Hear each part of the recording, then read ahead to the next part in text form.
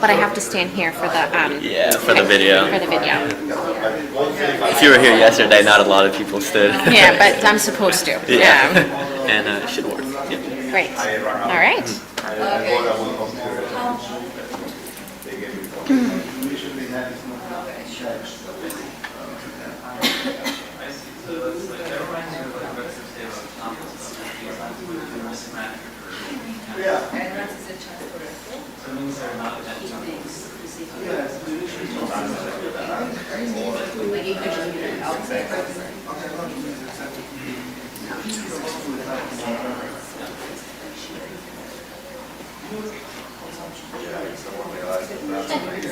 It's the first one.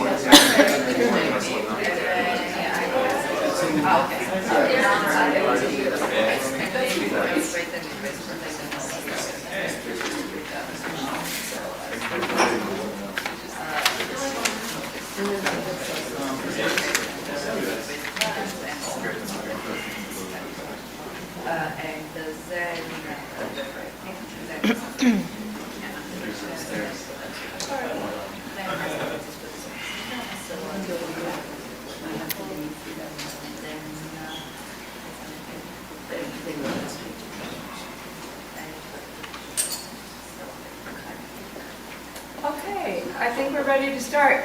Delighted to have Christina Patterson present the Child Cost Index. Great. Well, thank you so much to the organizers for including this on the program. This is joint work with Heather Sarsons. It's relatively kind of early stage work, so we're really excited to get some constructive feedback today. So the backdrop sort of motivation for this project is that fertility has declined quite sharply in the United States as well as many other advanced and developing economies over the last several decades. And now there are many explanations for this. And several of the kind of more economic-based explanations point to things like fewer household resources, the need or desire to have kind of greater investment in each child, and rising prices. And so this paper is going to kind of zoom in on the rising prices question. And we're going to start by noting that this price discussion is kind of often driven by a few salient examples of categories where there's been rapid price increase, and in particular on things like childcare. But the relevant question for parents is broader than this because children require a whole bundle of inputs. And so if you want to understand if kind of the price of kind of having a child has increased over time, we think the relevant question is, has the price of kind of this full kind of child rearing bundle risen relative to other goods in the economy? And so that is precisely the measurement exercise that we're going to take up in this paper.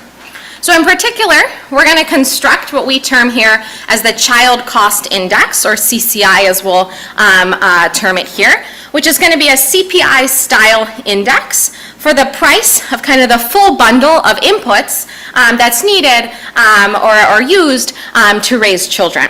And we're going to embrace the fact that children are sort of time-intensive goods.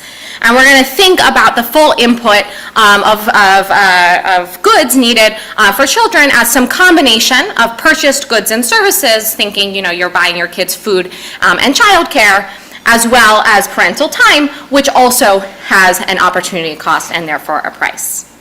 And we're going to compare this constructed child cost index to an index for kind of an alternative adult consumption bundle. You know, thinking about, you know, what the households would choose to spend on were they not spending their money on their children. And so essentially the question is going to be, do parents today sort of give up more adult consumption to purchase or to kind of fund a child than they did several decades ago? So before we jump into how we're going to measure this, let me just give you a preview of the main findings. So the first, focusing just on first the goods and services, is that we find that the relative price of the child-related goods and services has actually changed very little over the last several decades. Or in other words, the kind of goods and service index has really tracked our kind of alternative adult consumption index almost one for one. And this isn't because kids need the same things as adults. Rather, there are these relatively large differences in the underlying bundles. It's just that those aren't kind of systematically correlated with the change in relative prices over this period. And this is going to mean that kind of rapid price increases in childcare and tuition were kind of largely offset elsewhere in the child's bundle. We'll also show, now that we have this index, that real spending per child has risen quite substantially over this period, although it's kind of largely in line with the rise of real spending that adults have kind of done on themselves more broadly. In the second part, we're going to add this kind of opportunity cost of parental time. And here the results are a bit more nuanced. So first, we're going to find that accounting for foregone market work that's allocated towards childcare really doesn't change this trend very much. And that's because a declining motherhood penalty over time has sort of offset the rising opportunity cost that comes from an increase in real wages over this period. But that's not the end of the story, because we also find that a substantial amount of childcare time is sourced not just from foregone work, but also from foregone leisure. And so exactly, how you price leisure is something we'll talk about here. But if you kind of take into account the potentially rising cost or value of leisure over time, has been argued for elsewhere in the literature, you can get that kind of does have some meaningful movement on the relative price. So overall, we're going to find that kind of the relative price of kind of raising a child hasn't moved very much over time, unless you, thinking about the kind of rising potential value of leisure would be kind of the only key margin on which we would see kind of substantial movements. Okay. So let me jump right in there. We're going to start with a kind of very, very simple conceptual overview, just to sort of motivate what we're measuring and what we're not measuring. And then we'll build up to the full index in pieces, first talking about how we get purchased goods and services, and then adding the opportunity cost of parental time. So our very simple conceptual framework here to motivate this is going to be a Becker-style model of time allocation. The setting is quite simple. Households are just going to be endowed with some total amount of time, and they can choose how to allocate that time to maximize their utility. We're going to conceptualize children, as Becker did, as a kind of good of some quality that the parents can produce both with their time and with market goods. And so the households are going to be choosing to allocate their income across adult consumption, which they like, and children, what they also like. And they have a budget constraint given by this here, where the total potential amount of income on the right is kind of allocated towards adult consumption, which has some price, and towards spending for their children, which comes both in the form of time, which is priced at the wage here, and goods, which you buy on the market at some price.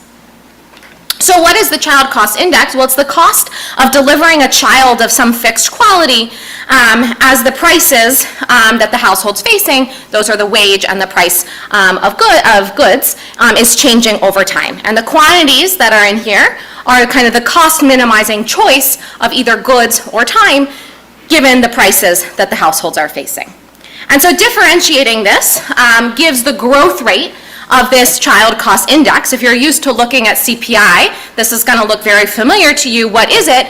It's the weighted average of the growth rate of these two prices, where the weights are the share of each of these goods, in this case time and market goods, in the total cost for that child.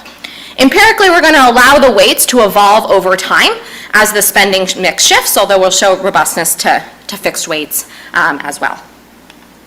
And then I don't have time to talk about the details here, but I'll just mention that this framework also is going to imply that fertility decisions, the choice of N, are going to depend on many things, but one of them is going to be the relative price of this, delivering this child of fixed quality, this CCI, relative to the price of adult consumption. And so that's going to motivate our focus on this relative price. Okay, so how are we going to measure this? Let me start, as I said, by thinking first about purchased goods and services. So a key input we need here. Christina, are you going to keep Q constant throughout, or are you going to think about Yeah, I'm going to think about, it's going to be for a constant Q, a la, what the CPI would do for kind of a constant thing. I'm not going to observe Q here, but that's going to be how you should think about it. And then we'll think about quantities changing conditional on that price, but yeah. Okay, so the key input I need here is going to be the share of a child's bundle that comes from each category. So what fraction of the spending that I do on my child is in food, and what fraction is childcare, and so on. So the data set we're going to use to do this is the Consumer Expenditure Survey, which many of you know collects household spending that's grouped into many kind of detailed categories. Now we observe who has kids, so who families are and who doesn't have kids within this, so that's sort of easy.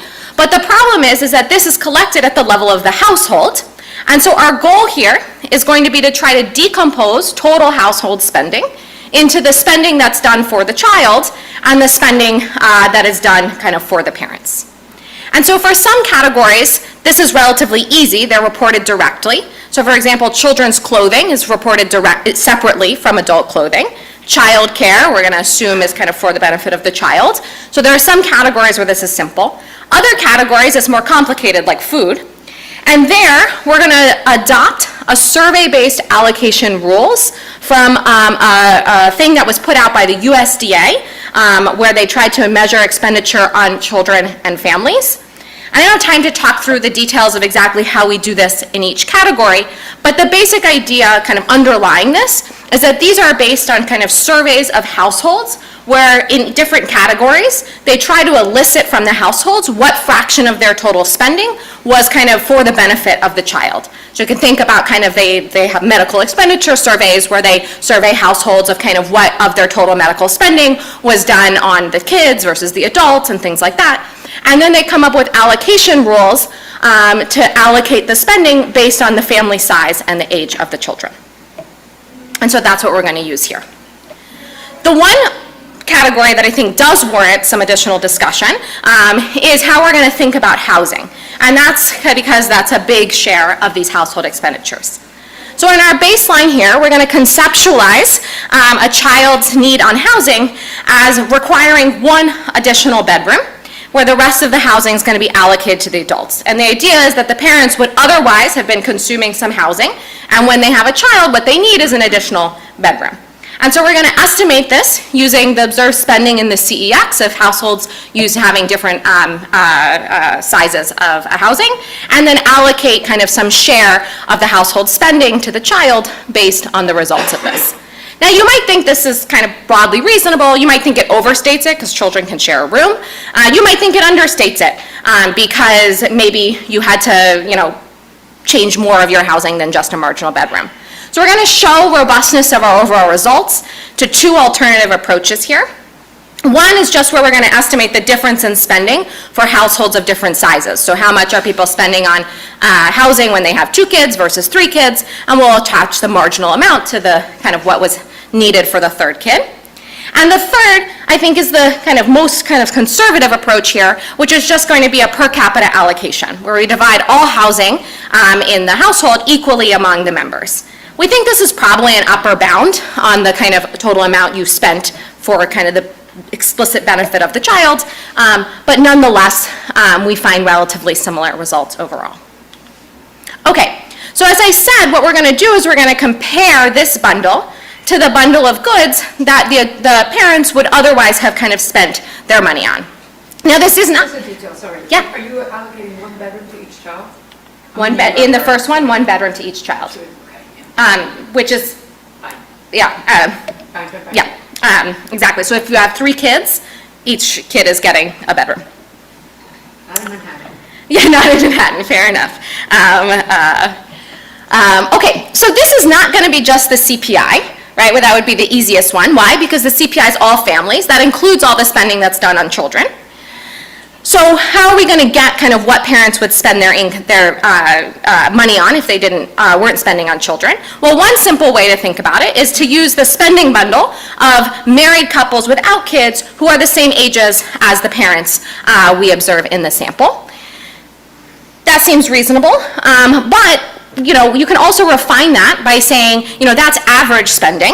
But maybe parents were always going to be spending on some amount of money, and what we're kind of would-be parents are considering is how am I going to spend my marginal dollars, not kind of my average dollar. And so we can instead produce weights based on kind of the marginal spending of these married couples without kids, and we estimate those based on the Engel curves for these households. And then you could think maybe another one you could think is just the spending bundles of the parents themselves, i.e. their total expenditures net of all the expenditures we allocated to the kids. We're going to focus on number 2 here in the middle as our baseline, as we think is sort of made the most sense to us, although actually these are all going to have relatively similar price indices over time, so this choice doesn't end up being too consequential. Okay, so let me show you, although, by the way, they have similar price indices, the weights actually do look a little bit different between the average spending and the marginal spending and the parent spending, so there is some differences under the hood. All right, so let me show you here just the differences in the weights that we get in the bundle for these households. So in blue is that for our kids, and for gray is those for this kind of alternative adult consumption bundle. You see that there are some meaningful differences, I think in intuitive ways. So kids have a lower share on housing, they have a higher share on food, I have several mouths to feed, and they have a much higher share on education and childcare. Okay, so before I get to kind of putting it all together, let me just show you what we see for just the bundle of goods and services, so not accounting for time. And when you put it all together, you can see here that the price index for the adult consumption bundle is in gray, and for the child bundle is in blue, and you can see here they track each other pretty closely. So there has been an increase in the nominal price of the goods and services that children use, but not in the relative price. Now you may think this is surprising because, as we talked about at the beginning, some child-related categories like childcare had this really rapid price growth. So what explains then this relative stability? Well, we can look at this by decomposing the gap in 2023 between these two indices into their category level contributions. And so that's going to depend on the differences in the shares between the kids and the adult consumption times the difference in the relative price growth. So if you sum these all, you get the total gap, but you can see which categories are sort of pushing it up and which categories are pushing it down. And so this figure here sort of shows you that. The blue dot, so on the y-axis is the difference in the budget share for each category between the kids and the adults. On the x-axis is kind of the relative price increase of those goods between 2023 and 1990. And so the blue dots here are all of the categories that are pushing up the child index relative to the adult consumption index. You might not be able to read these because the text is small, but those are things that make sense. They're like childcare and nursery spending, which has gotten, you can see here, it's gotten comparatively more expensive than the average good. So has elementary school tuition. Kids actually have a higher share on medical spending than kind of this marginal adult bundle, and that's gotten comparatively expensive. But in red are the categories that are offsetting this rise. The biggest one is down there, which is shelter. Kids have kind of this smaller share on housing, but also the other categories that are kind of pushing it down are kind of broadly recreation goods and services, which kids have relatively high exposure to and have gotten comparatively cheap. And so putting this all together, they sort of wash out.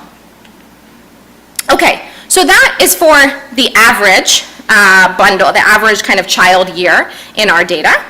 You might think that there's, we all don't spend on the same things. That's certainly true. And so what we're showing you here is just some kind of rough heterogeneity. There's certainly more that could be done. But we'll show you splits here by parental education, by whether the household is a rural household or an urban household, and by the mother's age at first birth. There's several differences. Most of this heterogeneity is driven by the share that these households are spending on paid childcare. Not exclusively, but that's kind of the bulk of the difference.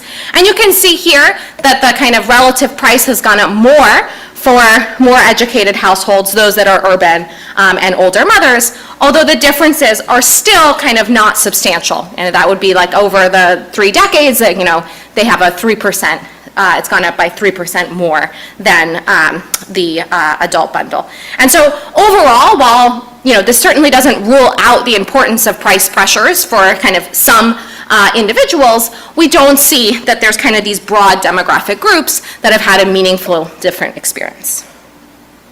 Okay, and then one sort of corollary of this, which we thought was interesting to look at, was now that we have this price index, we can see what happened to real spending on kids over this time period. And so when you do that, and you look in this, construct real spending, you can see that the real spending that households spend on their children has risen quite substantially over this period. So households are spending kind of in real terms about 40% more today on their children than they were in 1990. Note here that that's about in line with the real spending growth that adults are spending kind of on themselves, like the residual part for parents has also grown by about 40%. And similarly, if you kind of plot here the real spending growth for married couples without kids, how much has that gone up? Approximately the same, maybe a little divergence in the very recent period. And another way to see that is you can look at kind of what share of the household expenditures we're allocating to children based on family size. And so you can see here in 1990, if you had one kid, we estimate that around 30% of your household spending was kind of allocated to that kid given those allocation rules. And that's about the same as it was in 2023 as well. So this kind of share of the household expenditures that's going to children looks relatively stable. And then you can also see, obviously, it rises with the number of children that you have. Good news for me, here, as I'm staring down the birth of a third child, it doesn't rise one for one, right? So there's some economies of scale in terms of total spending. But again, those shares have remained relatively fixed. And so in a slight abuse of language here, I'll say, this suggested to us that, kids look pretty expensive in kind of a overall sense in terms that they're taking up one kid is kind of 30% of the total household expenditure, but they sort of always been taking up that share of expenditure. Sorry, are you going to bring in your wages? Yes, great. Okay. You transitioned for me, fantastic. So that was just goods and services. Now I'm going to bring in exactly the opportunity cost of parental time, which is important both because it's changing over time, and it's a substantial fraction of the resources we devote to our children. So as I said, the framework suggests we need both goods and services and parental time. To add this, we need 2 ingredients. We need the number of childcare hours that are associated with a child, and we need the value of each of those hours. So we're going to do this in pieces. Let me start with how we're going to get the number of childcare hours and kind of where that time comes from. We're going to look in the ATUS, and we're going to do some regressions that look at the hours allocation across different categories for different genders by the number of kids that you have in each of these age groups. We're going to try to control the best we can for the selection into having kids by adding a bunch of controls. So we're looking at kind of the differences in daily hours associated with different activities for married people without children versus people with children in various age bands. There's going to be 2 classifications of childcare time in the ATUS. One is going to be the strict definition, and that's where childcare is the primary activity. You're bathing your child. And then there's a broad definition, which also includes time that you spend with your children, but you're doing more supervisory activities, like you're eating dinner with your children. So we're going to primarily focus on the strict one here, although, I would argue, I think the broad one is also relevant. Okay, so this is what we get on those regressions when we do this. Let me just focus your attention on this first row here, which is, okay, so first look at the left columns, that's women. When women have one child between the age of 0 and 5, they spend about 2.26 more hours per day on childcare than someone who doesn't have a child.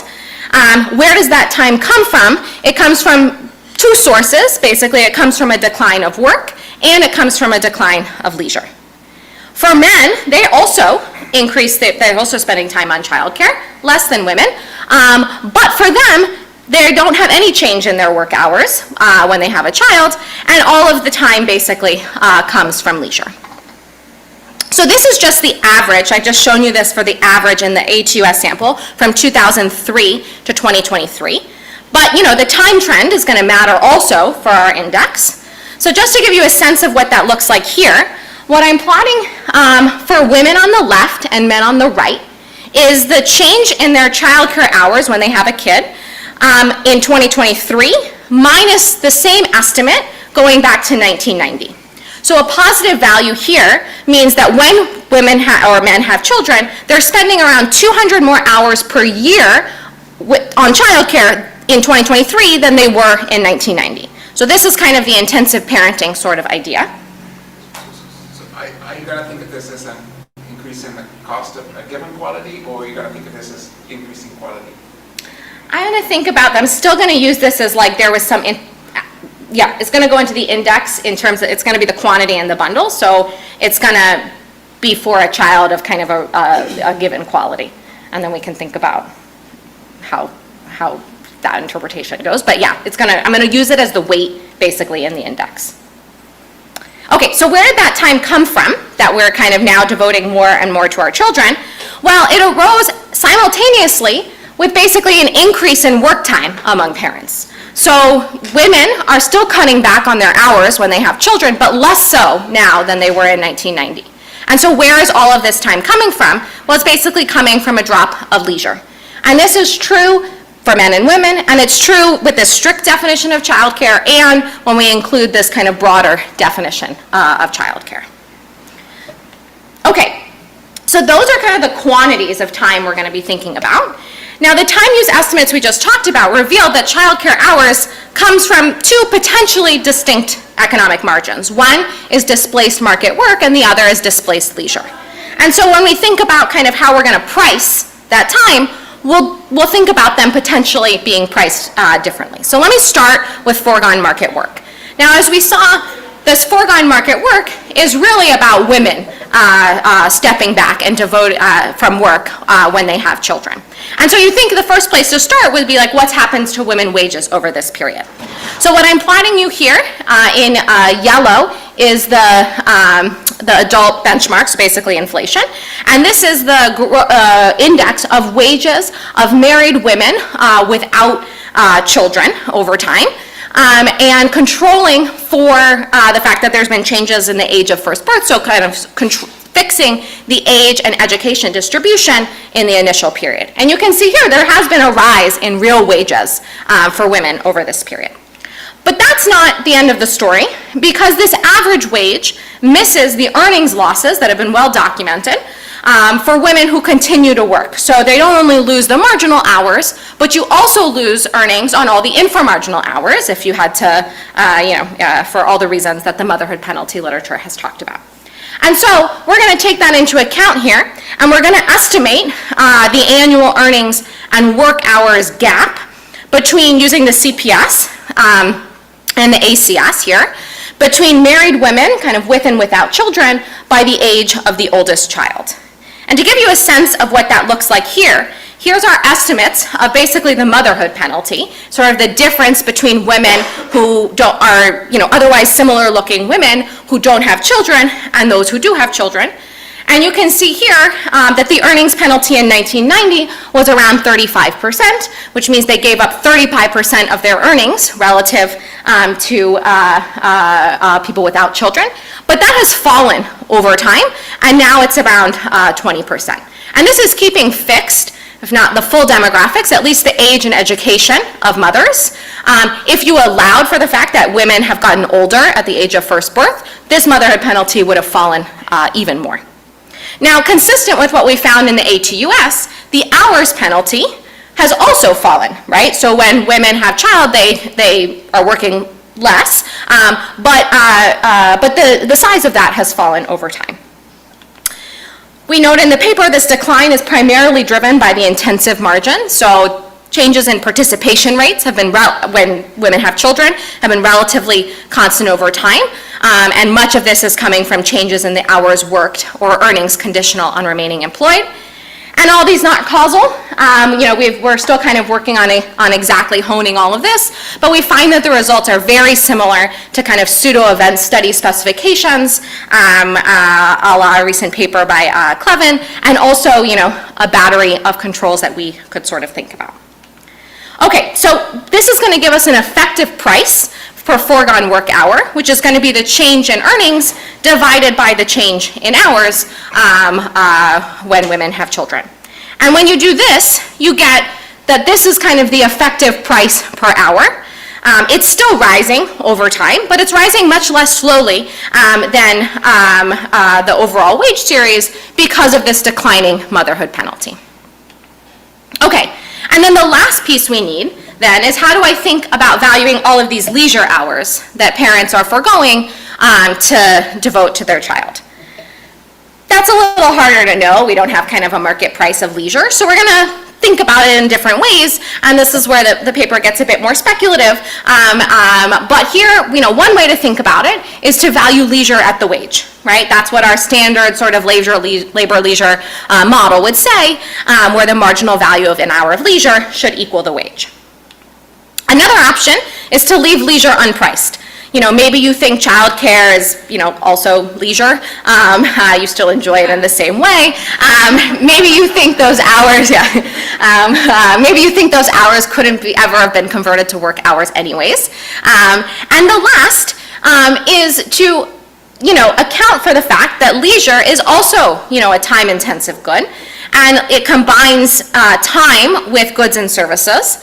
And maybe foregone leisure hours have become more valuable if the prices of those goods that are complementary to leisure have fallen over time. And there's evidence throughout the literature that this is the case. So this here is just the relative price from the BLS of leisure goods compared to this kind of adult consumption. And you can see here that these have fallen quite substantially over time. So we'll also do a version that sort of takes that into account in some way. Okay, so let me just show you what happens when we add all of these together.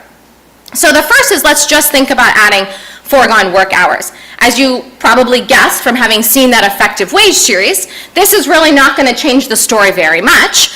And again, that's because the wages grew, the kind of effective wage grew at approximately the same rate as our index. Now under the hood, there is a change in the allocation of the bundle that's going towards goods and services versus time. Women are stepping back less, and so the child's bundle is more weighted towards purchased goods and services and less weighted towards female time. But since they're growing at approximately, the price of each of those is growing at approximately the same weight, this doesn't show up as a big change in the price index.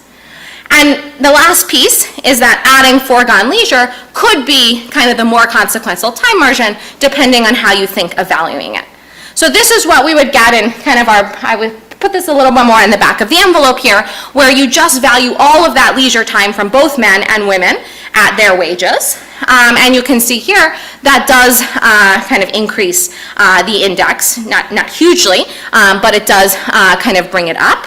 And then you can get a much bigger shift if you take into account this kind of rising value of leisure over time. We do this with a particular functional form based on kind of a Cobb-Douglas specification. I don't put this here as the point estimate, but rather to say, if you think in order to get kind of a big change in the relative price of a child over time, you should think really carefully about changes in how people are valuing their leisure time. Okay, so I'm going to conclude there. In this paper, we constructed this CPI-style price index for kind of the average child year, and we found that there didn't seem to be kind of huge changes in the relative price of the child's bundle over time, kind of absent this changing valuation of foregone leisure time. And I think, exactly what the interpretation of this is still sort of an open question. I would say it sort of suggests that children have always been costly, and there hasn't really been a huge change in this relative price. This doesn't rule out other kind of important economic mechanisms, and nor does it rule out that these relative prices might be important for some individuals, but rather that kind of this broad-based change in relative prices just doesn't seem to be a feature of the macro data. I'll leave it there. Thanks.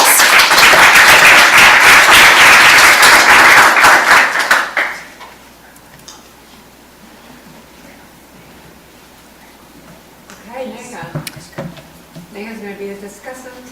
Thank you so much for this opportunity. I really enjoyed reading this paper. In fact, so much that it sent me looking into the history of US fertility decline.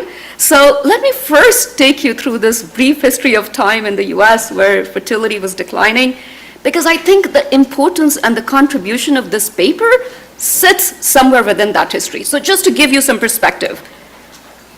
So for the US, if you go back all the way to the 1800s, the total fertility rate declined from about 7 births per woman in 1800 to about 1.6 in 2024. It's been mostly a monotonic decline over this period of time, except this little bump that you see in the 1950s, where you have the baby boomers followed by the baby bust. And since 2000, the early 2000s, we've seen an additional 25% decline in TFR. Now we know that fertility is not the sole driver of population aging. Longevity matters too, but it is still, it makes the problem very complicated. And we know that in the US we're struggling with this population aging issue, which has consequences for pay-as-you-go program, something that I'm interested in. But this is not just a US story. Fertility decline is almost universal. We're seeing so many countries with these declines. So it's not just US. I mean, South Korea is now, it has a total fertility rate of 0.7, which is remarkable. But when we go back to the US for a moment and think about what happened, because it's been declining for a long period of time, of course, the answer depends on where you're looking. So from land being central and children being employed on the farm and contributing to the labor and taking care of the parents, so the narrative shifted from quantity to quality when we had urbanization, where investments in children became important, and then later on with contraception, invention of contraceptive devices, we have the famous Golden and Katz paper, The Power of the Pill, which helped women delay both marriage and the onset of the first child. So there has been all these explanations, and more recently, the importance of norms and shifting norms and things like that. So by the way, one thing that really caught my attention while looking into all this is the headline in 1972 when Time published that we have attained zero population growth. And at that time, that seemed like a great idea. But then fast forward 50 years, and the narrative has totally shifted to us experiencing a fertility crisis. So I thought it was quite interesting. So if you think about Christina and Sorson's paper, I think that somehow it fits into this more modern history of the US when it comes to the fertility decline between this period of 1993 to the more recent years.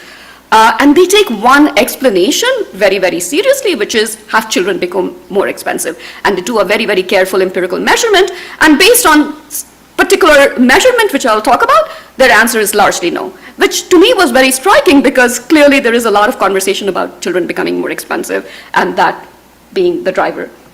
So to kind of give you a very brief summary of what this paper does, Christina already did an amazing job. This is it's a measurement paper, right? And I think it undertakes two very hard measurement tasks. So the first is to think about this consumption basket, this aggregate consumption basket of children using CEX data and using detailed CPIs. So thinking about what this market inputs are, goods and services are, which go into this consumption basket of children. And then you can construct this consumer more broader CCI or the child cost index, as they call it, that CCI inflation, and you can break it down into three detailed components. So the first is, of course, the market goods and services. The second is the foregone work of the parent, and the third component is the foregone leisure of the parent. So in conceptual terms, you can think about their CCI as the minimum cost of producing a child of a given quality, okay? But then they go ahead and say, well, we need to normalize this, and the relevant normalization is the amount of consumption that parents would forgo because resources are now diverted towards children. Okay, so they construct this ACI index, And the ratio of CCI to ACI, or this adult consumption index, is the relevant object in their paper. So it's the child cost in units of adult consumption. That's what they're looking at. So there are 4 key findings. Again, Christina already summarized it very nicely, but just to give you again an overview, if you just looked at the first component, which is market goods and services, and looked at its ratio with the adult consumption index, you find that ratio is remarkably stable over this long period of time. It's 1. And then they dig into it. Is it because all these components are stable over time? And their answer is actually, it's very interesting. It's not that everything is stable, but there are these offsetting effects. Clearly, childcare and tuition inflation has pushed up the numerator, but the fact that children are less exposed to shelter than parents are, this pushes up the denominator and not quite the numerator. So there are these interesting offsetting effects. Then they also then look at spending. Real spending has gone up for children by 50%, but it has also gone up for parents. So it's not that it has gone up disproportionately for children alone. And then they add the parental time. So here, let me show you a graph, which I think is the most interesting picture in the paper. So this line is basically looking at the ratio, only adding the market goods and services. Okay, it's 1. Now, the next picture I'm going to show you is where I had to play a little bit of a data detective, because it's not in the paper, which is the ratio if you added the market time. So they report both the ACI and the CCI indices separately, but not the ratio. But I was curious what the ratio would look like. So I constructed it myself. Take it with a pinch of salt, but I think it should be broadly aligned. So now, if you added just the foregone market work, doesn't change things. If you added leisure on top, but valued at market wages, it changes. The ratio is now 7% higher, but the big difference is when you basically assume that, well, value of leisure has gone up over time because of decline in relative prices of leisure goods and services. That's when the ratio is 23% higher, okay? So I thought that was a very interesting exercise. So now the broader question here that I would like to argue is, does this paper then rule out the child cost-based story for the decline in fertility? Well, first of all, I'd like to argue that I do not think that the modern decline in fertility is due to a single reason. There are probably lots of different explanations that go hand in hand. But if you think about this paper, then I think largely, yes, in a narrow sense, you could rule out, I think convincingly, that it's not a story that childcare is relatively more expensive if you think about the market goods and services. But then, away from this index and what this index can capture, there are lots of things that remain open which are relevant for the cost, right? When parents are making these fertility decisions, they're not responding to very specific costs in this cost index, but the perceived marginal lifetime burden of having childcare, or of having an additional child, which is college, tuition, liquidity constraints, location, and a lot of these things. And this is where I will push the authors a little bit in my comments. So I think, yes, the paper rules out a fixed bundle inflation story of a driver of decline in fertility, but not really a broader cost and constraint story. So my comments are going to be organized into 2 parts. The first is related to the measurement specifically, and the second is about what and what we cannot interpret from their index. So the first comment is about what is in the denominator, right? So the object, the relevant object for them is the price of adult consumption that would be displaced by children. So what a parent would consume at the margin had those resources not gone to the children. Now, this is a counterfactual object. This is not something that's observed in the data, and they acknowledge that. So the way they proxy this in the paper is by looking at the consumption of childless couples between the ages of 25 and 40 in the CEX data. But the problem here is, so say they do their due diligence, they are not looking at average consumption baskets, they're looking at the marginal, they're looking at category-specific angle curves that they estimate, so that's all great. But my concern is about selection into childlessness. So this sample in CEX that they're looking at, it contains 2 groups of people. People who persistently remain childless throughout their lives, and parents who would, or couples who would eventually have children. All of these 2 groups of people are different, right? And this would matter because ultimately their ACI is a weighted price index. So little differences in weights can have important implications. And just to set that idea, here I'm going to cook up an example, okay? So suppose childless parents put 10% more weight on shelter than couples with kids do. And assuming a assuming that shelter inflation is 2 points higher than goods inflation, that would mean that on an annual basis, this adult consumption index would vary by about 0.2 percentage points, right? Convert that, compound that over 33 years, that would mean a downward bias in their ratio. So the ratio they would be estimating is 1 instead of 1.07. So it'll be a ratio that's 7% lower. So I'm not saying that this is the direction of the bias in their estimate. Neither I'm claiming these numbers. All I'm saying is, because it's a weighted index, it can matter if these groups of parents are different. So what can they do about it? Well, thank God we have PSID, right, which is a panel data. So what you can do is actually look at parents before the children alive, and then you can divide this into two groups in PSID, because you can continue watching these parents, and you can look at those couples who eventually become parents and those who remain childless, right?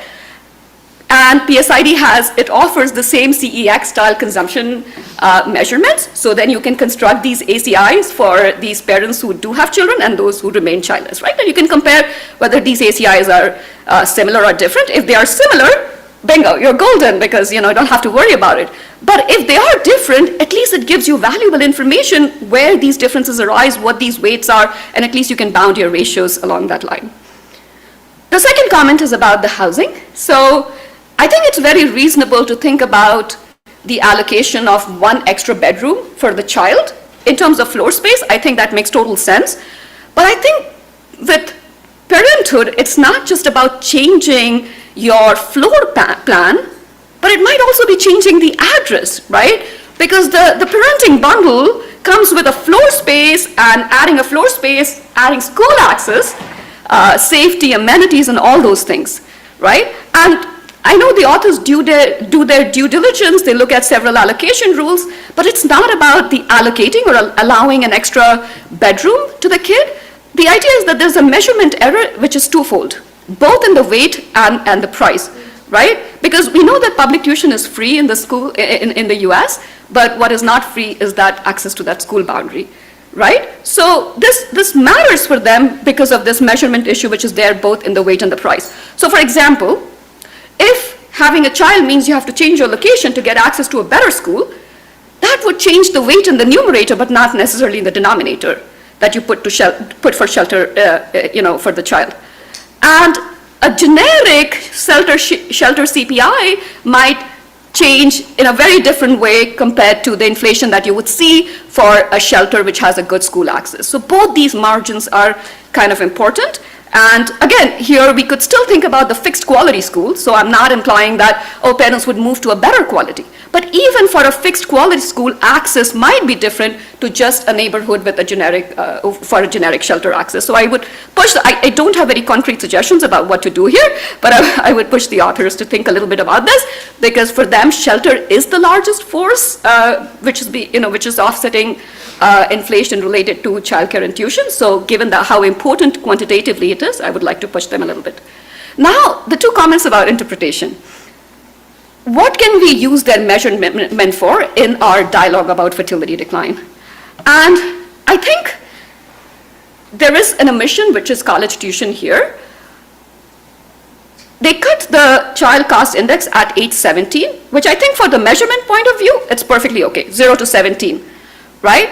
But then, when you think about parenthood, right, we're thinking about a forward-looking decision, which is a lifetime decision.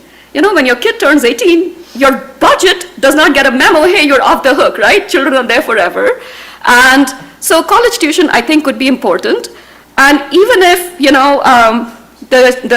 if there is a lot of aid available now, we also know that the sticker price has gone up quite a bit. There's a lot of inflation in college tuition. So that could change the perceived burden that the parents feel. Oh, I feel obligated to fund for the tuition if my kid gets into Harvard or MIT or Stanford, and that's very, very expensive. And so that might also have an implication. One thing I'd like to point, so I thought there was an inconsistency in the ratio, because tuition does enter the ACI if the childless parents are still in college, but it does not enter the numerator. So the tuition inflation affects the denominator, but not the numerator. So it could be mechanically also depressing the ratio. And finally, something that is very close to my heart and related to my recent work is thinking about the childcare production function. And I think parental care is a very, very important input to that production function. And it's just not for a few demographic groups, but if you look at the parental care that that children get from their parents or grandparental care, it's quite pervasive. And in fact, more educated you are, more educated your parents are, the more care you receive from them, the more child care you receive from them. Now put that in the context of this narrative, right? Now you think, well, your parents are in the labor market, then somebody who was 30 years ago and making their decision, probably their parents were more available at the time. So how would that affect your fertility decisions, thinking that maybe your parents are less available, maybe you have less of a support. And even if that has not changed, let's say even if informal care itself has not changed that you receive, perceptions could change. And I think perceptions matter a lot. I've become a big believer in these beliefs, and I think they shape economic decisions in very real ways. So I would like to kind of end my comments with this kind of the well-known phrase that it takes a village to raise a child. But what if our perceived village has shrunk? Could that have resulted in some of the decline that we see? So just to conclude, I think it's an ambitious paper, and it is a very, very useful measurement contribution. There is this one index, this macroeconomic index, which combines market inputs, parental time, both leisure and market work. So I think it's a very, very useful object for this whole narrative around fertility decline. I have 4 comments. I have tried not to nitpick, but I think the 2 construction comments are the ones I thought were the most important. And I would like to push you a little bit on the interpretation front, because this is such an important topic and because your paper can play such an important role. Okay, thank you.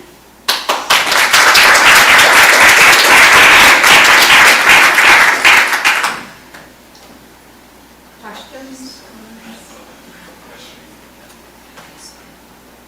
Okay, so I've been thinking a bit about this. Oh, I'll give you a chance to get up there. Very nice Say your paper. name. Kyle Yeah. Herkenhoff, University of Minnesota. Yeah, I've been thinking about this human capital production, and like the way we think about it typically is, H equals G of some inputs. And so let's say the constant quality is I want to produce a kid with 5 units of a given human capital, right? I would argue that's perhaps not the way we should think about it. What matters is the kid's rank. And so if I produce a constant quality kid and I think what I want to do is produce H bar of 5 over time, what that means is a declining rank.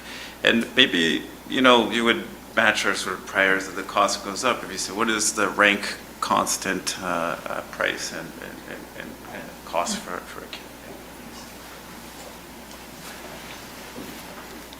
kid? Gideon Bornstein, Wharton. So super interesting stuff. I was thinking that, the median household in the US has about 2 children, and much of the decline, the fertility decline, came from not moving to being childless, but rather having 1 less child. So I was thinking as the counterfactual, maybe to also use the marginal CPI, maybe general, or of families with 1 less children. And the second thing is, with the costs being non-linear as the number of children, I was trying to think, is the child cost index, should I think about it as the cost of the average child in the family, the first born, and maybe you could have an extension where you split it by like first child, that's the cost, second, and third. Great paper and great discussion, Raquel Fernandez. And then, 2 comments. A lot of your data uses 2-parent married households. 40% of kids are born to unmarried parents in the US. You might want to grapple with that. On the rank thing that Kyle was talking about, Michelle Turtle and I'm going to mess up his name, Yum, and someone else have this nice paper about competition in Korea. It might be nice to do it. I think the really nice thing about your paper is that it does one thing really well. So I'm not sure that you can tackle all the economic possible things. If I had to choose one, I guess I would choose the non-married couples thing to go. Sure. Yeah, super nice. But so this was kind of like a just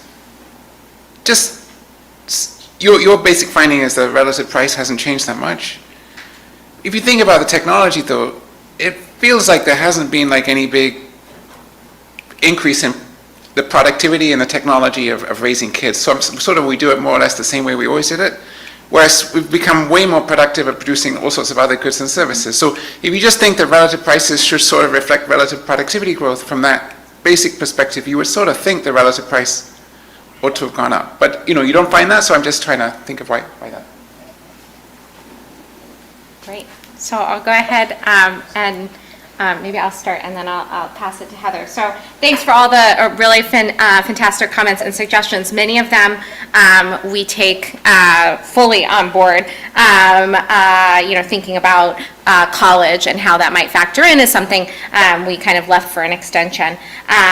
Also this idea of kind of, you're absolutely right, this is the average child year, which is a combination of first children, second children, higher order births. And so we definitely find evidence that we haven't fully put together yet, that there are these returns to scale, and you see that definitely in particular categories. So like one that makes a ton of sense that you see in the data is there's this huge return to scale on apparel. So, if you have older kids, the amount you're spending on apparel for a younger kid is way smaller. It's like hand-me-downs and things like that. And you see it on time too, right? Once you've devoted, a bunch of your leisure time, I feel I have no more leisure time to give. And so, I think that could potentially matter. And so that's on our to-do.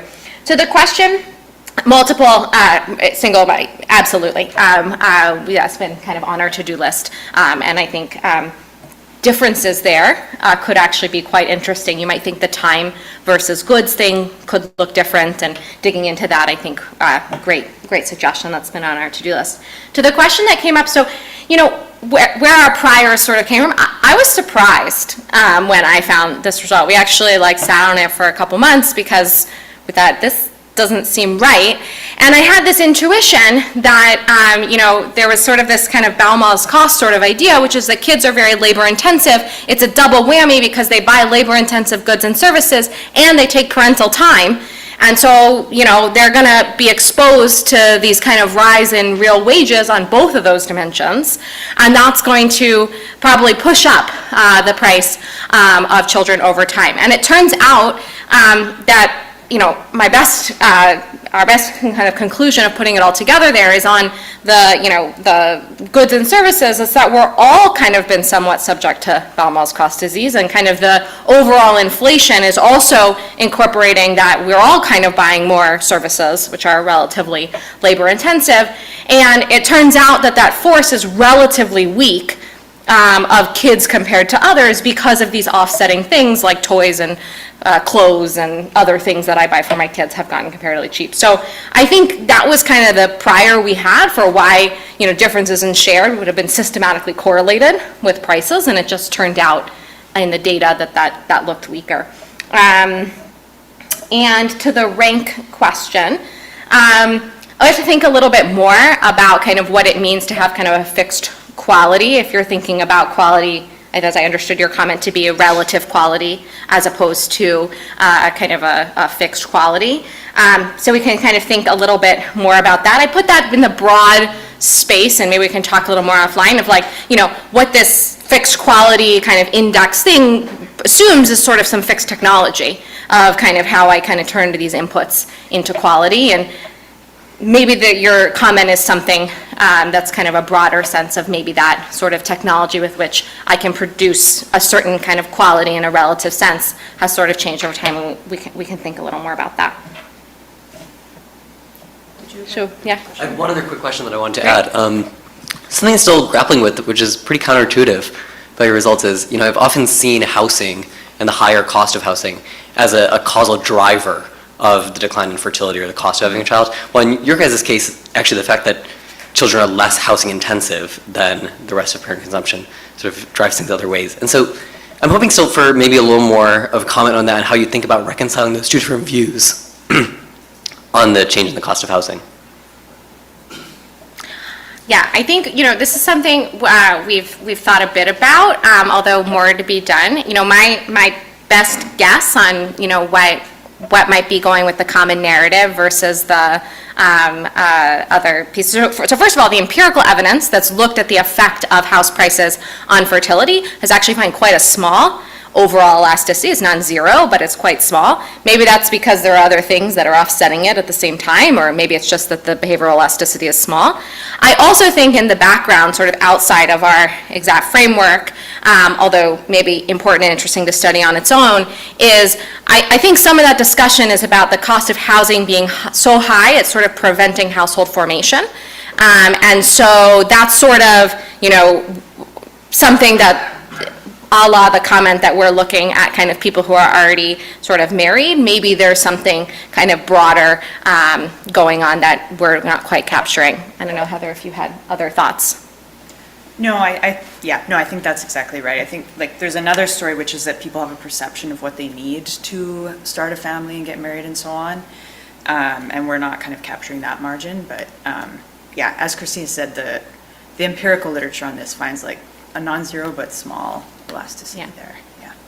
And if there's one more minute, I'll just add one more thing related to Neha's discussion here, which is that, I actually don't think this rules out at all that costs overall are sort of an important thing. Maybe the perceived quality has really gone up, maybe there has, but it's just the goal here is to basically separate P and Q, right? To think about, is this because of a difference in relative price?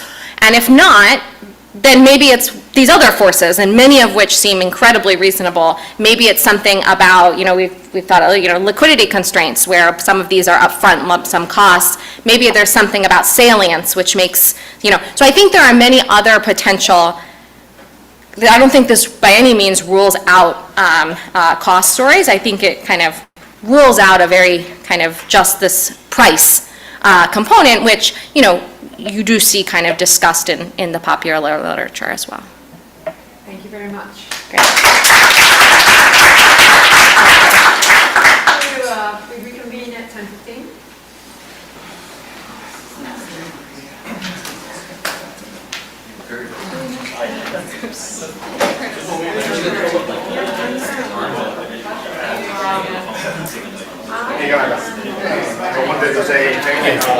Some discussion slides. Yes.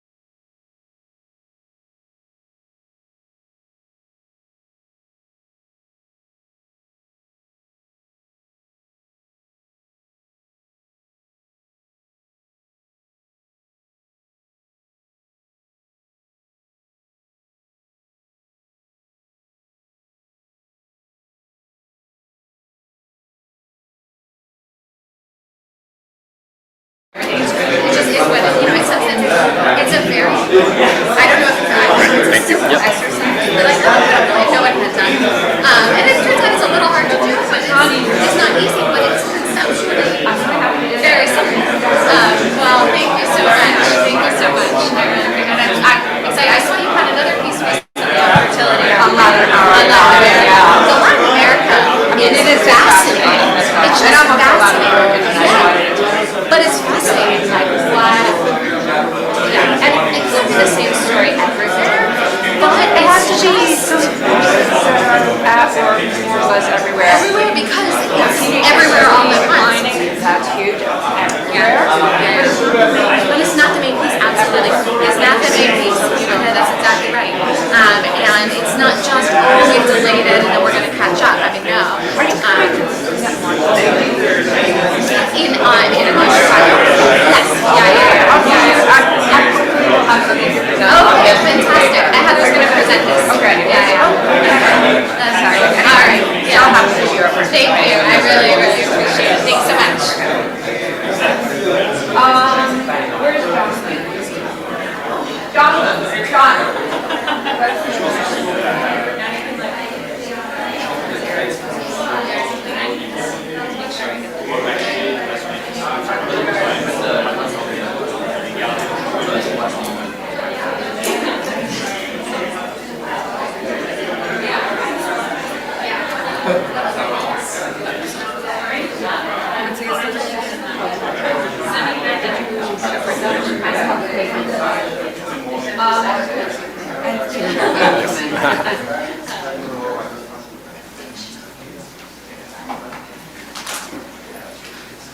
Okay, wonderful.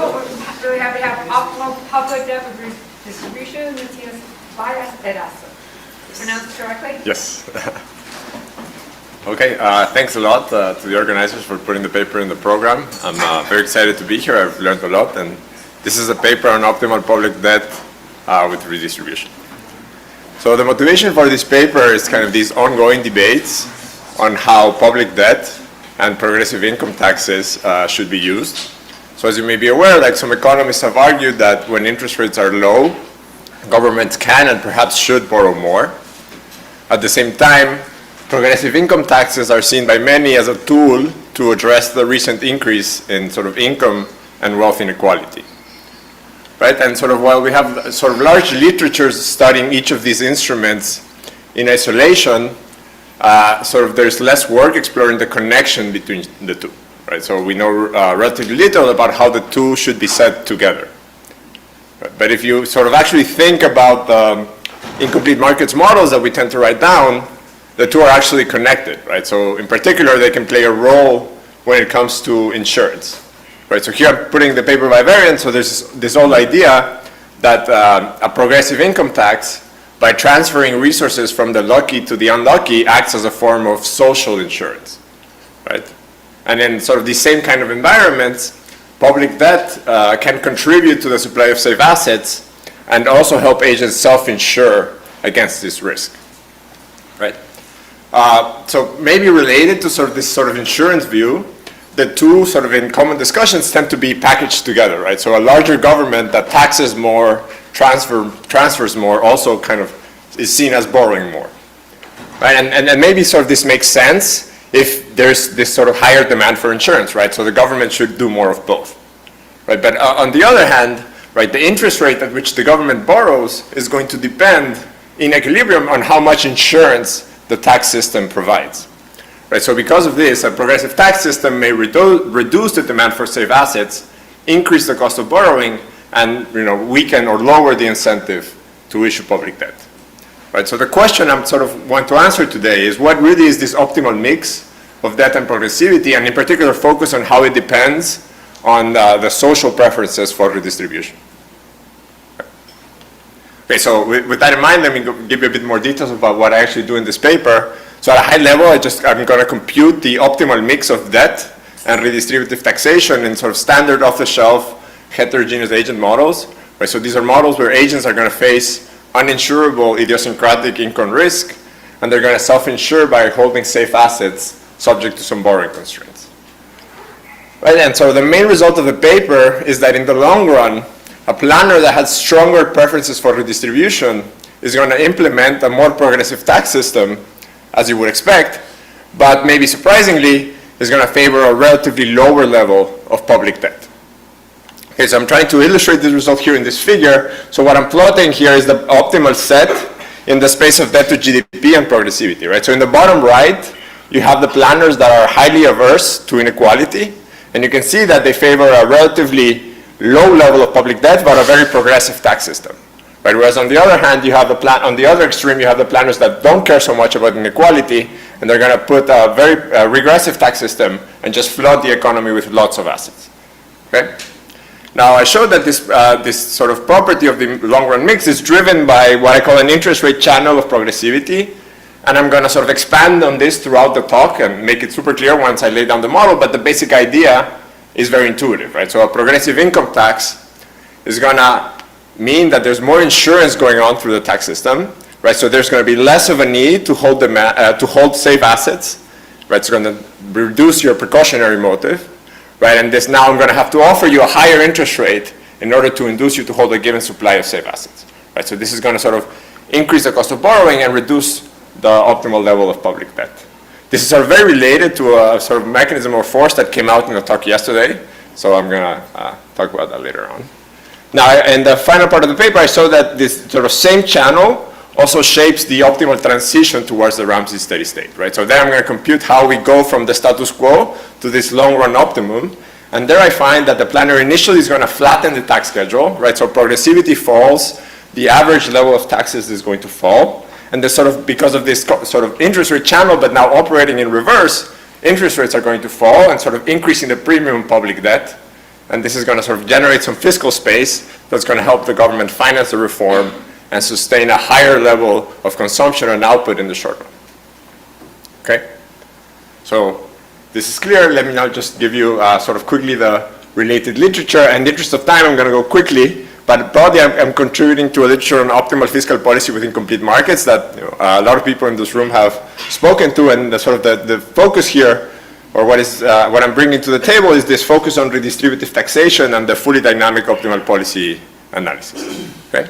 And given the focus on redistribution, I'm also speaking to the sort of more Merlegian literature that tries to think very carefully about how we should design labor income taxes in the presence of the equity efficiency trade-off. But like they typically tend in sort of partial equilibrium and sort of ignore the role of public debt. Okay, so this is sort of the plan for today. I'm first going to go over the model. This is going to be quickly because it's very standard. And then I'm going to talk about this sort of interest rate channel of progressivity, which plays a key role in driving the properties of the optimal policy results. And then I'm going to turn to the long-run mix and the optimal transition. And finally, if I have time, I'm going to talk about this sort of exercise where I try to use the model to sort of interpret the data a little bit and sort of the model gives you a consistent way of comparing fiscal policy across countries. And I'm going to compute a sort of implied ranking of preferences for redistribution and show you what the implied ranking is. Okay. Very good. So let me go on to the model. So this is going to be a sort of off-the-shelf heterogeneous agent model, and I'm just going to introduce a nonlinear labor income tax and an endogenous labor supply margin. Okay. So there's going to be a continuum of households who face uninsurable idiosyncratic income risk. Right? And this risk is due to the fact that their individual productivity, which I'm going to denote by theta, evolves according to some Markov process. Okay? And to keep things super simple, the only asset in this economy is going to be a one-period risk-free government bond that pays an interest rate 1 plus R and can be freely traded by these agents up to some borrowing limit phi. And on the production side, the different productivity types are going to be perfect substitutes in production. Right? And then there's going to be a government that controls the supply of safe assets and designs this nonlinear labor income tax schedule. Okay. So that's sort of the overview of the model. I'll give you a bit more details about the household block, which is where all the action is sort of going to be. Right? So there's going to be a sequence of interest. So given some sequence of interest rates and tax schedules, and then an agent that enters the current period with some assets A and productivity theta is going to choose their labor supply, their consumption, and their asset holdings for next period to maximize their flow payoff and their discounted continuation value. And this is going to be subject to the two usual constraints. Like the first one is a budget constraint. Yeah, so whatever you consume and whatever asset holdings you hold for the next period has to equal whatever assets you brought into the period, including the return, and your after-tax labor income, right? And there's going to be the borrowing constraint. So I'm going to set phi equal to 0 in the baseline, so just think of this as a no borrowing constraint. Okay. Now, the solution to this problem is going to give me some policy functions that are going to sort of keep coming back throughout the talk. So let me just tell you that I denote them with these bold letters. And right, there's also going to be a distribution of households in every period, and I'm going to use D to denote this distribution. Okay, I close the model in the simplest way possible, right? There's some exogenous spending needs that the government has to finance, and it has to finance this G and whatever debt it issued last period, including interest rate payment, and it can do so by issuing more debt or raising taxes, right? So here I just want to flag some notation, right? So the fancy T notation here is just giving me, it's just denoting a sequence-based function, right? That's going to take as input the sequence of interest rates and taxes set by the government and spit out what the aggregate tax revenue is today, right? So this function is going to summarize sort of under the hood all the complexity, all the micro complexity of the model, right? And it's going to sort of tell me what the aggregate tax revenues are. There's going to be an asset market clearing condition, which is sort of fairly standard, right? It just says that whatever asset holdings the agents have to equal the debt that the government issues. And I'm putting here also the goods market clearing. But by Valra's law, I just have to keep track of one of them. So let me skip the market clearing condition for the goods. Okay, so before I move on, let me quickly mention some restrictions in the baseline that are important. Right, so I'm going to focus on the so-called constant rate of progressivity tax schedules that were popularized by people in this room. And this is sort of very convenient because it means that I can sort of write the tax system in terms of these two parameters, right? So P, which is going to index the progressivity of the tax schedule, and tau, which sort of governs the overall level of taxes, right? So when P is positive, this is going to correspond to a progressive tax system, or I'm going to call this a progressive tax system. When P is 0, it's just a linear tax system, and when P is negative, it's kind of regressive. I notice that this sort of imposes some restrictions, right? First, I'm saying the government only can condition on your current income, and also it sort of rules out some lump sum transfers, right? So which is kind of an important feature of tax and transfer systems in practice, and I'm going to relax this later, and so I don't want to spend too much time on this right now. Quickly on the calibration, on purpose, I just do sort of follow the literature and do the most standard calibration possible, and this is sort of on purpose to, convince you that the results that I'm getting are not sort of driven by how I calibrate the model. Okay. Very good. So now that the environment is clear, I'm going to talk about this sort of interest rate channel of progressivity that sort of plays a key role driving the properties of the optimal mix. Right, so, and to isolate it, I want you to think about a small permanent change in P, which is sort of this parameter that indexes the progressivity of the tax schedule, right? And I want to understand how this is going to affect equilibrium interest rate, right? So in this comparative static exercise, I'm going to hold the level of public debt fixed and let the level of taxes adjust so as that the government budget constraint holds. Okay, right, as I sort of previewed in the introduction, right, the response of the interest rate, there's a very natural intuition for why the interest rate response has to be positive. Right, so higher P means there's more insurance going on through the tax system, and there's less of a need to hold precautionary savings. Right, so this is going to put an upward pressure on interest rates. It's just kind of like the mirror image of the mechanism we saw yesterday. Right, so yesterday we saw like increase in risk, which you can think of as a less progressive tax system, actually lowered interest rates. Like here's the mirror image, right? It's going to increase them.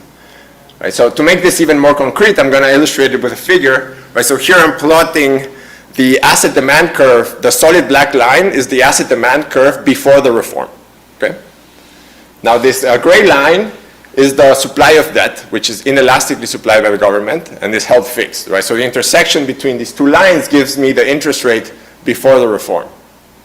Right, so when the government makes the tax system more progressive, the asset demand curve is going to shift to the left. Right, this is sort of the less of a need to hold safe assets effect.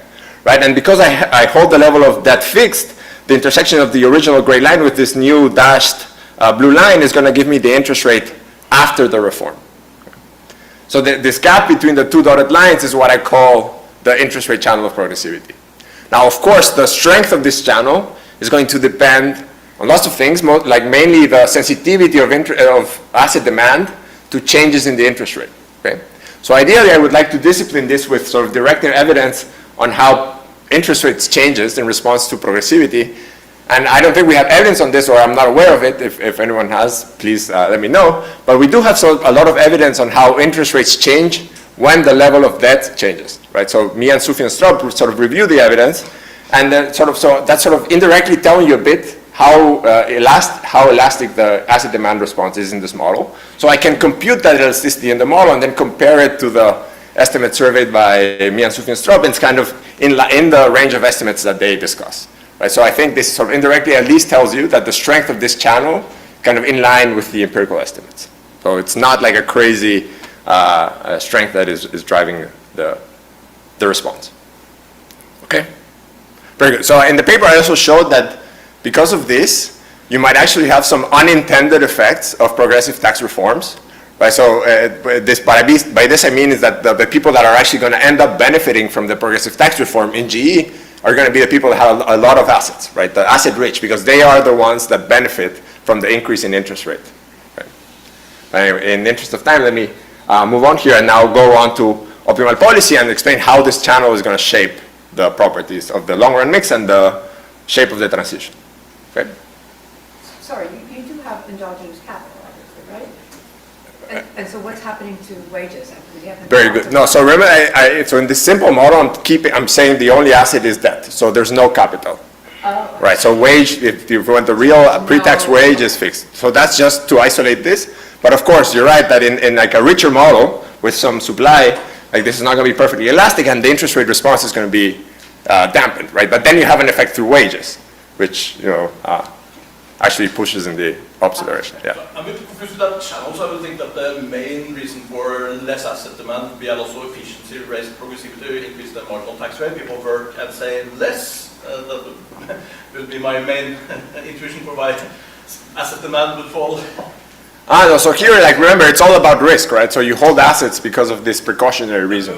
But you raise progressivity of the income tax system, everyone will work and save less in the economy, right? So they'll demand a lot less assets just because of that. So yeah, there's also an income effect, right? So you're right, but yeah. Maybe we have to somehow separate this. Yeah, no, yeah, you're right. The paper separate, the single effect is very small. Like most of the shift is just coming from this risk thing, right? Yeah. Very good. So now let me introduce the optimal policy problem that I solved in the paper. Right, so this is going to be a dynamic full commitment Ramsey problem. So I have nothing to say about limited commitment, and I think that's a very interesting extension, but not for today. So this planner is going to choose a sequence of interest rates, tax schedules, and debt issuance to maximize this discounted sum of aggregate utility. So I'm going to tell you what is behind this aggregate utility in a minute, but right there, so this function takes the sequence of fiscal policy chosen by the government and tells me what the aggregate utility is in every period. And this maximization is going to be subject to two constraints, right? So the first one is the asset market clearing, right? So remember this fancy A function is again summarizing under the hood all the complexity of the model and tells me what the asset holdings in the economy are going to be given the fiscal policy of the government, right? So that has to equal whatever debt the government issues in every period, and then the budget constraint has to hold, okay? Now remember that these sequence-based functions, right, they aggregate individual decisions, that they use the individual policies using the distribution of agents in the economy, right? So that guarantees that if I satisfy these two constraints, I can implement this fiscal policy in equilibrium. Okay. Very good. Now let me go back to this aggregate utility function, right? So I'm going to assume that the planner is going to aggregate utilities using these weights omega that are allowed to depend on the asset holdings of the agents, right? So the structure of these weights is going to govern the planner's aversion to inequality, right? So for example, when these, so I'm going to use this functional form, right? So when this alpha A is 0, I can nest the utilitarian criterion, right? And that's just going to have the usual preference for the distribution that's just driven by the curvature in utility. But when I make this alpha A positive, this planner is going to put a relatively lower weight on the agents that have a low asset holding, right? And that's going to capture this idea that the planner wants to redistribute from the asset rich to the asset poor. Now here, let me be completely upfront and notice that the social welfare function that I'm using departs from the sort of traditional welfarist approach for two reasons, right? So the first one is that it's using weights that are endogenous, right? So these weights depend on asset holdings, right? And the second is that it takes as input these individual instantaneous utilities as opposed to lifetime utilities, right? So I'm not using the value function here. Now, despite these limitations, I work with this because it allows me to sort of first speak to inequality aversion while keeping the problem tractable.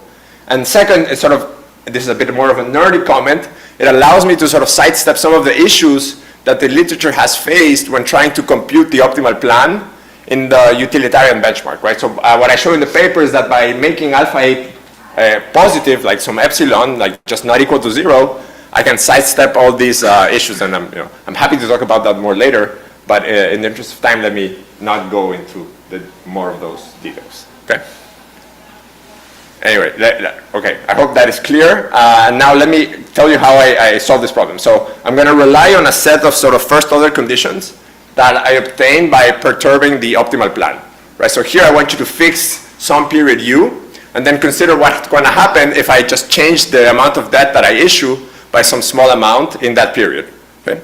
So just for intuition, sort of ignore the scary double summations for now, and just focus on what is inside, right? So the first term is just telling you that this change in debt is going to have a direct effect on the aggregate utility of the agents by moving the interest rates that they face, right? And the strength of this effect is going to be mediated by how responsive interest rates are to the change in the level of public debt, okay?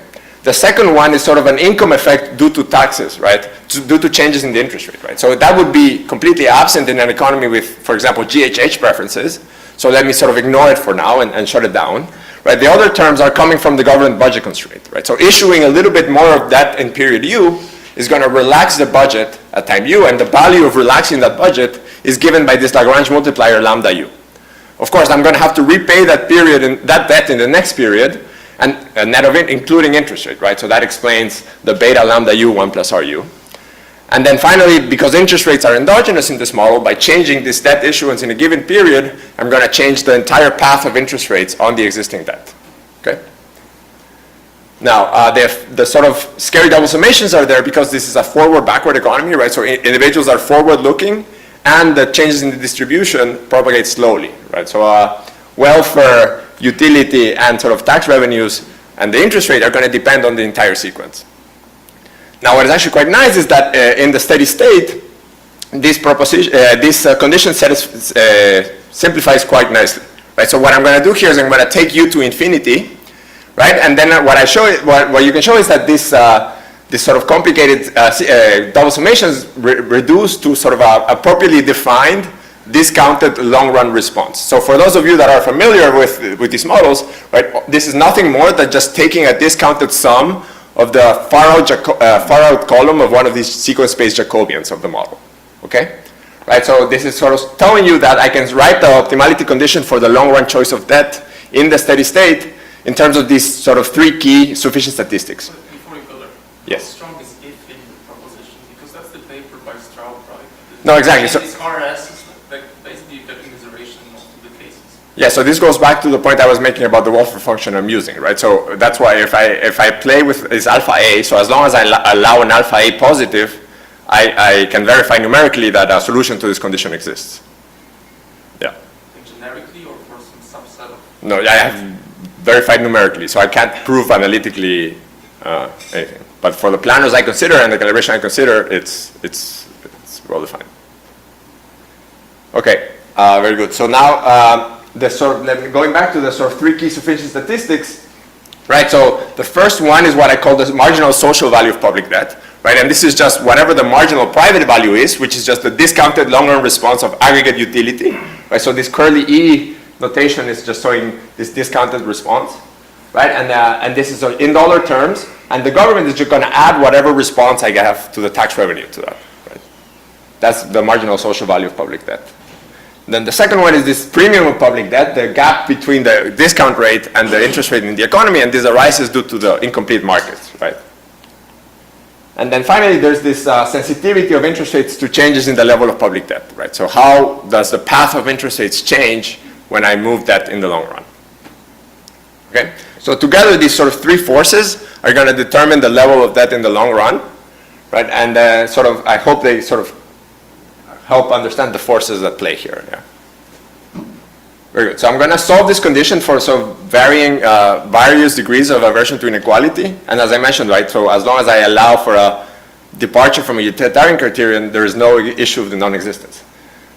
So now here I'm plotting the figure that I showed you at the beginning, right? So remember, I'm plotting how the optimal mix varies in the space of debt to GDP and progressivity. And over here on the bottom right, you have the planners that are highly averse to inequality, right? And they're naturally going to prefer a progressive tax system because that's going to redistribute towards the agents that they care about the most, right? So there's this positive correlation in the model between asset holdings and labor income. So by making a progressive tax system, I'm redistributing towards the agents that I put relatively higher weight on. But now because of this interest rate channel that I was talking about, right, this is going to put upward pressure on interest rates, right? So the planner is going to face a higher interest rate in the long run, and this is going to lower the incentive to issue public debt. Now at the same time, right, there's going to be sort of an effect on the benefit of issuing public debt, right? So now I'm providing more insurance to the tax system, so the benefit of providing public liquidity is also lower, right? So to put it in terms of the sort of sufficient statistics that I mentioned before, I'm not only decreasing this premium because I'm increasing the interest rate, but I'm also lowering the marginal social value of public debt, right? At least the private value here. Very good. So on the opposite end, you have the planners that don't care so much about inequality, and right, notice that they're going to favor a regressive tax system and just flood the economy with lots of assets. So here you can sort of start to see, right? So here I'm trying to get closer and closer to the utilitarian, and you can see how the level of debt starts to explode, right? So this is, you have to get in percent, you have to multiply. So it's almost 1,000%. So the numbers are a bit crazy. So I don't want to take the magnitudes too seriously here, right? So there's a very simple model, but just focus on the qualitative properties. Yes? Excuse me, I do not understand how individual savings are chosen by your Ramsey planner. The Euler equation does not seem to be a constraint of the planner. And the other problem is that your weights are convex in savings. So it means that if you look at the standard first order condition, you will end up choosing a minimum and not a maximum. So do you check the second order condition to check the... So no, I have nothing. It's very hard to do second order conditions in this model, but what I do, I can see that the first order condition crosses, there's only one solution and it just crosses from above. So I'm fairly confident that this is the long run optimum. And what you meant, and it's not like I'm ignoring the Euler equation, right? So remember, I'm using this dual formulation. So the calligraphic A function summarizes that all. So that incorporates individual optimality. Your weight still puts some convex shape in the program of the planner, so which tend to make the program less, I mean the first order condition not a sufficient condition for the optimum. Yeah, so I am sympathetic to that point. When I check numerically, there's nothing suspicious, right? So, yeah, okay, very good. Let me now go on to the sort of second part of the paper where I compute the optimal transition. Okay, so here the challenge is the planner is going to choose these sequences which are potentially high dimensional, right? And the strategy is I'm going to anchor the paths to the Ramsey steady state and parameterize deviations for each instrument, sort of following the seminal work of Dirl and Pedroni. What I'm sort of doing a bit differently here, I'm going to use the sequence-based structure of the model to sort of derive these gradients analytically, and by doing so, I can sort of solve the problem in accessible hardware. So I don't need a supercomputer to compute the solution. But of course, this now requires a sequence-based Jacobian around arbitrary paths and not just the steady state. So you have to get a bit more creative, and you can't use the sort of standard methods that we have for this, but it's doable. Quickly, now the transition here, this is how it looks like. Let me start. So here I'm plotting how debt to GDP, progressivity, and the premium, the after-tax wage look like along the transition. So remember, I'm starting from the status quo economy, and I'm figuring out how I go to the Ramsey steady state. Right, so let me start by focusing on the progressivity. Notice that the planner starts by flattening the tax schedule, right? So, and then the level of taxes also increases. And because of the sort of mirror image of the interest rate channel, right, there's going to be less insurance going on through the tax system now, right? So the tax system is less progressive. There's more demand for safe assets, so interest rates are going to fall, right? That's why the premium increases, okay? Now, because of this, like the planner can sustain, there's more fiscal space, and the planner can sustain this sort of, and finance the reform, and sort of slowly move the debt to GDP ratio to its desired target. Okay? Very good. So let me now quickly, I have a bunch of extensions in the paper where I sort of try to address and convince you that this thing is robust. So first is I ignore transitions and solve the problem using more conventional welfare functions that don't have the issues that I mentioned in the setup. But so here, and the properties of the optimal mix are unchanged, right? So this negative relationship remains. Of course, quantitatively, there's going to be differences. I also do the same in the version of the model with capital. And there are actually, what's kind of interesting is that the relationship becomes stronger. And finally, I can introduce lump sum transfers and tax capital and labor income, right? So, and then basically the properties remain unchanged. And of course, there's going to be quantitative differences because there's now these extra forces, but the interest rate channel remains kind of a relevant force and drives this negative relationship between the two, okay? But in the interest of time, let me sort of skip that and tell you a bit about this exercise where I try to use the model to sort of speak a bit to the data, right? So it's not like I want to claim that governments are choosing fiscal policy by solving Ramsey problems, right? So this is more like the model is giving me a consistent way of comparing fiscal policy across countries, and I want to figure out what the model is implying for the ranking of preferences for redistribution based on what I see and see if that lines up kind of with what we may think a priori or what independent evidence has found, okay?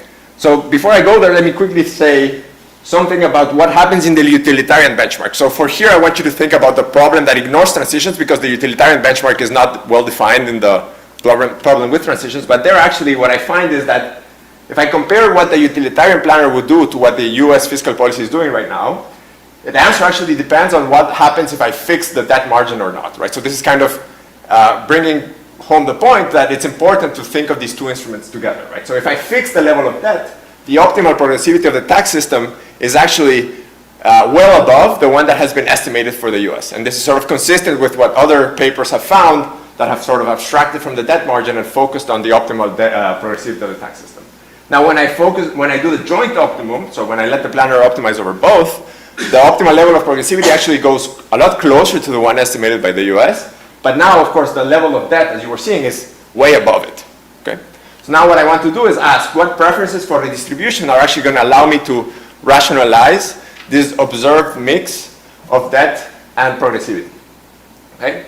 And then for each country, I'm going to try to find, so okay, here it's not, I cannot only play with this alpha A, right? Because this, I have two targets and just one parameter, right? So in the paper I show that if I vary risk, but you can also get the opposite relationship between debt and progressivity, right? So that's kind of natural, right? So if you increase the risk in the economy, then the planner is going to want to do both more debt and more progressivity.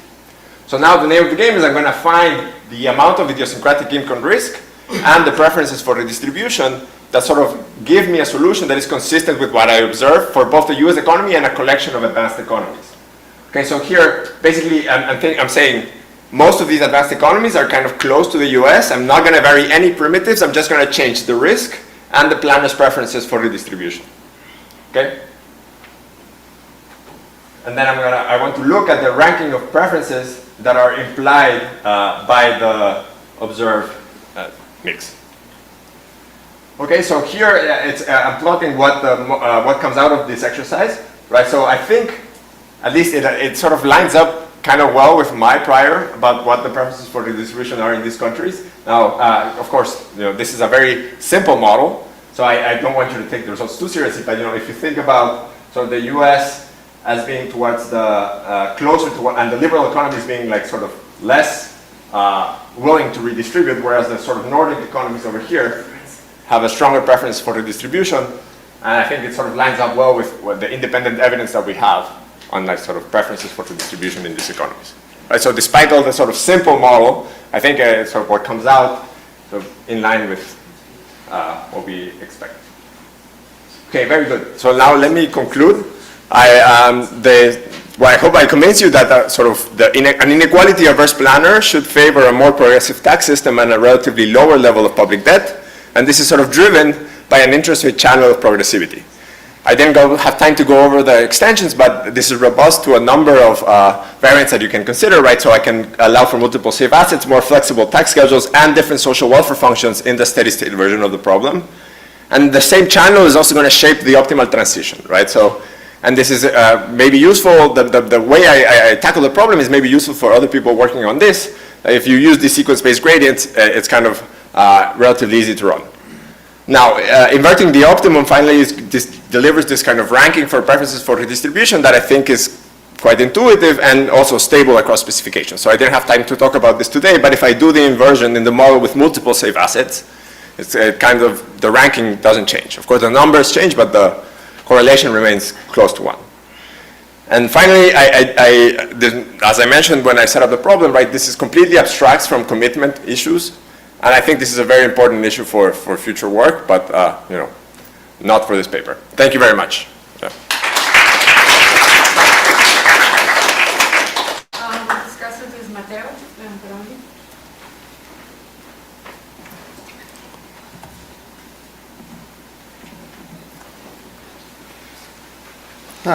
Hi, thanks for having me to discuss this nice paper.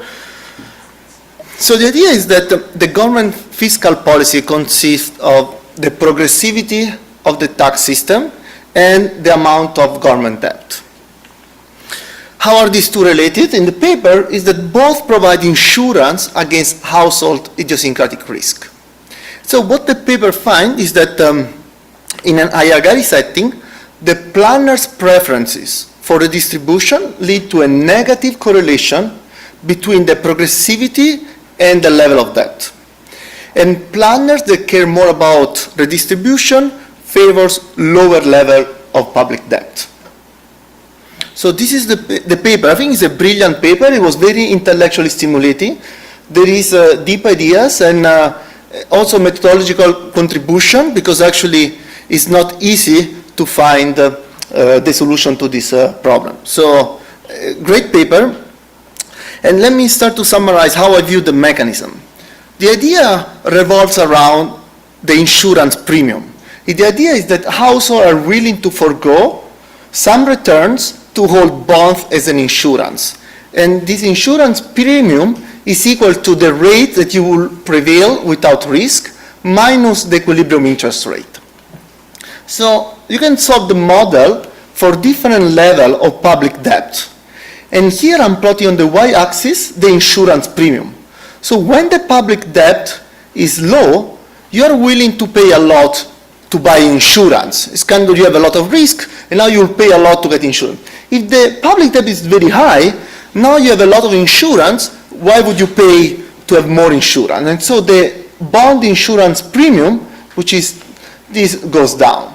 Now the interesting idea is that the same prevails if you change the progressivity of the tax system. So if you have a more progressive tax system, which is measured by P, also the insurance premium goes down.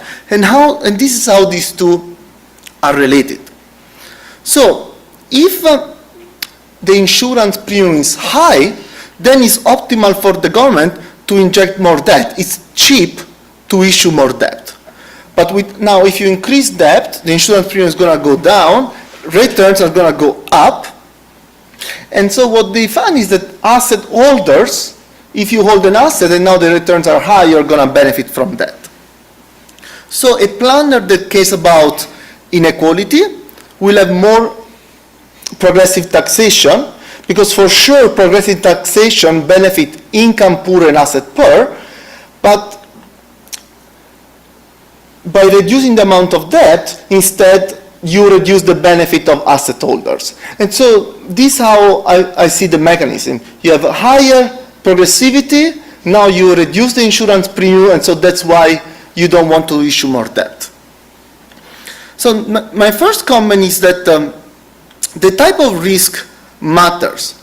The idea is that we know that having debt is very good to insure against transitory risk, but less good to insure against permanent shocks. And so if you have that income follows an autoregressive process, the total amount of risk, which is the variance of the log income, is equal to the size of the shocks times 1 minus the square persistence. So you can have a large amount of risk that comes from large but transitory shocks, or small but persistent shocks. And I'm going to argue that this matters quite a bit in this type of model.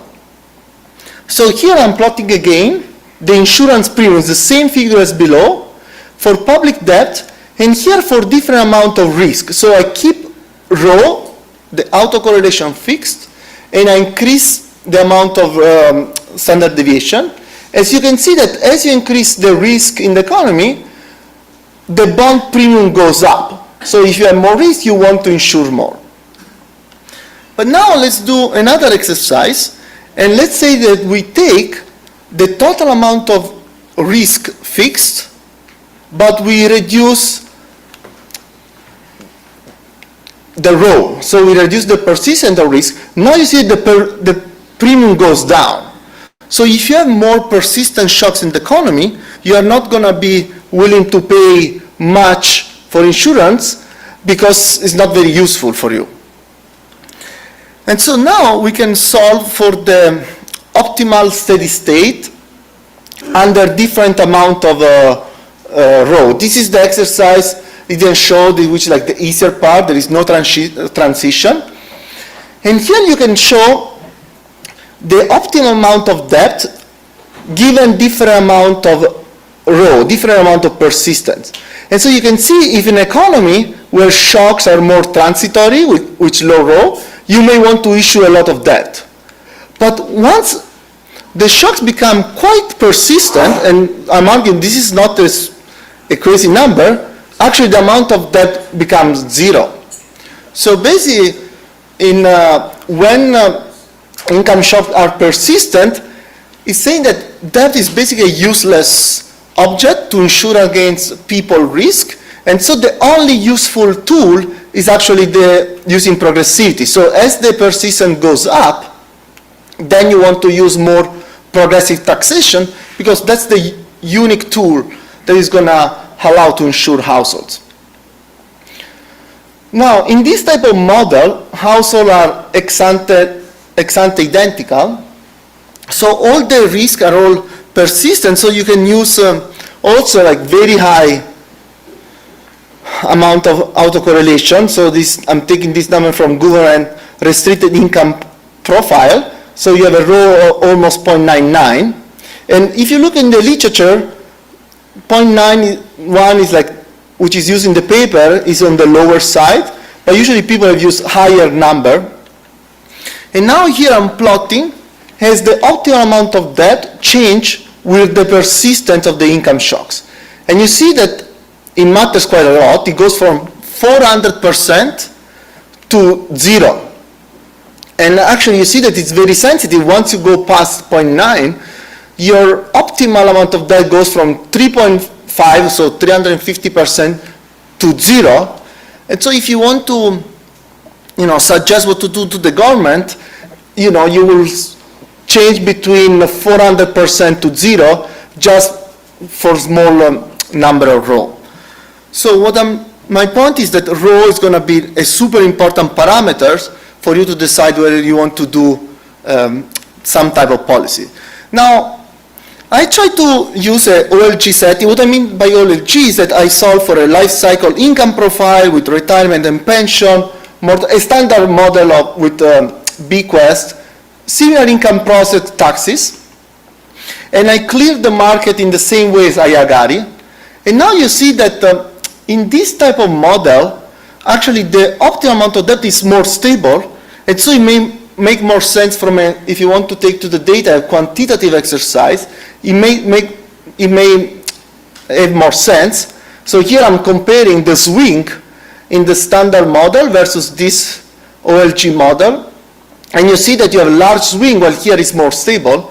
And another advantage of using young versus old people is to say who are the winner and losers from this type of policy. So this can be a useful exercise to bring the model to the data.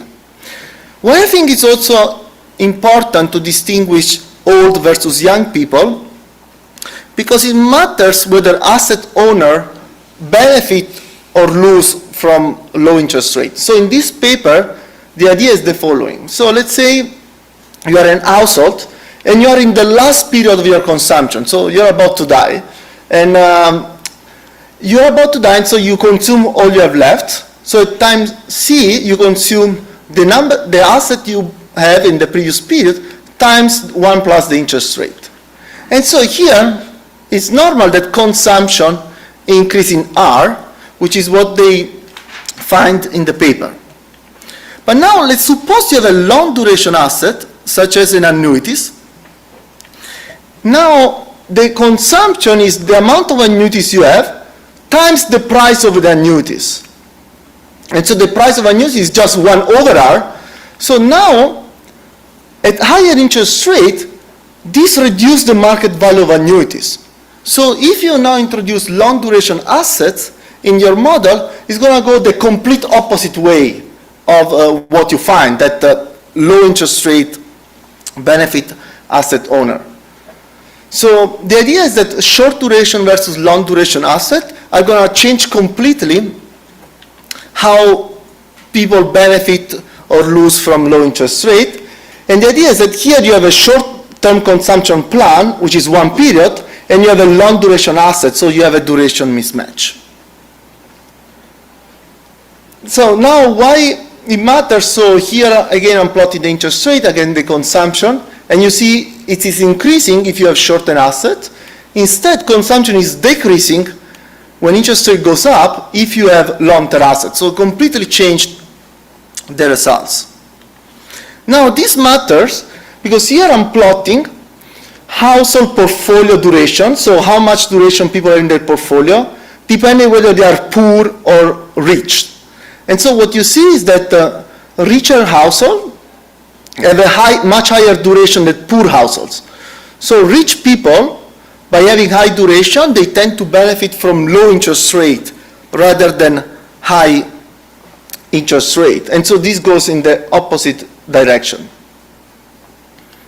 So now in the interest of time, let me go to the last point, which is, well, one of the important messages of this paper is that you want to keep your bonds safe. This is, if you are able to issue safe debt, then you can provide a very useful insurance for the households.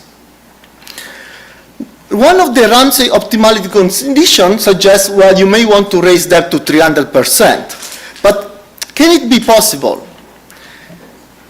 Higher level of debt can remove the perception of safety. So you may want to include that the fact that, maybe you can't raise debt too high because then people are going to think that it's risky and then you lose all the insurance value. It's hard to measure what's the threshold, but there is a paper that suggests that for the US, a threshold is like 189% of GDP, which is well below the 300% of GDP. Moreover, income is counter-cyclical, so in fact you want an asset that performs well in bad times. And if bonds become risky, they're going to perform bad in bad times. So here I'm regressing the bond stock beta, which is how bonds perform in bad versus good time. And you see that, for example, for Italy and Spain, here on the y-axis I'm plotting the bond stock beta. During the sovereign crisis, the bond stock beta was positive. So in this country, bonds are not very useful as an insurance because also in bad times they perform badly, compared to Germany, where it was a safe asset, so it performed well in bad times. Now, if you look at US Treasuries, there has been quite a bit of variation over time. It was actually historically a risky asset. Has been a safe asset only recently from 2000 to 2022, where a negative bond stock beta means that, so a positive bond stock beta means that bonds fall with stocks, so it's risky, while a negative bond stock beta, which is what happened here, means that treasuries are safe. And now, this is going to be depending on the level of debt. So for example, this is a recent quote by Ken Griffin, which is the CEO of Citadel. And he said that there is an explicit warning that if your fiscal house is not in order, bond vigilantes can come out and retract their price. And so Ken Griffin said this is an important message to the House and Senate, so that you need to keep your fiscal house in order. And so the idea is that, maybe when you consider what's the optimal amount of debt, you may want to consider the fact that debt is not always a safe asset. but the safety depends on the amount of debt. And so let me conclude. I think it's a brilliant paper. I think it was very intellectually stimulating. It was gave me a lot to think about. And well, my reading is that countries have a lot of suboptimal level of debt. Fortunately, I'm not from a country that have these issues. And in fact, yesterday there was a news that Italy is increasing their budget deficit and is on course to be the country with the highest level of debt in 2027. So good news for us. Thank you.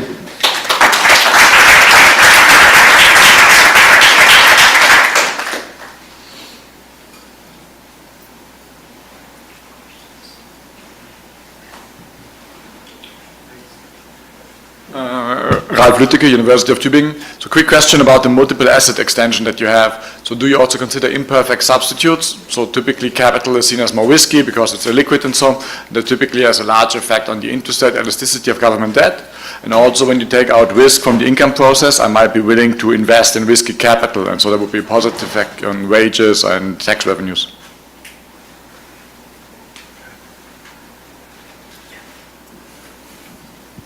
Yeah, I really like the framework, but I think when we are thinking about the real world, you are like mostly thinking about like the official public debt and like the way government raise general revenues. But like most of our distribution on most of insurance and most of the public liabilities actually are the social systems like Social Security or like Medicare in the US.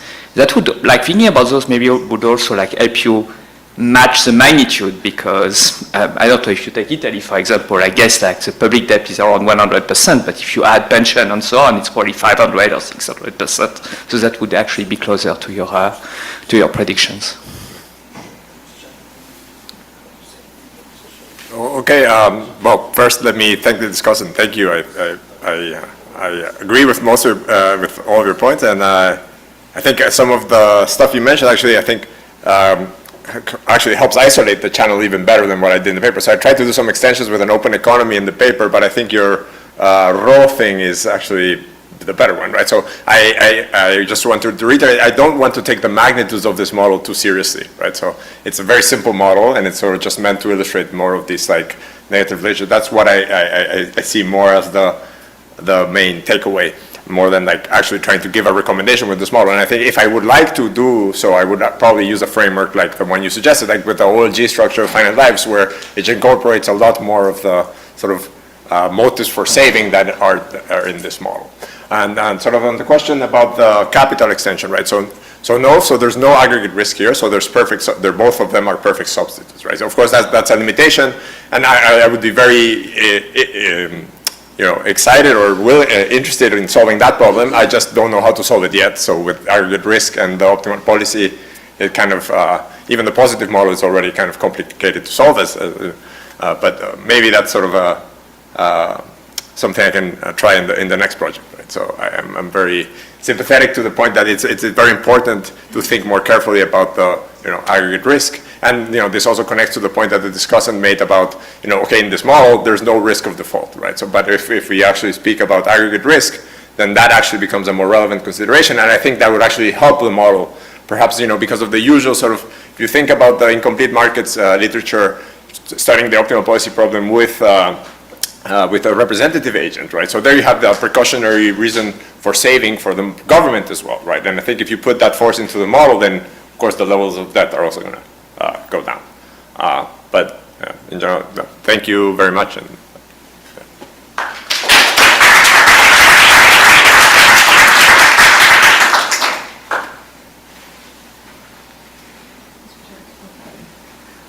The next paper is From Annual Income to Lifetime Emissions, a life cycle theory of carbon inequality. You're going to be presenting. If that's okay, if I may. You have to talk to your co-author. Okay, so this is a paper about carbon inequality across households. It's joint work with Nicole, who's sitting in the room over there. And everything that's good about this paper is only because of Nicole's very hard and great work in terms of data and modeling. And it's also joint work with Julia, who works at the Joint Research Center of the European Commission.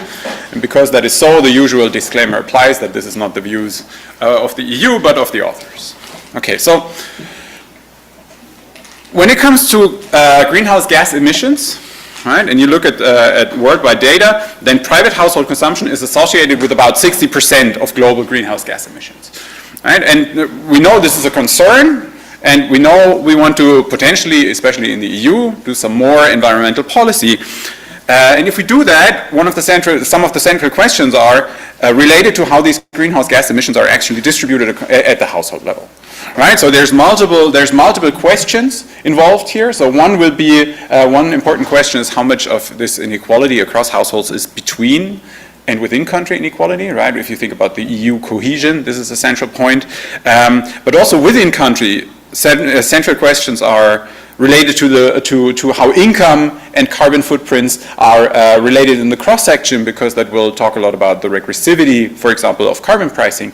And additional stuff, right? So we know that people, that when we take a look at cross-sections, we're looking at individuals at different points in their life. So one of the central questions is also how much of the inequality we observe in data is actually between individual inequality as opposed to life cycle variation that we observe.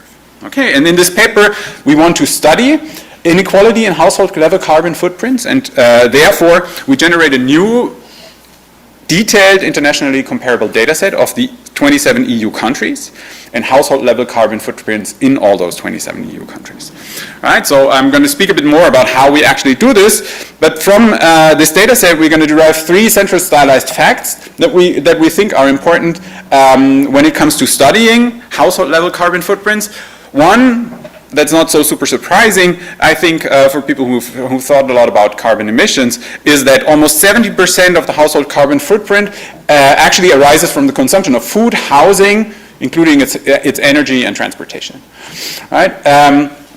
Then we have a data set for 27 EU countries, and we study how much of the inequality is actually between as opposed to within country inequality, and the ballpark of this inequality is actually within country inequality, so about 20% is going to be between country and 80% is within country inequality.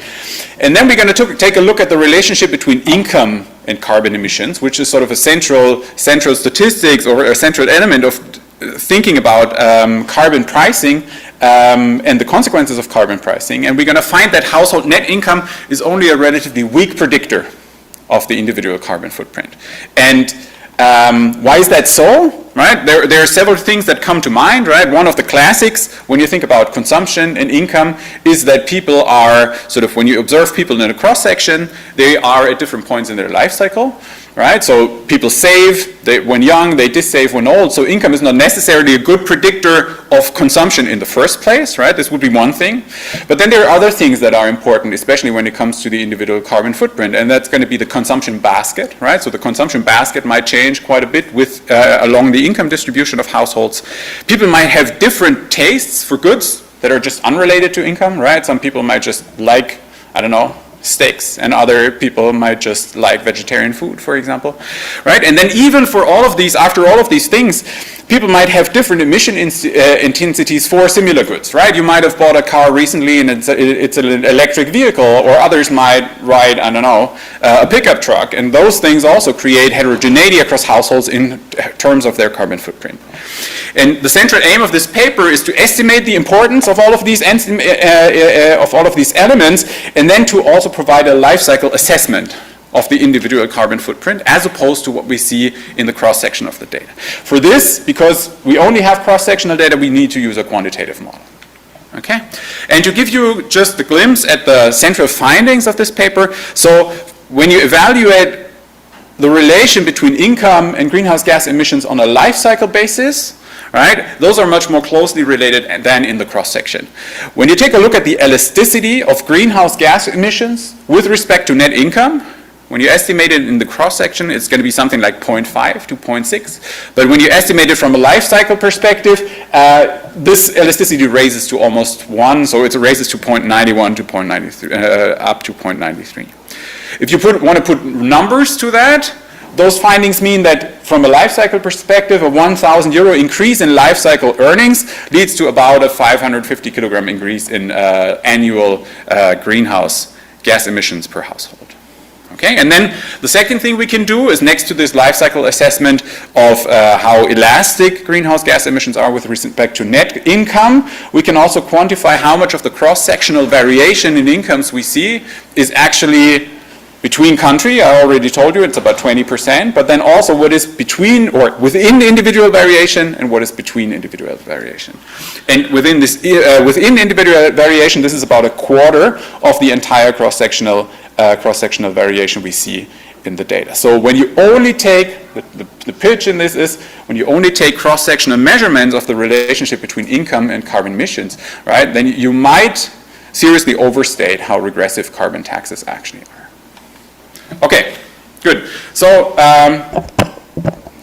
that's the paper. Now let's get into the details. In terms of the data, when we want to study household level carbon footprints, actually there's no off-the-shelf data set that you can use, right? What we do here is we bring together two different data sets, right? So a data set on the environmental impact of different goods, differently produced goods, and a data set on consumption expenditure of households. The data set on environmental impact of goods is what's called the EXIO base. So this is an environmentally extended multi-regional supply use table, right? So essentially it's a big worldwide input-output table with 49 different regions, right? That traces sort of the production of goods from the source through the entire world trade up to final consumption in different countries, right? It includes all of the EU countries, right? So that therefore we can use that for the different countries. We average data for 2011 to 2015 for that to get a bit of a smoother picture, but this is essentially what gives us the relation between aggregate final consumption of 200 different product groups in each of the countries that we have, and their environmental impact in terms of greenhouse gas emissions. And then the other part we use is the household budget survey of the EU. It's a little bit like the CEX, but it's not conducted that frequently, right? So it's conducted every 3 to 5 years in different countries. It's harmonized a little bit across countries, but there's a lot of data work actually to make this happen. And this is a consumption data set that features many different households. We get different consumption items along the KOICOP definition. So we had to sort of bring together the product groups with this consumption items, and then we distributed essentially these measured greenhouse gas emissions from the EXIO base into the household level consumption data set for the different countries. Okay, so this is a bit of a picture of what we do. The most important thing is that by using these input-output tables, we can speak to both the direct emissions associated with the consumption process, but most importantly the indirect emissions, right? So the stuff that starts happening from the source of the product through the entire value chain across the entire world into the final production, into the final good that is consumed by households. Okay, good. So when we look at this data, right, and I'm happy to talk more about the data, or Nicolas afterwards if you want to, then we want to talk a bit about what is important in terms of greenhouse gas emissions on the household level. And the first thing is that what we find is that 70% of the household carbon footprint in this data actually stems from the consumption of food, housing, including its energy and transportation, right? So here you get a graph that's now pooled data for the entire EU. You can do that country by country. It varies a little bit, but the big picture is the same for all the countries. The left-hand side is the consumption expenditure share of different items, right? So food, housing, services, housing, energy, transportation equipment, fuels and lubricants, and so on and so forth. This is already bigger categories, right? So each of these categories actually contain a subset of additional categories, right? So that would be consumption from meat-based food and from plant-based food and so on and so forth. For housing, energy, you have, I don't know, gas and then fuels and stuff like that. So there's also kind of these different things in there.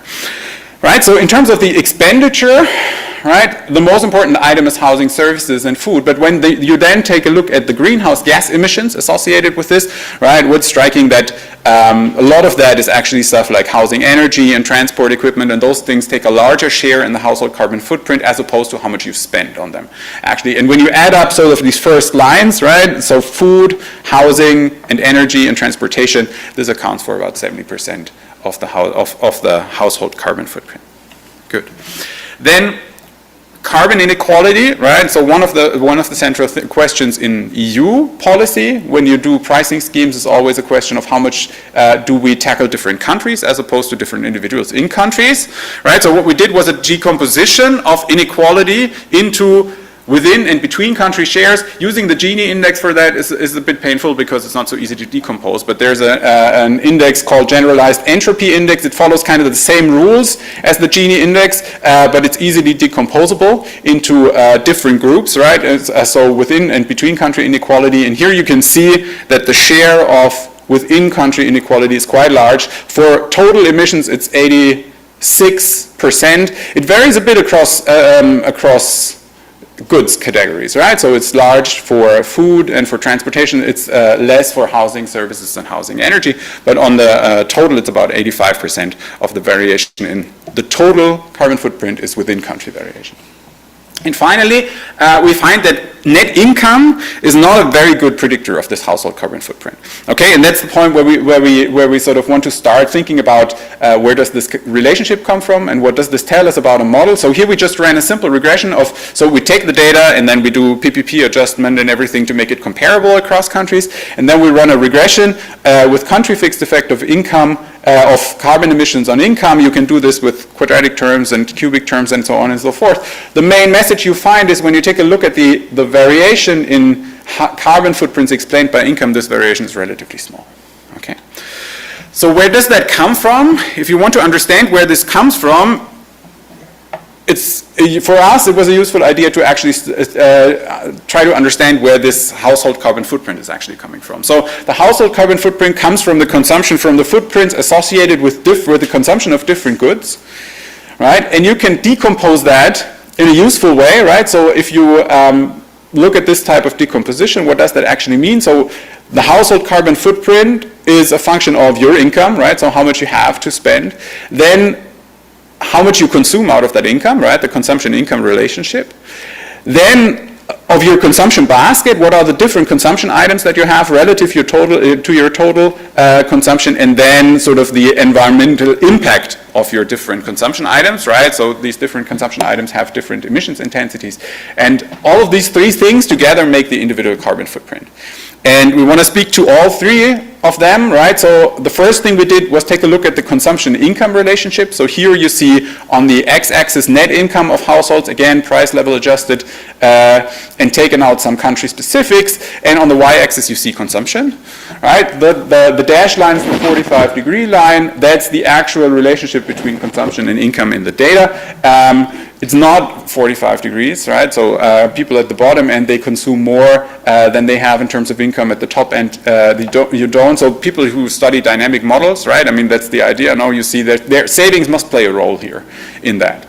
And the second thing you can see, you cannot see it so well in this graph, but actually those consumption baskets change quite a bit along the distribution. A better way to show that is when you take consumption deciles. So here we take 10 consumption deciles of the data and study both expenditure shares on the left-hand side and especially emissions shares in the total consumption total emission basket on the right-hand side. So you can see there's quite some differences along the consumption distribution. People at the bottom of the consumption distribution, they spend a lot of money on housing energy, a little less on food, right? And once you move along the consumption distribution, the biggest spenders, right, they spend way less on housing stuff, but they spend more on transportation, for example, and they spend a lot on food, right? So there seems to be a consumption basket change involved here that might be important for understanding the cross-section of carbon emissions.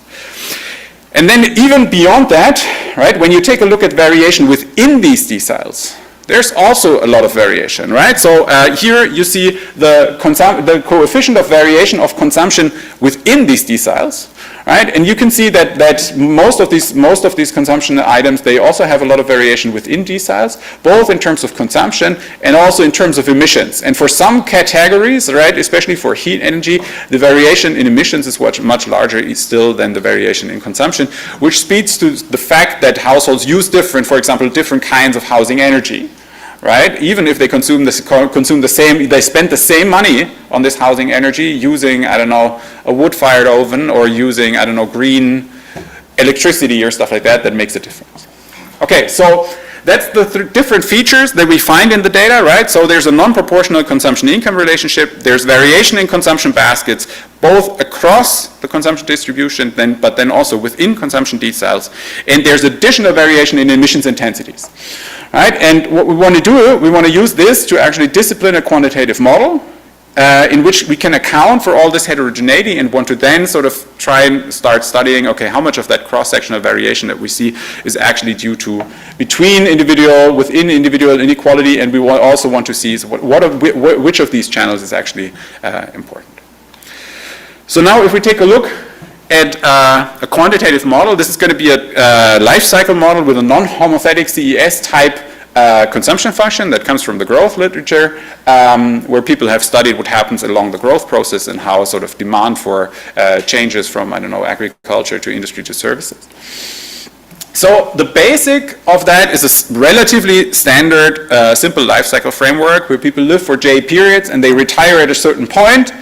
They can save in a risk-free asset that pays a return R, and most importantly, labor earnings of a worker is due to a wage, a standard wage, then a life cycle profile of how much you earn, and there's going to be shocks, right? So there's going to be persistent shocks, and there's going to be transitory shocks to earnings. And that will be important. The relative importance of those will govern quite a bit on how this consumption-income relationship looks like in different countries. Then households can spend to realize a certain consumption bundle, and I'm going to talk about that on the next slide, how that works. So for what is that first part about the non-proportional consumption-income relationship, this makes just a standard life cycle model where people maximize expected utility subject to a relatively standard budget constraint, where this resembles net income, so that already includes sort of taxes and transfers and so on and so forth. Then when it comes to the consumption basket, we use a non-homothetic CES aggregator. So this comes from the paper of Coleman, Lashkari, and Martin Misteri in Econometrica. So essentially what the idea is that you create a consumption bundle that has non-homotheticity such that when you move along the consumption distributions, the relative weight of different consumption parts changes.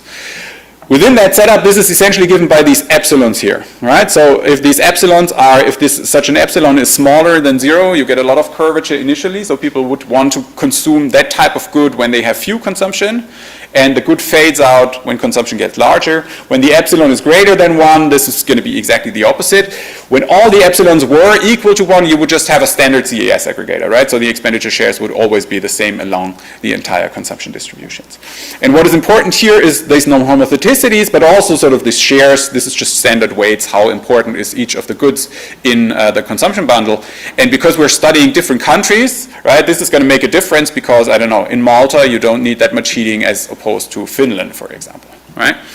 So then we're going to add some preference heterogeneity in tastes for different goods, right, to get to the fact that even if you move along the consumption distribution and you have these changes, you look at different consumption deciles, you have a lot of additional variation within these consumption deciles, and we mimic this with shocks to these preferences.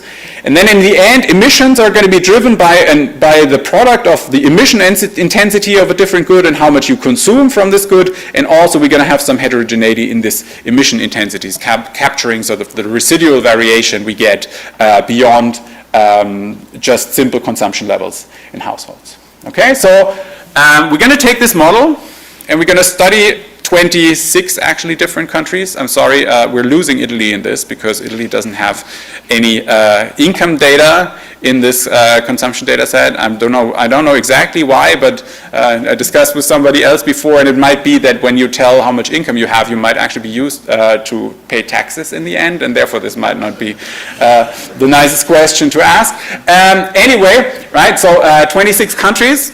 We're going to have a lot of stuff that actually depends on countries, right? So demographics, income profiles, income risk, pension replacement rates, the retirement age, and then also sort of these parameters of the consumption function, right, the CES aggregator, and the taste heterogeneity. We're going to pin those down to match central facts in all those different countries. And this makes this a complicated model, right, because it has quite a state space. And note that these things, right, those are not just items, they are vectors with 4 entries, right? So this is quite a bit of work to actually pin this down. When we calibrate this, I'm going to take a look at the time. Okay. When you calibrate this, we choose a couple of country-specific parameters that we directly estimate from the data, right? So we take life cycle income profiles, we take the variance of residualized locked labor earnings immediately from the data, and then we use some data on the retirement replacement rates and retirement ages, and then also consumer prices per country, right? So we're gonna have differences in consumer prices. Producer prices are going to be the same all across the board, but then there might be a government stepping in, for example, subsidizing or taxing certain things, right? Especially when it comes to gasoline, for example, there's huge variation in gasoline taxes across the EU, which sort of impacts on these consumer prices of different goods. And then we're going to calibrate other parameters to central targets, right? So the share of persistent versus transitory labor earnings, we're going to calibrate to get at the correlation between income and consumption in the data. We're going to calibrate those non-homotheticity parameters to actually match consumption baskets in the 26 different countries under consideration. And we're going to calibrate the taste and emissions heterogeneity for each of these countries to get at the additional variation of consumption we have within the consumption deciles and emissions we have in the emission deciles. Okay, so a little bit of data, right? So that is a lot of work actually to do this. That's by construction almost, we get a pretty good picture between the correlation between consumption and income in any of these different countries. There's one outlier, Bulgaria.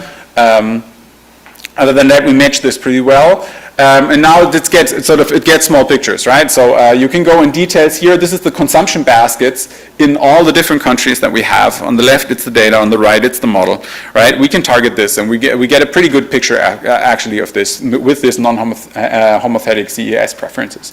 You can see that there's quite some variation in this, right? So in all types of goods, if you would look a bit deeper into this, you would, for example, see that I don't know, in Czechia you have a lot of expenditure, and in Bulgaria you have a lot of expenditure for heat energy, for example. And there's other parts where transport plays a bigger role, for example, in Greece, where people do ride a lot of boats, for example, just for natural reasons, because they're living on islands. Those things you can see in the data, and they do play a role. Right? And then what we do, the last thing is we calibrate sort of this taste shifters and emissions intensities to actually measure, to actually target the additional variation, the coefficient of variation we have in terms of consumption of different items, right? Food, housing services, heat, energy, transportation, and other stuff, and also to get a good picture of the emissions variation in these different countries. Okay, and then what comes out of that is a model where we get a relatively good picture, right? So this is untargeted. We get a relatively good picture. We can work a bit more on this, but of the consumption-income relationship in the different countries, right? So for small countries, there is a bit of noise there, like Lithuania and Estonia and stuff. It's just because there's not so much data actually to work with. But so sort of in principle, this is our validation that this works well. We can also compare income profiles and consumption profiles, and we get broadly a pretty good match of this, actually. So,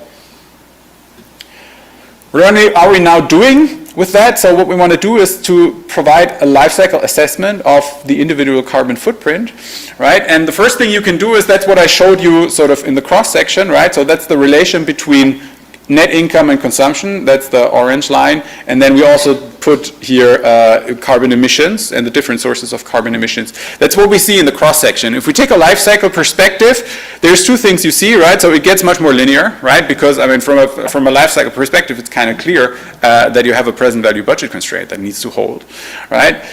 You still do get variation in consumption baskets, right? So this is not proportional. It's hard to see. But if you were to do this in relative terms, you would see that there is still considerable variation in these consumption baskets along the income distribution, but you get a much clearer picture of the relation between income and consumption in this data. And now the second thing we can do in this setup is we can try to speak to the relationship between net income and emissions, right? To do that, we use our model and simulate the life cycle profiles of 260,000 different individuals, right? And what we do is we do the same type of regressions that we did in the cross-sectional data, right? So in total, this gives us like 15 million something observations, right? So 260 times 80 periods or something like this. When we do this type of regression, again, in the cross-section, so we take country fixed effects and we take net income and regress individual carbon emissions on net income, we get a very, very similar picture, actually, of what we see in the data.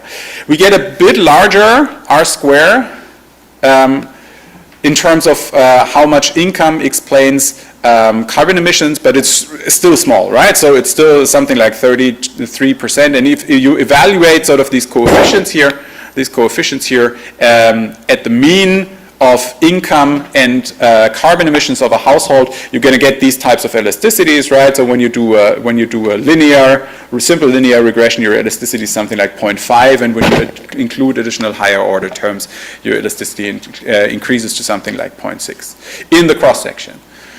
Now, if you take a life cycle perspective and you take sort of average lifetime income and average lifetime emissions, right, the explanatory power of net income raises quite a bit, right? It doesn't go up to 1, right? So there's still considerable heterogeneity in these type of emissions, conditional on the income you have. You can see that actually higher order terms, they are significant because we just have a lot of data, right, whatever they are, but they are really unimportant, right, because the relationship between income and carbon emissions becomes much more linear. And if you evaluate at the mean lifetime income and mean lifetime emissions, your elasticity, right? So the question of if you increase lifetime income by 1%, by how many percent do lifetime emissions increase, becomes something like 0.91 to 0.93, depending on the specification you have. Right? So this means that from a life cycle perspective, the relationship between net income and emissions is much tighter, right? And that speaks a bit to the idea that this type of regressivity that you see in the cross-sectional data is, at least from a life cycle perspective, actually not that strong. Can we make a quantitative statement about that? If we want to make a quantitative statement about that, I already showed you the decomposition of the generalized entropy index in terms of what is between country differences and what is within country differences. Now that we have the simulated data, we can also say something about what is between individual differences as opposed to within individual variation over the life cycle, right? And this within individual variation over the life cycle actually makes a substantial share of the inequality we see in the cross-sectional data. It's about 25%. So the between individual component out of whatever we see the entire data in the EU, the between individual component amounts to roughly like 55%. And the remainder is either between countries or within individual variation over the life cycle. Good. To wrap up, I think I'm still pretty good in time. So what do I want to tell you? A pure cross-sectional analysis of household carbon footprints actually suggests, right, that carbon pricing is highly regressive. So you see that people at the bottom end of the income distribution, they have a lot of carbon emissions relative to their income, to their net income, as opposed to people at the top end. Yet when you start looking upon that from a life cycle perspective, right, so the relation between income and emissions is actually much tighter. We used a quantitative model with a lot of heterogeneity to actually trying to pin that down and go from the cross-sectional relation in income and emissions to a life cycle assessment. And when you do this, you see that you get a relatively high elasticity between life cycle income, net income, and life cycle carbon emissions with an elasticity of something like 0.91 to 0.93. So that means in total that, as I said in the beginning, if you want to put some numbers to that, a 1,000 euro increase in life cycle earnings for an individual actually raises their individual carbon footprint by 550 kilogram or 0.55 tons, and about 1/4 of this carbon inequality that we actually see in the cross-sectional data is due to within individual variation as opposed to between individual variation. So where are we going to go with that? I mean, this is a first attempt to assess carbon footprints in the cross-section, and it's obviously driven by great data work on the one hand side, but of course, I mean, we don't have individual data to do that, so there's a lot of assumptions that you make when assembling these types of data sets. I think what we need when we push that forward in the future would be even more of an assessment of actually what that household wealth stuff means, right? So wealth plays an important role here, not, I mean, in that type of model only to smooth consumption across states and over time, but we know that sort of when we look at household portfolios, right, there's big differences in how households allocate their wealth, for example, in real estate or financial assets or whatsoever, right? So to do that in the future, you would have to combine this stuff. That's a problem with the HBS, right? We don't have any wealth data in that, but there is cross-country wealth data for the EU, so one would have to make a combination of that to actually get at household portfolios, because that might be even more insightful regarding what people actually do with the type of wealth that they use to smooth consumption over time. And I think that's it. So if you want to use that for carbon pricing, there's of course stuff missing, right? So this is an accounting framework in the end, what we're using here.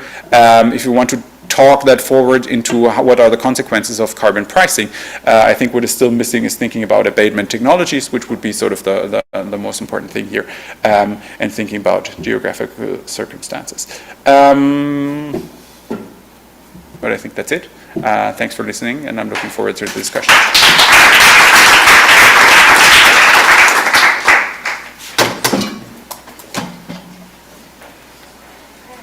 The discussant is Connor Wall.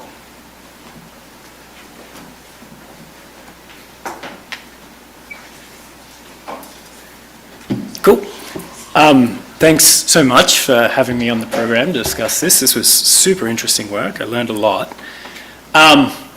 Whenever I think about non-homotheticity in consumption, I think about this famous exchange between two legendary economists. One's F. Scott Fitzgerald, who of course wrote The Great Gatsby. Most of his art was thinking about the lives of the rich and famous. And he says, the rich are different from you and me. And he goes to his good friend Hemingway and he says, the rich are different. And Hemingway says, yes, they have more money. And, you know, I think that captures this key tension about thinking about modeling non-homothetic preferences. So I'm going to frame my discussion around that.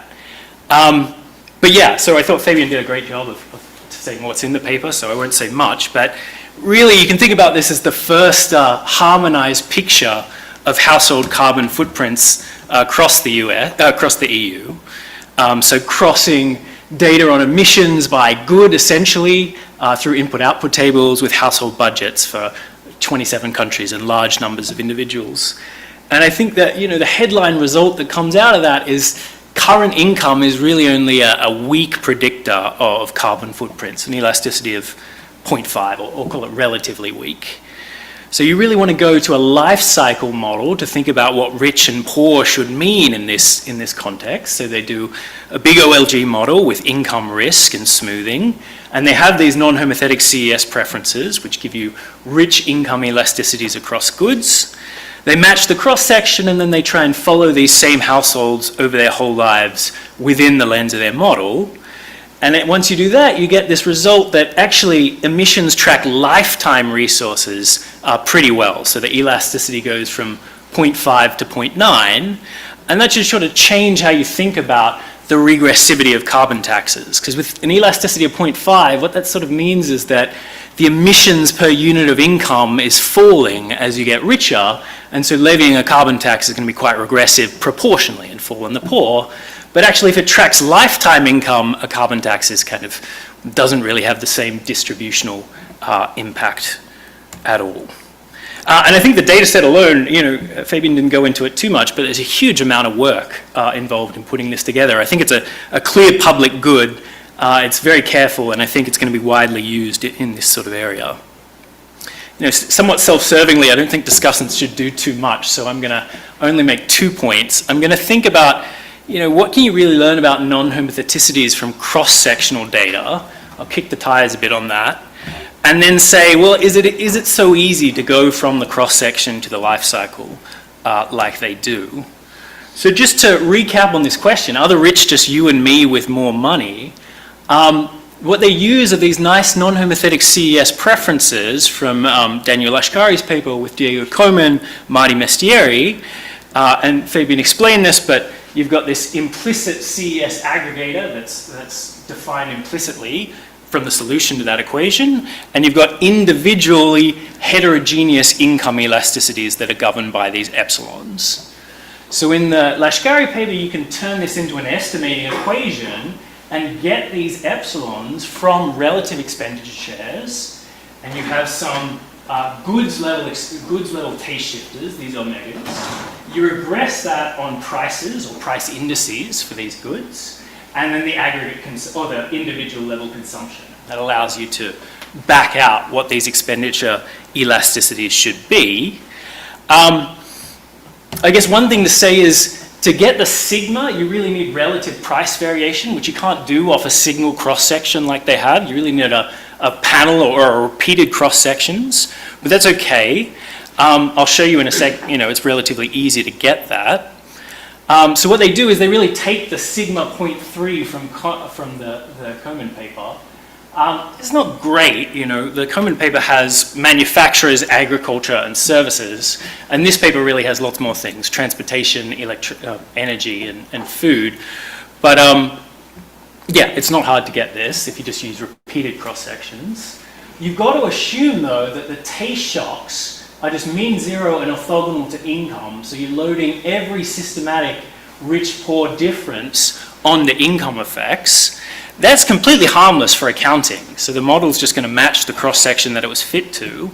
Is not harmless for counterfactuals, which the authors don't do, but it seems like they're thinking about doing in a future iteration.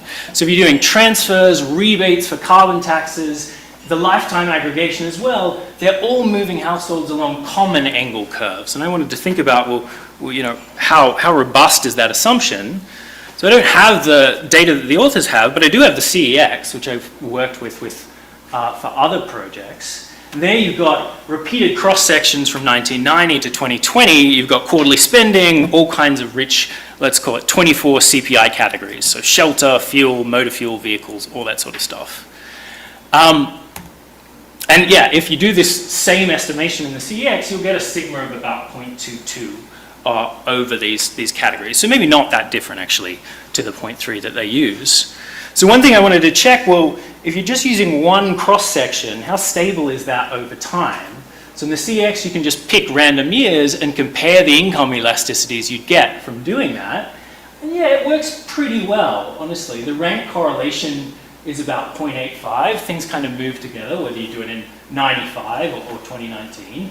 In particular, the carbon-intensive goods like food at home, motor fuel, utilities, they seem to survive across time pretty well. Some things don't work quite so well, so education moves around quite a bit. And you have to remember, these are only really defined relative to each other. So when you're thinking about income elasticities of shares, the fact that these don't move doesn't actually mean that the expenditure shares don't move if there's heterogeneity in other ones.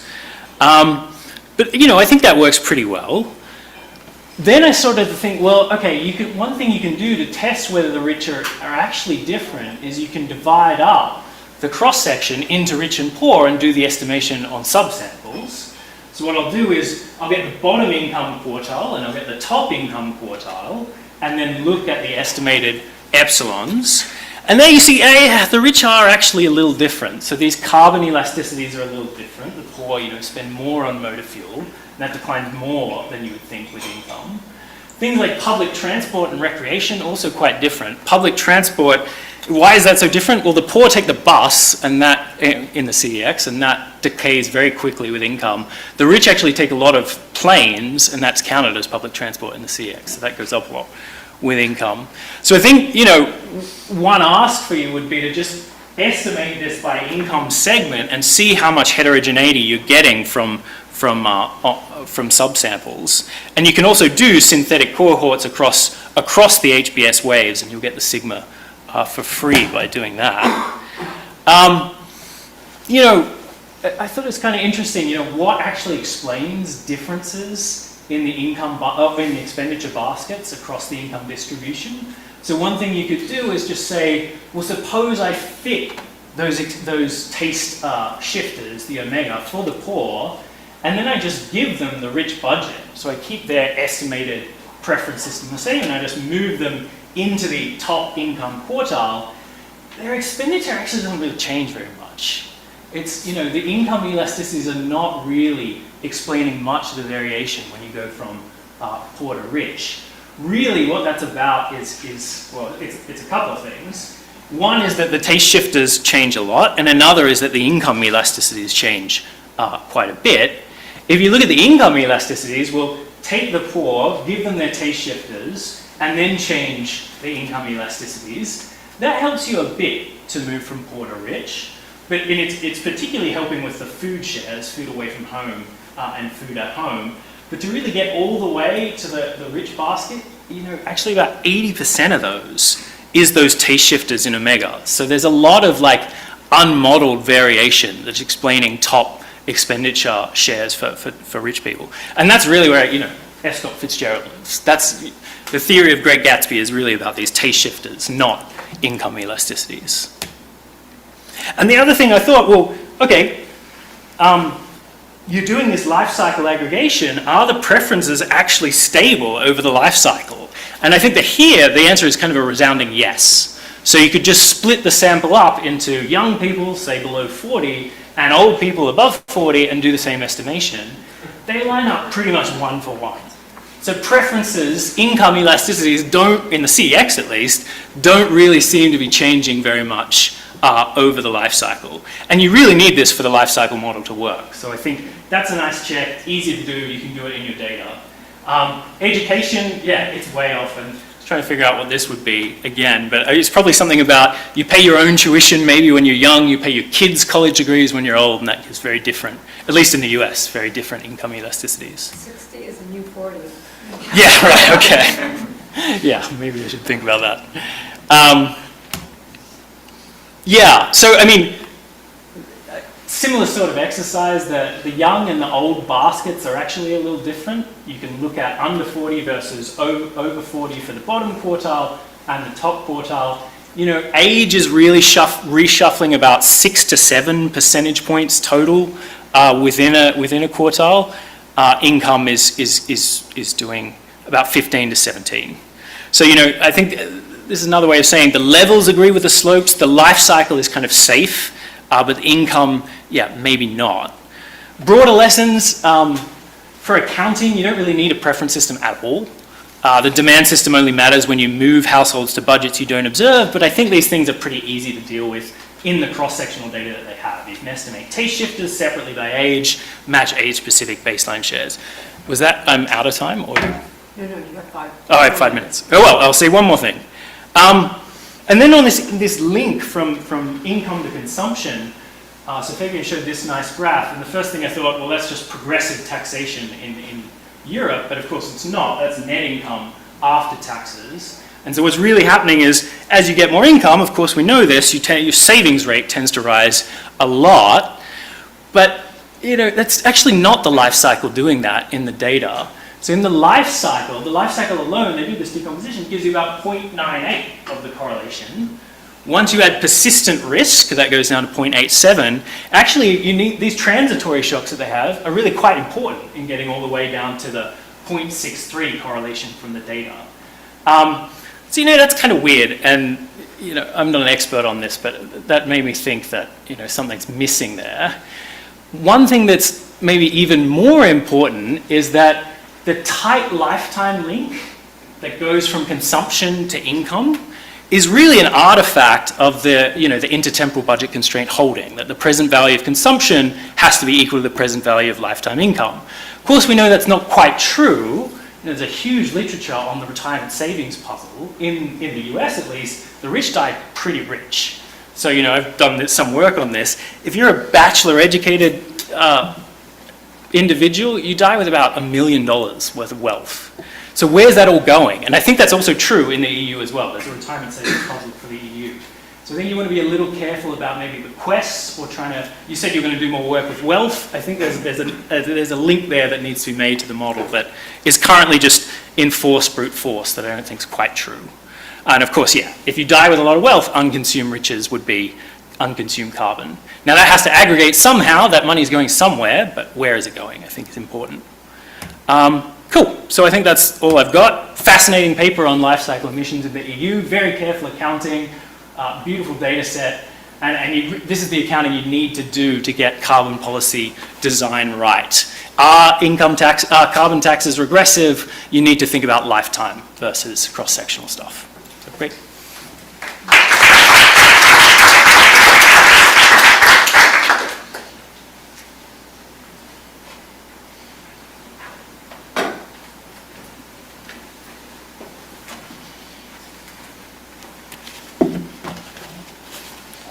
I just had one question, which might have been in your presentation or might have been in honest discussion, so I might have just missed it. But when you take the life cycle perspective, you were getting this elasticity of carbon emissions to lifetime income very close to 1. And, I know that some of the, I understood the savings component, the difference between cross-section and life cycle, but then I thought there was still going to be more, I was still expecting more of an effect from the fact that lower income households were going to spend a larger budget, a larger share of their lifetime income on fuels and utilities and food at home. And somehow that didn't seem to be showing up. So I just, there's somewhere in that, but I just didn't totally get it. I really like the paper and the discussion. Thank you so much for that.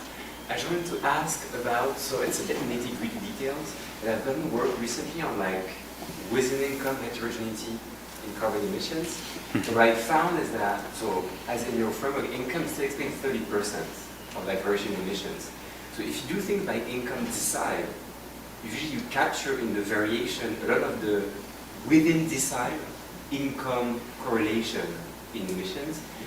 And so what I found out is that if you want to really do variation within income, you need to go much finer than deciles. You need to go not even personal tax is working, you need to go even finer.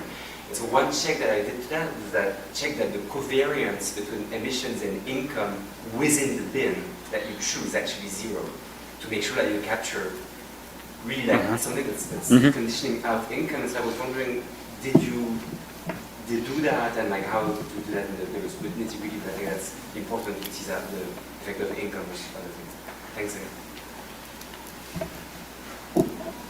So given the strong tension between lifetime perspective and lifetime income and empirical work on current income, is it completely infeasible to try to do the empirical analysis and get some measure of lifetime income into the empirical analysis? I mean, of course, if you have pure cross-sections, it's very hard to do it, but even sort of simple predictors of lifetime income, such as education, the number of earners in a household, because if that would come in more strongly, then I think part of the tension just would naturally dissolve each other because of lifetime income being a stronger predictor of these consumption patterns. I have 2 questions.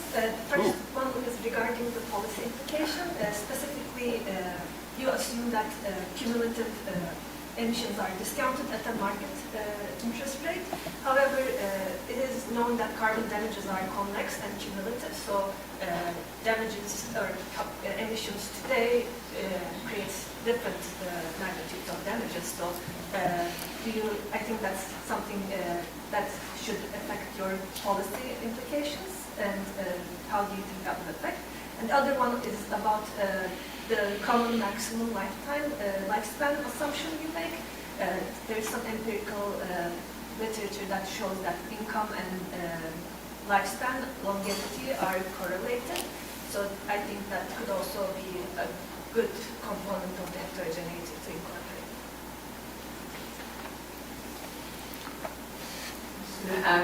One more question just to tie things to other talks. How do you take into account the differences in fertility that you have across individuals and how that's going to change? You're asking the right person, huh? Yes. So thanks a lot. Thanks for an amazing discussion.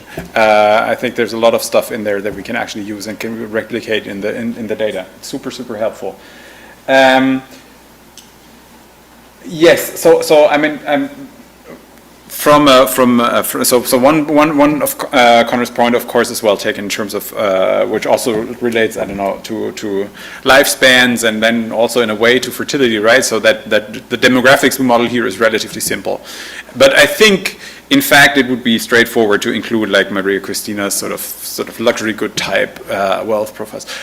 The problem I have with that, and you already sort of sketched it, is that then there's going to be some wealth left over, and you would have to take a relatively strong stand on what happens to that wealth, right? Then like in terms of these models, then it gets a bit tricky, right? Because then you have to start thinking about stuff like that. You can just, like, what used to be done was to take all bequests, right, and just sort of distribute them somehow in the population. But that does not speak to this idea of what is done with that wealth, right? And therefore, I mean, whatever your assumption you make, I think it's going to be a strong assumption. You're right, we should probably just do it and see where we end up, at least as a sensitivity, but that's a very, very valid point. And the same is true, of course, with lifespans, right? I mean, we know that lifespans differ across along the income distribution. And that would go in the same direction. So one could think about sort of having survival probabilities in there and then correlate them with income, and that's probably going to buy us something. Then the question about income deciles versus percentiles versus how small you have to go, that's certainly true. So we're using, in terms of income, we're using percentiles here. That already brings it down a bit. I'm not sure. So for most countries, you cannot go below, right? Just for the fact that you wouldn't have enough data to do that. For the big countries, you could probably, but for the smaller countries, I mean, there's no way of doing this, but it's a great suggestion, and I like the idea of sort of trying to think about what the correlation is between income and emissions or consumption in that data. That's a good suggestion. Then John's question about sort of the lower income people along the life cycle, we were also a bit puzzled, actually. I would have thought that it makes a bigger difference. I mean, one of the things is to maybe test would be to what Connor suggested, to think a bit about whether those non-homotheticities are actually stable along the income distribution and the weights are actually stable along the income distribution. That might buy us a bit more on that. But it's true from a life cycle perspective, although we account for all of these different things, I would have thought that the elasticity doesn't increase that much. You still see that in terms of the aggregate of the total variation of the carbon footprint by life cycle income, we can only explain about 60%, right? So there's still residual variation in carbon footprints that we cannot explain by income, but in terms of our models, mostly orthogonal to income, right? And that's I think why you get such a tight income consumption relationship in this setup, right? And then empirical analysis, so the problem with the HBS is that it only appears every 5 years, as opposed to the CEX, where you can start doing this like synthetic cohort stuff where you can try to do a bit more empirical measurement. I think for the controls, you're right. So once at a certain point we ran regressions with additional controls, and I think we have at least education, age, of course, household size. I think is a very important point to think about, which we didn't put here, but in fact, household size does predict the size of the carbon footprint in a positive way. Right, so larger households per person have a lower carbon footprint, which is related to, I don't know, you don't have 5 cars and you don't have, I don't know, a 4 times larger house and you don't heat it up much more, right? So that exists, and these are good suggestions to add into the future. But I don't know, I would have to check how much we can go with these observables in the data, and there is not so much, right? It's a consumption data set. It's not the PSID. I hope I got them all. Thanks a lot. Thanks a lot for listening. Thanks for this great discussion. We have a longer break than usual because we finished early, so we'll reconvene at 1:15.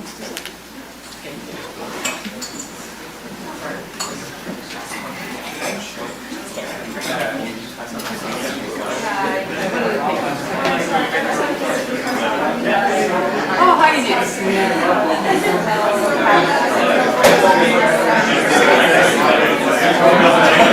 Inés.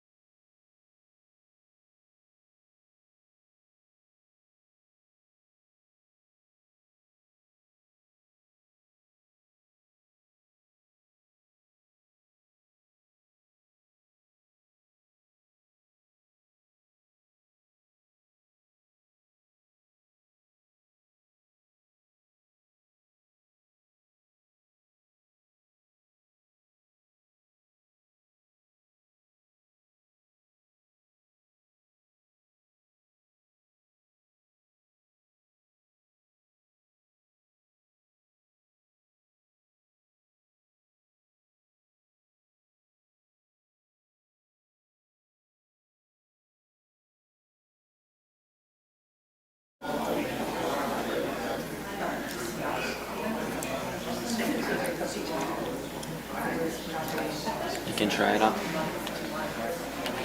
All right, great.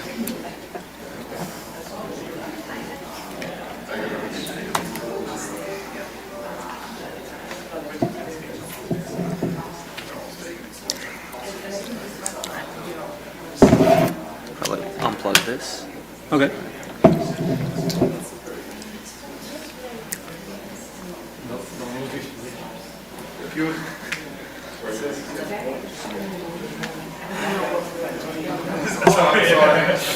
Did you manage to find these figures in the end? Sorry. No, It was. it's very similar. It was been. It wasn't the one, but if, so I don't. Sorry, it's like there were many things. I was still finishing something. If there is something you want to say, please feel free.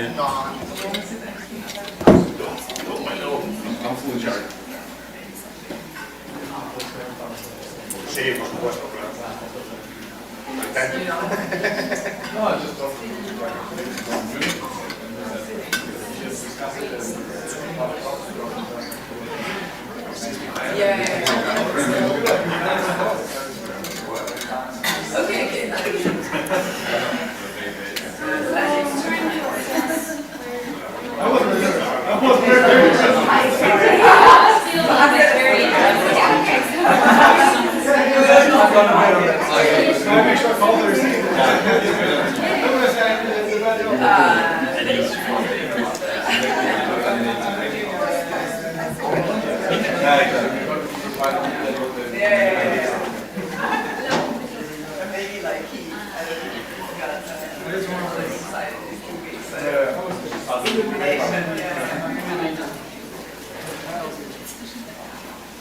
All right, let's carry on. So,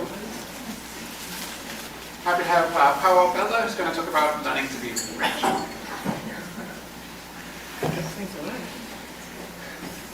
All right, so hi everyone, Paul Bella here. So today I'm presenting our paper on heterogeneous expectations and wealth inequality. This is joint work with Janko and Adrian, who is over here, and the usual disclaimers apply. Explaining the extreme wealth concentration at the top has long been a major challenge for us macroeconomists. So going back at least to Pareto, much of the effort focused on labor market outcomes without complete success. So more recently, the literature has shifted attention towards asset markets. One implication of this is that topics once relatively exotic in macro, portfolio choice, asset pricing, have moved a little bit more to the forefront. Expectations are critical for understanding both. The conventional approach is to impose from the outset what Sargent called communism of belief. You know, this idea that agents are heterogeneous along many dimensions, but they all hold the same beliefs, typically full information rational expectations. The microdata, however, don't look like a single point estimate. They look more like a full and rather beautiful distribution. So this graph, for example, shows the cross-section of expected stock returns among US households in a survey I'll describe in a moment. So motivated by this, we ask 5 questions. Number 1, what are the main features of the distribution of households' expected stock returns? 2, how can subjective beliefs affect wealth concentration at the top? 3, where do these heterogeneous beliefs come from? 4, how can we solve heterogeneous agent model with different beliefs? Are they even extractable? And 5, quantitatively, how much does this matter? So let me quickly preview some of the answers. Number 1, we document a strong association between beliefs and wealth. So wealthier households tend to hold more accurate and more optimistic beliefs, with a modest increase in over-optimism at the very top. 2, we show analytically that the additional risk investment generated by moderate optimism can thicken the Pareto tail by creating rare winners. 3, we propose a mechanism in which households use their own portfolio returns as a signal about future market returns. So high portfolio returns make them more optimistic, leading them to invest more in risky assets, and on average, experience higher future returns with feedback into more optimistic beliefs. 4, under internal rationality, these models can actually be easier to solve. So households are going to forecast prices directly rather than forecasting the entire cross-sectional distribution. And 5, quantitatively, heterogeneous expectations raise the top 10% wealth share by about 10 percentage points. So the first point you said that, was it the fact that the wealthier people are more optimistic or they're more accurate? What did you say? Or? Both. I'll show you that in a second.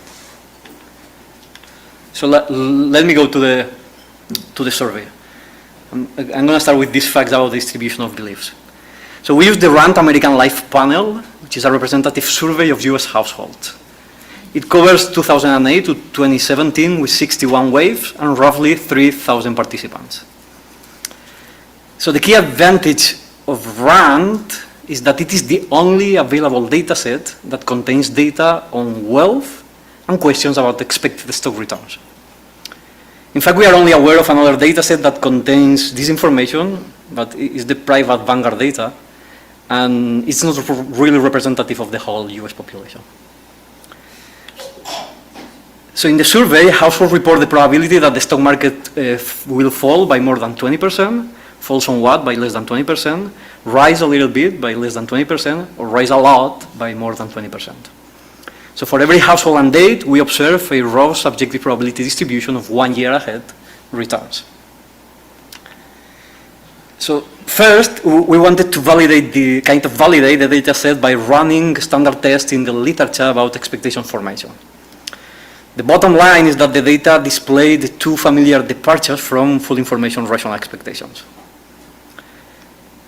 So, you know, the literature has paid quite a lot of attention to the predictability of forecast errors. You know, FIRE are kind of the best predictor given all the info, so forecast errors are basically noise. Instead, as in the literature, we found extrapolation, so beliefs respond too strongly to recent returns, and overreaction to news. There are many papers dealing with these facts, and we argue that they are mostly relevant for cyclical fluctuations. A second deviation that has received much less attention is this. There is a lot of disagreement, and this disagreement is very persistent. In the sample, optimists remain optimists throughout, and the same for pessimists. There is no crossing.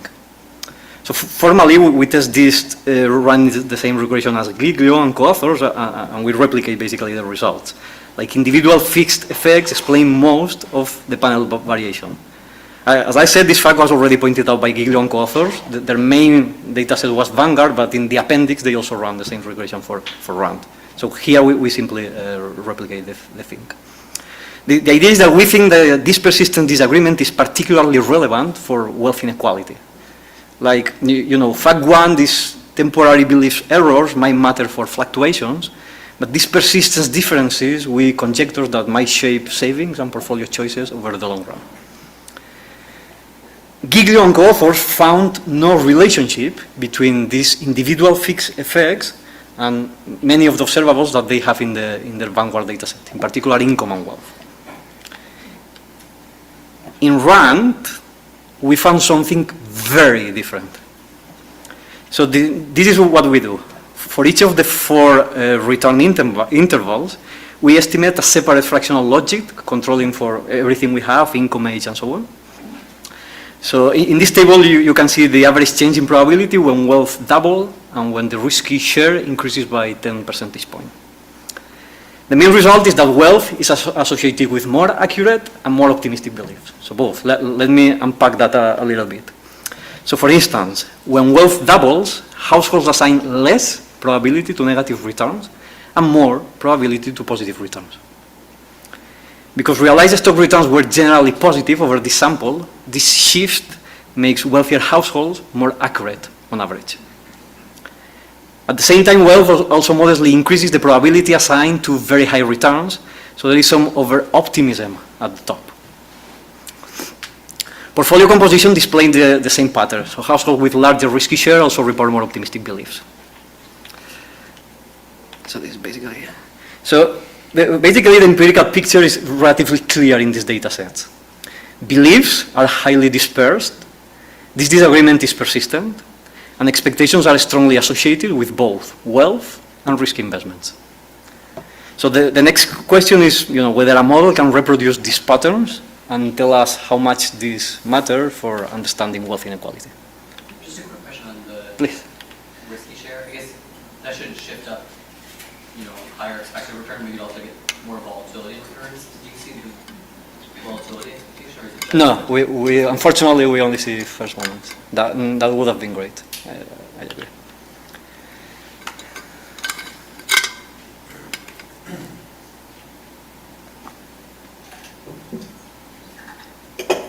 So let's go very quickly to the model. As is standard in the literature, we'll have a model with idiosyncratic weight risk, incomplete market, and aggregate risk. We are going to simplify this a little bit by abstracting from production. So we'll have a stochastic endowment economy. The flavor of it is more a macro finance kind of thing. On the other hand, we will make this a bit more difficult by including two types of ingredients.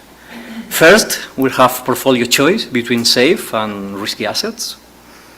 And second, we'll include internal rationality, Adam Marcet, and imperfect information, and this will be our way of modeling these heterogeneity in beliefs that we see in the data. Just to make sure that everyone is in the same page, let me very quickly show something very familiar to you all, the household problem. This is basically a savings, consumption, and portfolio choice problem. Households will pick sequences of consumption, assets, and the risky share, V, to maximize lifetime expected utility, where the expectation is taken relative to a subjective probability measure. I will unpack this a little bit in the next slide. Now the budget constraint, very standard. We got consumption, assets on the left-hand side. Right-hand side, we got idiosyncratic wages and the gross return to wealth. Assets are stocks and bonds, where P is the price of the stock, B is the bond. The return to wealth is a convex combination of the return on bonds on stocks, and the risky share is simply the value of stocks over the previous wealth. So we are using asset holding limits, non-negative wealth, no short selling is allowed, and there is an upper bound on how much you can borrow. There are some initial endowments. An important thing for us will be this subjective probability measure P. So we are using this idea of internal rationality from Adam Marcet, which says the following. Agents maximize expected utility given a well-specified subjective probability measure, is this being here. So P is a primitive of the model, very much like your utility function or if you have your production function. And P is defined over the pay of relevant variables that are external to the household, including market outcomes such as prices.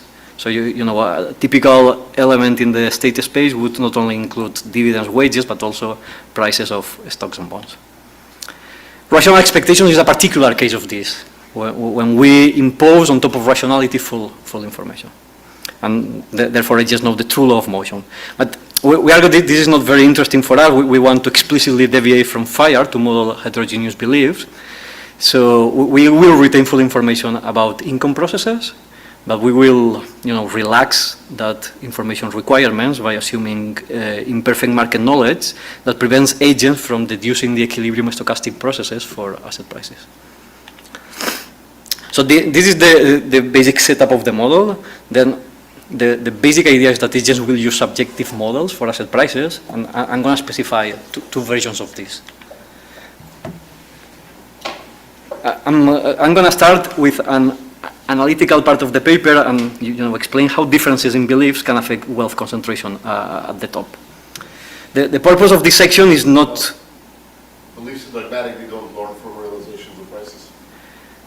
Let me explain that. I will use two different models. First, no, they will have some constant. Later, I will include learning here. So just to clarify, so here the only source of heterogeneous, the different return is a different portfolio. So there is no heterogeneous return here. So there is only portfolio composition. There are no idiosyncratic shock to returns to stock returns. You can include that. But the heterogeneous returns is about different portfolio composition. But but we also have aggregate shock. How about aggregate shock anywhere the economy? So the aggregate shock, there is an aggregate shock to dividends, and that affects their decisions. Right, so let me go to this analytical version. The purpose of this section is not to reproduce the full quantitative model. We simplify the environment enough to obtain, as I hope, is a relatively transparent mechanism. So let me build on top of the previous model. So we have CRRA preferences and infinite horizon, and I'm going to impose a list of assumptions. First, let me assume that households receive a constant positive wage, and this future labor income cannot be used as collateral, and portfolio constraints don't bind. So we also assume that households perceive stock returns as independent and log normal, and that the safe rate is constant. The reason of doing all of this is because under all this assumption we obtain the familiar Merton-Samuelson savings and portfolio rules. In particular, households save an approximately constant fraction of their resources, and the risky share increases with their subjective expected stock return and decreases with risk aversion. So these approximations become particularly relevant at the top of the wealth distribution. So for a very wealthy households, wages are relatively small relative to their accumulated assets, so portfolio returns become the dominant force driving the evolution of wealth. Under this approximation, which is correct asymptotically at the top, wealth then follows a standard Kesten process. So you know current wealth is last period's wealth multiplied by a random portfolio return and the saving rate, which is the kappa here, plus a positive amount coming from labor income. This additive wage term prevents households from becoming permanently trapped at zero wealth. At the top, it becomes negligible, and wealth dynamics are dominated by repeated multiplicative returns. So under standard conditions, this will generate a Pareto upper tail. Let me show you a couple of analytical results. I'm going to denote delta I as the expected excess return. The objective one will be delta O. So we can compute exactly the expected log growth of wealth. This is a asymptotic approximation. The key thing is that the red term in there, which you see is the deviation of subjective expected excess return from their objective counterpart. And there are three immediate results just by looking at this formula. Result one is that accurate beliefs maximize objective expected wealth growth. So when delta I is equal to delta O, this red term is zero, and you get higher lambda I. This is a result well known in the literature. For instance, there is this paper by Ian Martin and Papadimitriou, and it is also kind of consistent with the pattern that I showed you in the run data. Result two is that wealth growth is ham-shaped in optimism. As you get too pessimistic or too optimistic relative to delta O, you get on expectations lower growth. Point three is that beliefs error make the Kesten stationarity condition, which is this delta I should be negative, looser, right? Since it induces a non-optimal portfolio from the point of view of the objective probability measure. Point two was about the Pareto tail. So we can again derive the Pareto tail in closed form. I'm not going to bother you with this expression, but I want to emphasize this, that the Pareto exponent is minimized at delta I, which is above delta O. So this means the following. Let me show you in the graph, because it's going to be, I think, a bit better. So the bottom line is that moderate optimism lowers the Pareto exponent. In the x-axis, you've got here subjective expected excess returns, this delta I. In the y-axis, you get the Pareto exponent. So remember, the first result was that accurate belief maximize your expected log growth of your wealth. But in here, it doesn't minimize the Pareto exponent, right? The Pareto exponent is minimized to the right of this objective belief, which means that some over-optimism about what is justified by the objective measure lowers the Pareto exponent. If we want to look at this from the Pareto tail, is exactly the opposite, right? Moderate optimism increases the Pareto tail. The idea is this, that this tail depends on two forces. A lower mean growth which thins the tail. If you are not accurate, you are going to have lower mean growth. But at the same time, there is also a higher return variance, and this thickens the tail. So there is a kind of trade-off with these two things. Accurate households will perform best along the typical long-run history. This was the first result on accuracy. However, optimistic households overinvest in risk, lowering their typical growth, but creating more extreme winners. Right, so the Pareto tail is determined by these risk sequences of exceptionally high multiplicative returns rather than by average performance. So we have simultaneously this accuracy and over-optimism results. Now, all of this was done without any equilibrium at all, so I was assuming an exogenous process for stock and bond returns. What happens if we move to general equilibrium? So the truth in that model was the true returns were they just IID over time? Yes. And the beliefs that you either what kind of beliefs were they? I just didn't. Yeah, I can show you that exactly.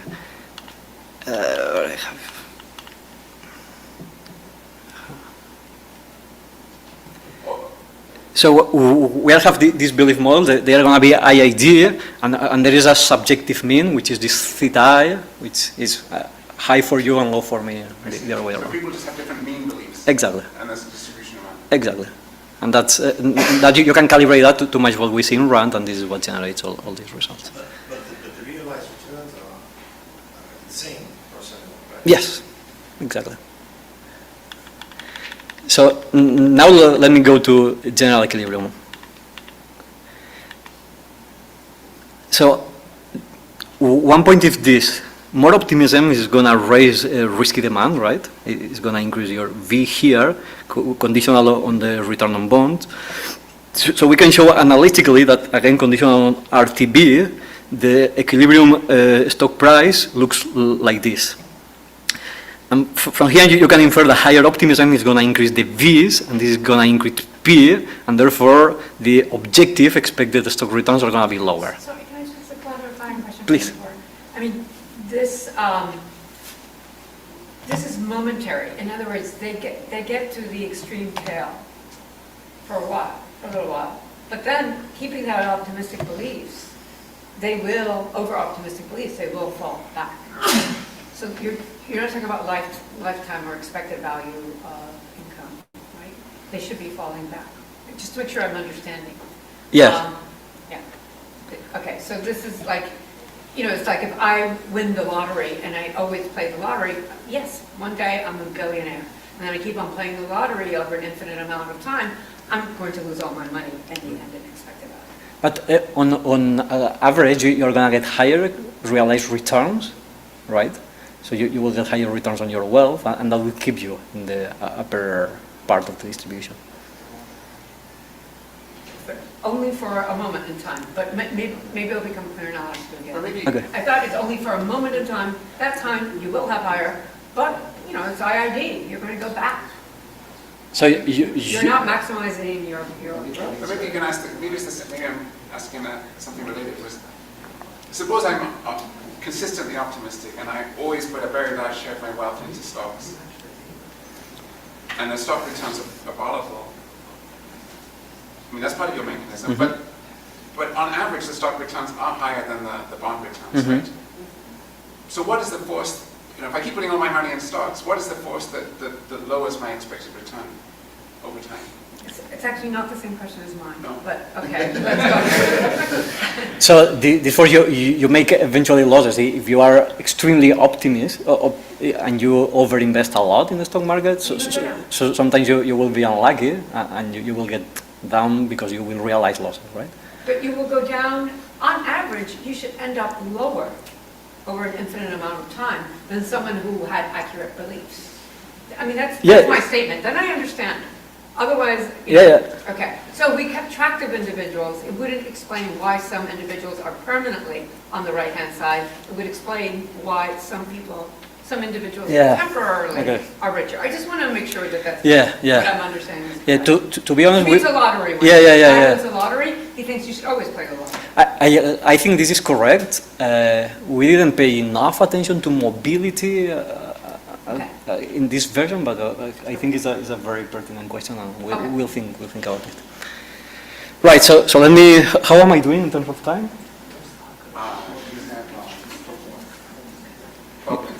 12 minutes. Okay. Let's go very quickly. So in general equilibrium, there will be some dampening forces. So higher optimism will increase the V's, that increase the P's, and that reduces expected returns.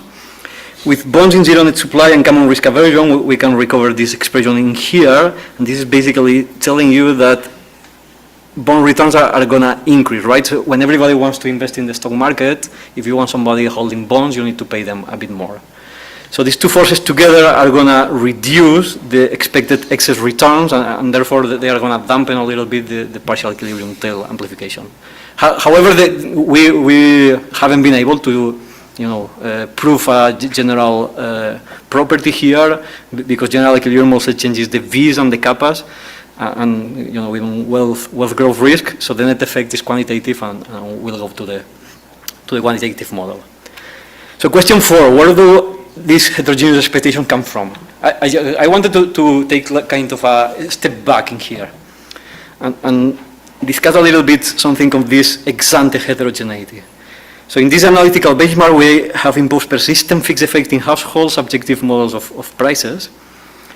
And in this model, if we calibrate the thetas correctly, we can match the observed belief heterogeneity, and we can sort of quantify their implication.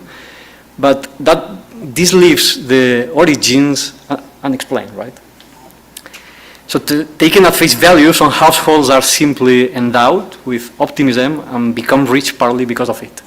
And that is kind of a kind of psychological theory of wealth inequality, which we weren't very satisfied with.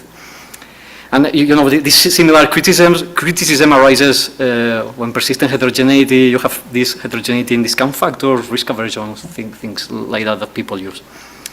Our question was whether we could explain, or we could say something about the origins of persistent belief differences. We won't explain this fully, but we wanted to think of a mechanism. So here is a quick illustration. The idea is, imagine for whatever reason you experience high own portfolio returns. You take this as a signal about how the market is going to perform. So you become more optimistic, you invest more, you have the higher risky share, you get higher exposure to these future risky returns. On average, this is going to realize higher own portfolio returns, and this feedbacks into more optimistic beliefs. So this feedback loop is the mechanism behind this idea of learning to be rich. Let me formalize this a little bit. So we are going to think the household I perceives and observe expected return state, this Z here, and portfolio performance is interpreted as a noisy signal about this state, where this noisy signal is a combination of past market returns and your past own portfolio returns. And this is a filtering problem. We use a statistic Kalman filter, and we have this constant gain updating rule, where your 1 period ahead expected returns will be equal to the previous expected returns plus some updating in the direction of a convex combination between your own portfolio returns and the market's returns. So this seems to generate this feedback loop that potentially might explain these individual fixed effects. We wanted to find some kind of supportive evidence of this. In the run data, we have in run data set, there is no data about own portfolio returns, neither expected own portfolio returns. However, in the UBS Gallup survey, we have both. And let me show you a quick scatter plot that shows that past own portfolio returns are positively associated with expected market returns.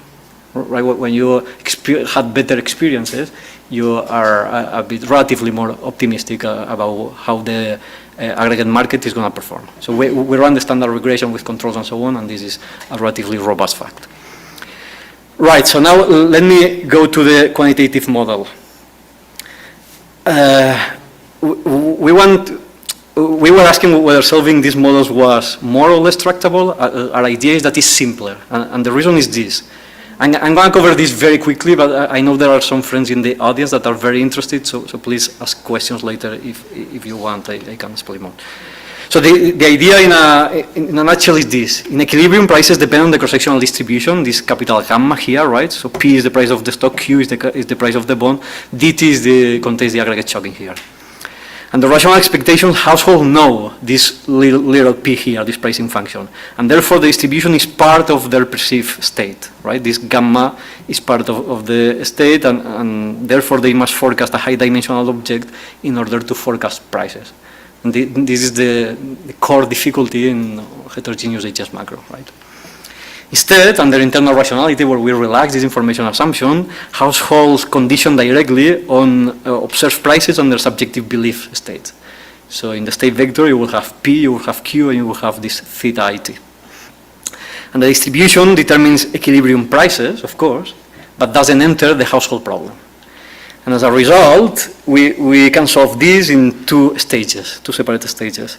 In stage one, we solve the subjective household problem, so we derive the policy functions conditional on their subjective probability measure, so we simulate exogenous sequences of all these variables. Once we have these policy functions, we impose market clearing and we recover equilibrium prices. So in stage one, we use neural networks, we train these neural networks, we record these policy functions. In stage two, we compute market clearing prices that of course depend on the whole distribution, wages, assets, beliefs.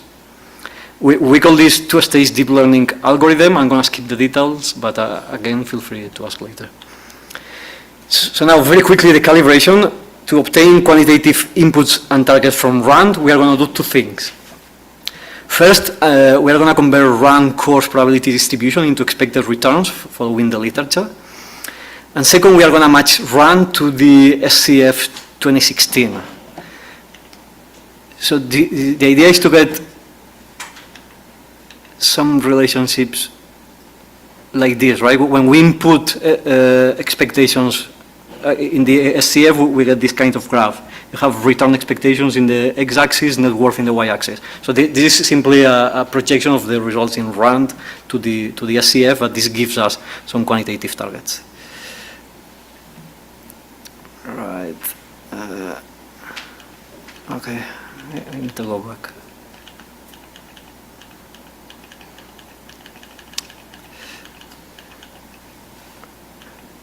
Right.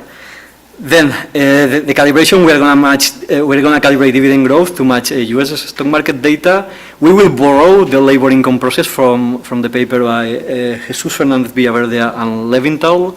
This is a two-stage Markov process where we calibrate the two states to match the bottom 90 and the top 10 in the SCF 2016, and the persistence we borrow from them and they compute it from a Chetty paper. So I know in the audience there are people who has much better idea on how to do this in a much better way. So we are very happy to hear your suggestions. And we'll have permanent times determining discount factors and risk aversion. We'll estimate one parameter using the SMM, and then all portfolio choices, asset prices, income and wealth distribution are endogenous. We are going to assess the model stationary wealth distribution against the SCF 2016. We focus exclusively on financial wealth, excluding housing and other non-financial assets. So when we say risky assets, we think of basically public and private equity. There is no housing here. Right, so let me show you some of the outcomes of the model. This is for aggregate variables. I think the bottom line is that for this being a preliminary calibration is not too crazy. It matches reasonably well. For instance, dividend growth, standard deviation of growth. We replicate very well the equity premium. If anything, there is too much premium, right? And the reason of that is that the PD ratio is a bit too low, and that also explains that the wealth to income ratio is a bit too low. So we can do a bit better in this dimension, but overall, this gives us some confidence that the model goes along the right lines. Now, let me show you the distributions. So what do we have in this table? In the columns, we have top 1, next 9, middle 40, bottom 50. In each big column, we have the model and the data. And then in the rows, we have wealth, income, and wage shares. We have the risky asset share, expected stock returns, and portfolio returns. First thing I want to highlight is that expected stock returns, so the model with this learning from experience is able to generate the belief gradient across the wealth groups, right? So expected returns are higher for the top 1%, about 8.60, while for the bottom 50, they are about 5. So this is almost 4 points of difference, which is very similar to the difference that we see in this imputed run SCF dataset. The point too that I wanted to highlight is that I think we generate very well this transition from wage inequality to wealth inequality. So wage inequality is relatively compressed. Income inequality is a bit higher. We have capital income here, this explains the difference, but wealth inequality really is much higher than wage inequality. Remember that in many of these models, the tail behavior of wealth inequality, resembles that of labor inequality. This is a result in a recent paper. So we can really depart from this result and get the right distribution here. How much does this matter? What's the effect of heterogeneous expectations? So 2 things here. First, look with me the expected store return raw. As you can see, when we have heterogeneous belief, and these are based on learning from experience, we have the same numbers as before, 860 for the top 1, 509 for the bottom 50. When I remove this learning from experience, so I just learn but only from market returns, they all are much optimistic, but they all believe the same, right? So despite being relatively more optimistic and more accurate, this is what happens with the wealth shares. So this learning from experience increased top inequality by about 10 points at the top 1%. In the last minute, I think I have. So all what I've been telling you has been about the long run distribution in the model. We wanted to have a sense of the transition dynamics. So we did this experiment. We are going to fit the model with observed asset prices and dividends, and we are going to produce endogenously portfolio shares and wealth shares. And this is how it looked like. A disclaimer is that we need to improve this calibration, and I'm cheating here a little bit because I'm using 2 different y-axes. But my main point here is not about the levels, but is about the dynamics. Okay. So the data is the aqua line, the model with learning from experience is the red line. So as you can see, the dynamics are strikingly similar, the model relative to the data. So let me conclude. Key facts from the microdata: there is persistent disagreement, there is a strong association between return belief, wealth and risky holdings. Accurate belief maximizes objective expected log growth, but moderate optimism can thicken the Pareto tail. Internal rationality makes heterogeneous model with aggregate risk both consistent with microdata and easier to solve. And learning from portfolio experience amplifies exact differences, helping to explain concentration at the very top. Thank you.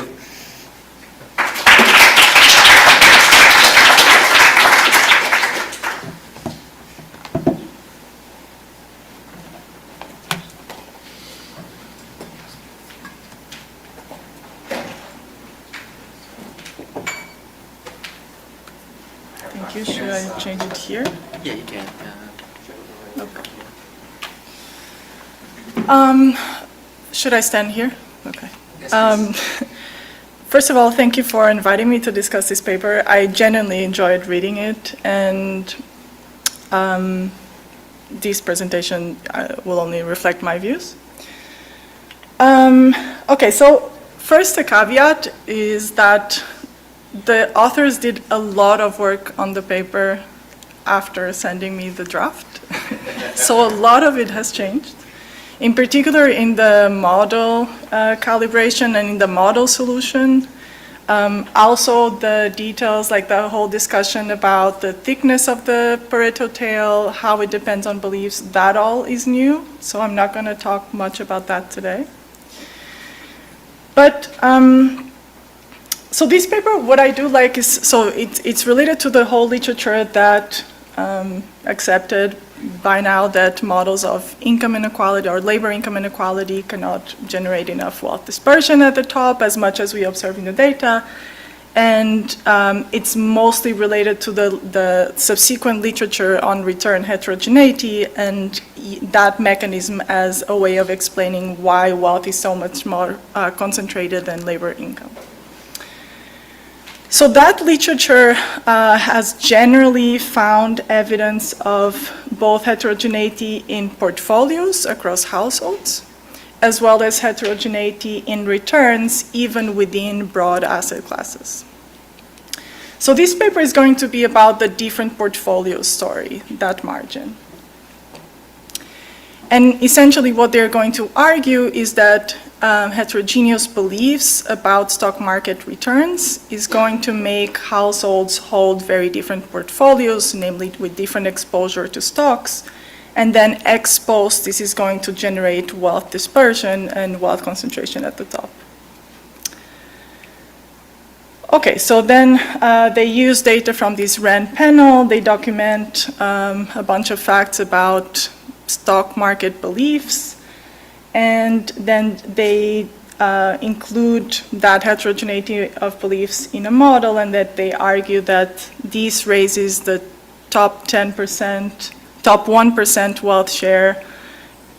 In the draft that I saw initially, it was 50%. In the slides that I saw yesterday, it was 25%. Now it was 10 percentage points. So anyway, so I think there's some ongoing work about how much it matters, but the argument is that this matters for top wealth concentration. Okay, so overall, I think this is an important paper about an important question. I think that the paper is doing a lot of things, from documenting empirical facts to writing a heterogeneous agent model with aggregate risk, with non-rational expectations, different forms of belief formation and learning. So there's a lot there. I sent you an email with questions that was probably too long. Sorry for that. And I'm sure that some of you have some of the same questions. But overall, what I like is that it tries to move forward towards explaining the heterogeneous returns that in previous models, including my own work, often were modeled as exogenous heterogeneous returns.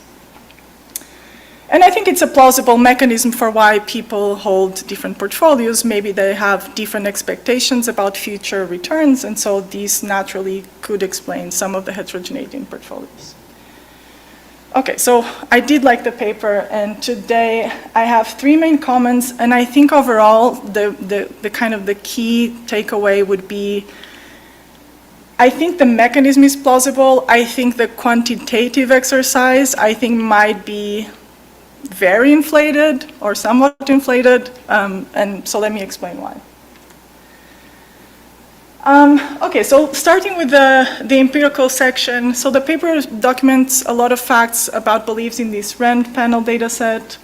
I think most of a lot of that, of what you show in the paper has been previously shown, either in different data sets or the same RAND panel.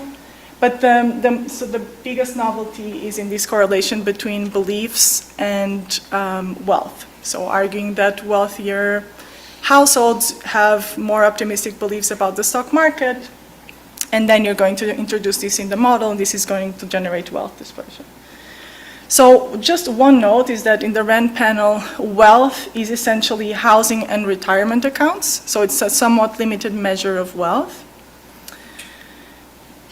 In part because of that, what the authors do is that they're going to match the RAND panel, so the beliefs, observations, with the Survey of Consumer Finances that has broad information about household wealth, and they're going to try to match the two so that they can observe both beliefs and wealth at the same time. So what they're going to do is that they're going to impute stock return beliefs based on some observables that are present in both data sets. And these observables are going to be wage, retirement accounts, and the equity share in retirement accounts, home ownership, the home value, and age. And then they're going to, after doing this matching or this imputation, they're going to calculate the correlation between beliefs and wealth in this joint data set. And then they're going to use this, I believe, from what I understood, as a calibration target in your model. Okay, so I have two concerns about this imputation. The first one is, so just to be clear, what they do is that, so let's, I'm denoting here X, the observables, the age, labor, income, etc.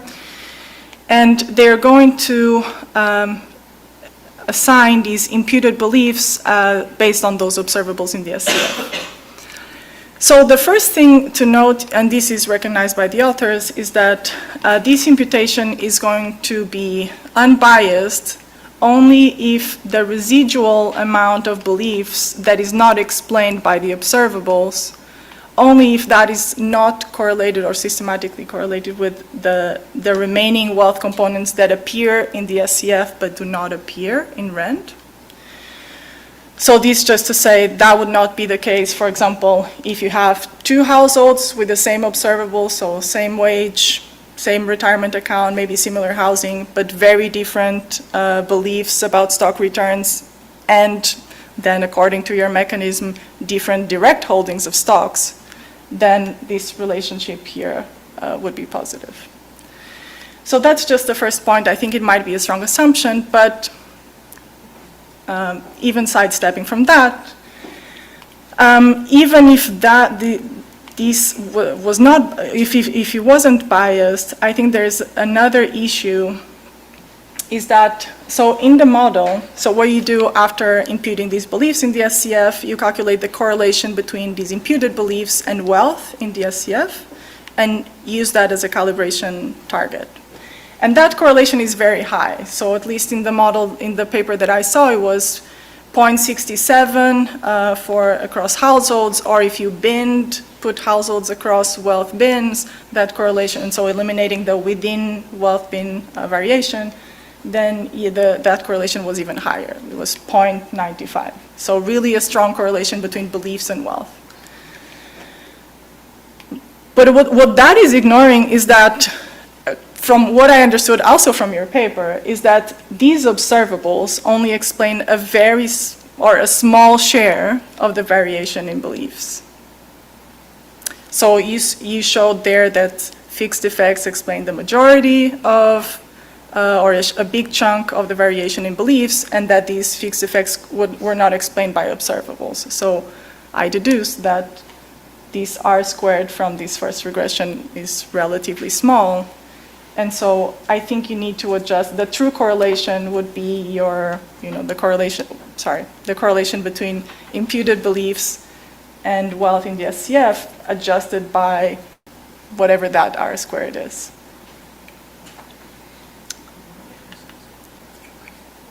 Okay, so then my second comment, again with the same worry, is looking at the portfolios implied by the model and implied by the data. And here, so in the model, there was, comparing the bottom 90% and the top 1%. The bottom 90 held a risky share of 33%, whereas the top their portfolio is mostly risky assets, and it was about 86% of the risky assets. Okay, so then in the data you show that you told me that this percentage here in the data was 77, something like this. So in the data, risky assets is not just stocks. There's a lot of things there, and particularly for the rich, there's a lot of private businesses whose returns and the return process is very different from stocks. So I think by including all of those extra assets, I think you are inflating the gradient, the dispersion in risky shares. So here, when I'm plotting, I just calculated, assuming that total wealth was just the sum of safe assets and stocks, ignoring everything else, the risky share, or the share of stocks, would move from about 41% in the bottom 90 to just 61 at the top. So a much smaller dispersion. So in practice, what this means is that your model is able to generate a return dispersion that is the product of the portfolio dispersion times the equity premium, your model generates a dispersion of 6.1 percentage points. If instead, if we were to use these shares, even with the same premium, it's kind of the actual return dispersion would be of only 2.3. Another way of saying this, or another way of seeing this, is by looking at the pass-through from beliefs to portfolios implied by your model. So in your model, a 1 percentage point rise in expected returns raises the risky share by 17 percentage points. In the data, estimates of this number are 1 or 2 orders of magnitude smaller. So again, this just makes me worried that you're kind of inflating the portfolio dispersion and therefore the total return dispersion and therefore the wealth concentration that you can explain. Okay, and my last main comment is kind of a big picture comment and is taking a step back. So, and I think it's about the framing of the paper. So in the paper you talk a lot about top wealth concentration, the top 1% wealth share, and you argue that you match it reasonably well. As I said in the beginning, return heterogeneity can come from two channels, the portfolio composition that you study and the return heterogeneity within assets. And even within the first part of the portfolio composition, stocks are a relatively small share of total portfolios, in particular for the rich. So kind of the question that I want to ask you is whether, if you really want to try to understand top wealth inequality, I wonder whether stock returns and heterogeneous beliefs about those are kind of the first order question about that. I'm not saying that it's not important, but just putting it into perspective. I had a few other comments. Some of them may be outdated, I'm not sure. But I'll just conclude by saying that I think this is an important paper. I'm very excited to see the newer version of it. I think it addresses an important question which, as of now, has been largely unexplained in the literature, which is kind of why do people hold so different portfolios? I don't think we have a very good answer for why they look so different and so much more exposed to higher return assets for the rich. But yeah, quantitatively, I kind of want to see a little bit more before I'm fully convinced. Thank you.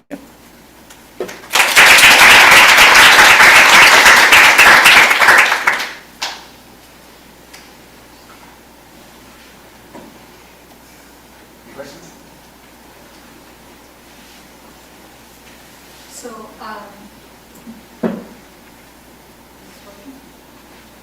So to get a higher wealth concentration at the top, I think you need a rare sequence of positive shocks, right, to get the Pareto right tail. And I was wondering, what is the role of access to investment advice in this context? Because there is literature in household finance which would say is that as you get higher along the wealth distribution or the income distribution, you can access more investment advice. I think about investment managers, fund managers. It's hard for me to think of Elon Musk, for example, continuing to make the positive bets and continue to get richer without any help or investment advice, which is challenging. A very interesting paper. So I'm not going to ask you about why you're sourcing so fast, because I understand why it's fast. So I think basically the model that you have is a Haggard model with aggregate risk and also risky, and also like a stock as a Lucas tree. So typically, I think that typically of some portfolio choice of this type of model is if you have some, perceived low motion about the price, which is not so accurate, you easily get degenerate portfolio choice as a solution. And then I guess that will not match the data very well. So how you actually can get around that kind of difficulty? Do you use some adjustment cost or other stuff? And I was wondering instead if you could clarify a little bit the way that the mechanism works through which you get Pareto in the analytical model.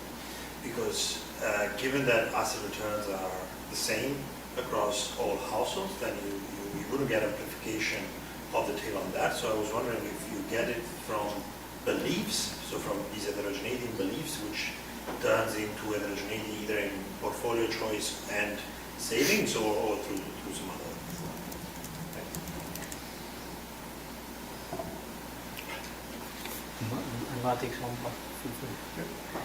Right. So thanks everyone for the questions, and in particular thank you to Ines.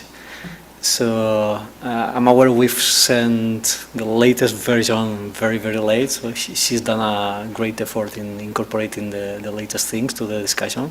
So thanks a lot for doing that. Let me pick on some comments.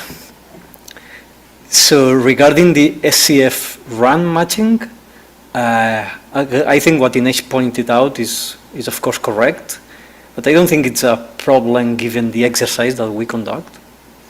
So we predict expectations from some demographics in the SCF as well as we can, and then we calibrate the model using these expectations, income, risk, attitude, not wealth explicitly, right? So again, I think the core fact that we want to document this association is based on the raw data in RAND, and I think many of these criticisms do not apply to explain this positive correlation there. What else? Another comment regarding what's the risky asset in the model, right? Whether these are stocks or whether this is something else. So a paper we had in mind when we were writing this is the paper by Jesus Fernandez, Villaverde, and Levinthal. They have a similar project. They have two assets, safe assets, risky assets. They interpret the risky assets as being housing, public equity, private equity, and so on, right? We are going along these lines. We were a bit uncomfortable with putting housing with equity, right? So we restricted all the numbers to just reflect equity, both private and public. So from the point of view of modeling this dominance, if you want, of the private equity at the very top, which we document in the paper, I think we're fine. The issue where we are not fine and where we should improve is how we derive the target moments for the risky asset returns. And here we are using only data for the SP 500. And this is where the targets might not be good enough, right? Because we are using mean returns, the variance of these returns for matching the SP 500. Private equity returns might have a different process. And ideally, we will have to calibrate this to match a joint process for the two things. Potentially, we can distinguish between public and private equity in the model, so have a richer portfolio choice. But I think to first order, the modeling choice is not too crazy. What else? This idea that portfolio dispersion is overstating, I think it relates to what I just said. In the data is 77%, the risky share for the top one. In the model is 80-something, so it's a bit above, but not too crazy. So I think risky share are relatively good. Again, we should change the risky return targets. Yeah, I think these are my main comments for Ines. Then the other questions, and I'll let you add or whatever. So the access to investment advice, we don't have that in the model. I think that would perhaps help explain heterogeneous returns within asset classes, right? That you have access to different return technologies even within the same asset classes. Well, we don't have that in the model. We are happy to explore things along these lines. Perhaps looking at investment advice, but more general to include this within class return heterogeneity, which I think is an important fact that some of the literature has documented. Regarding how we generate inequalities, it goes through heterogeneous belief, heterogeneous portfolios, and this feedback loop between portfolio returns and belief that I explained. And finally, regarding how we get non-degenerate portfolio choices. This was your question. Right. So we've been playing a lot with this. In the model, in this calibration that we showed you, with this distribution of belief, we haven't run into that problem. So I do remember, Adrian will be able to add more in here. In some earlier simulations, we got kind of bang type of solution, right? But with this heterogeneous belief, when we have learning from experience, there are some fluctuations. We avoided that. But we are very happy to talk more about this. We have thought of this. We were exploring, some kind of taxes, adjustment cost, and so on. In the end, we didn't include that. But yeah, very happy to discuss that more. Yeah, I think this is it from me. Maybe let me just add a few things about this. So I think one of the reasons we do not get corner solutions, although for some levels of the PD ratio, extremely low level of the PD ratio, the agents go to the bound of the risky share, but just for the low levels. But one of the reasons I think we do not get this is the way we solve the model, in the sense that we run short-run simulations, so we do not run a very long simulation over time, but we run short-run simulation of around 300 or 500 periods, but over many histories. And that, I think, helps a lot in avoiding this going in the long run towards this risky share, this corner solution of the risky share. So I think that plays quite a big role for that. Yeah. These short-run simulations are in stage 1 when we are training the policy networks. Yeah. In stage 2, when we simulate general equilibrium, we have like 20,000 periods, 50,000 agents. So we have these long-run simulations there. Yeah. Right. Thank you so much. Thank you. Thank you. So we're still breaking and we'll be back in 10:30. Very confused by the question. Let's see.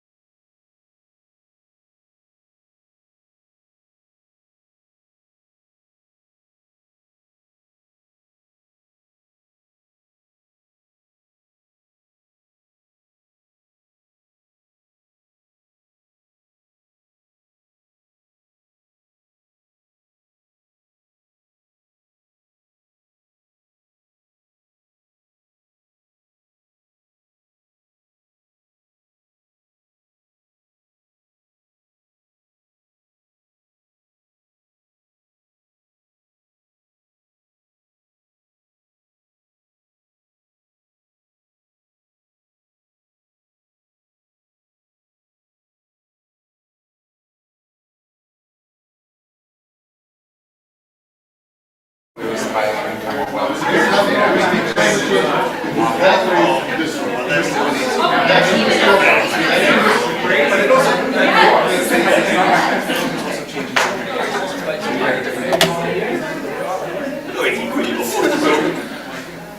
I mean, I think that's definitely a problem in this town.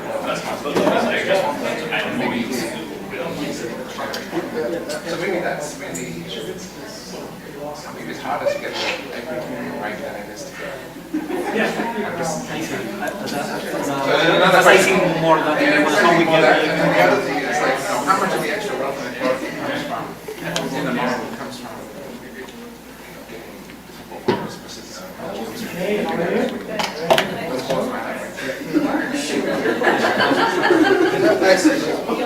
Thank you so much.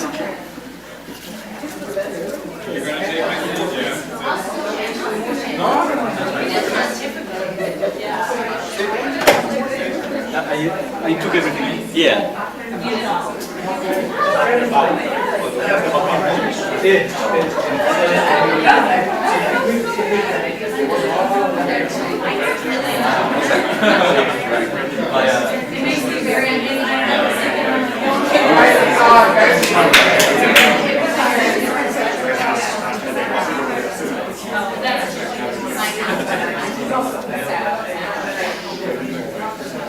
So we're going to carry on, and next paper is going to be Jan Pedro, who's going to talk about luxury for all.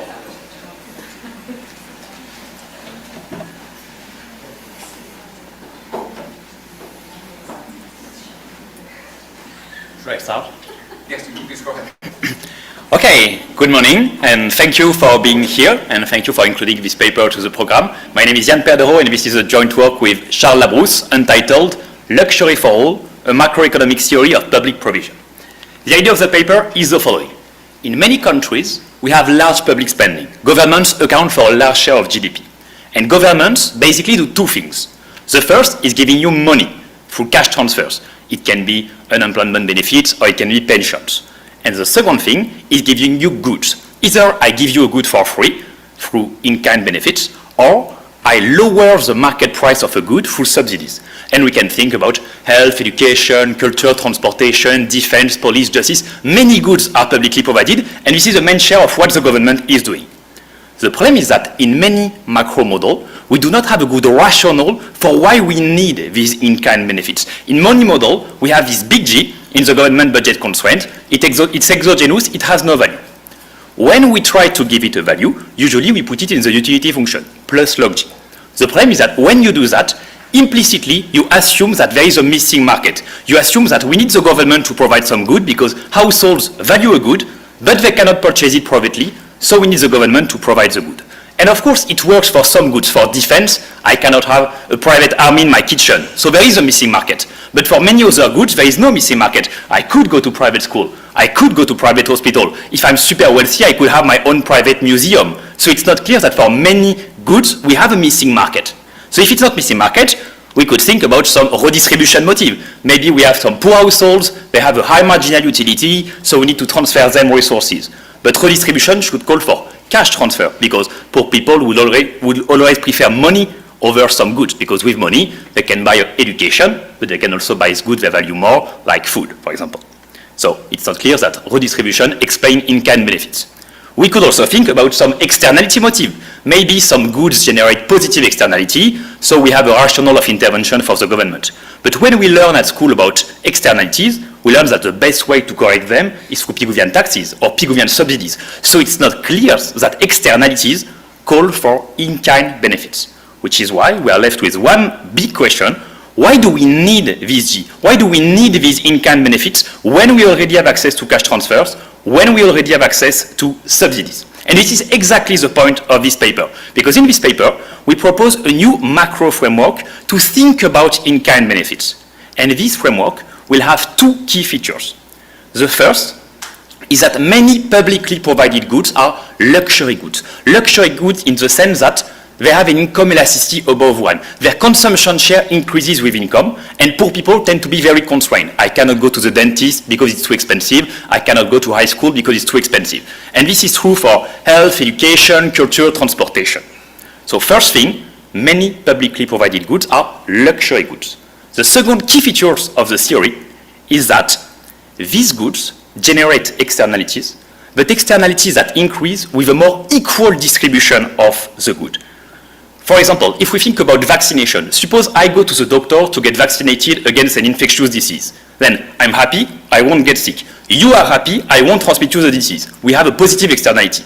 But this externality is concave or imperfect substitute or pro-equality in the sense that it's better if I have 1 unit of vaccine and you have 1 unit of vaccine compared to if I have 2 units of vaccine and you have none. So 1 plus 1 is better than 2 plus 0 for the externality. And we can think about health, but we can also think about the link between education and crime. If I go from 1 PhD to 2 PhDs, I won't commit less crime.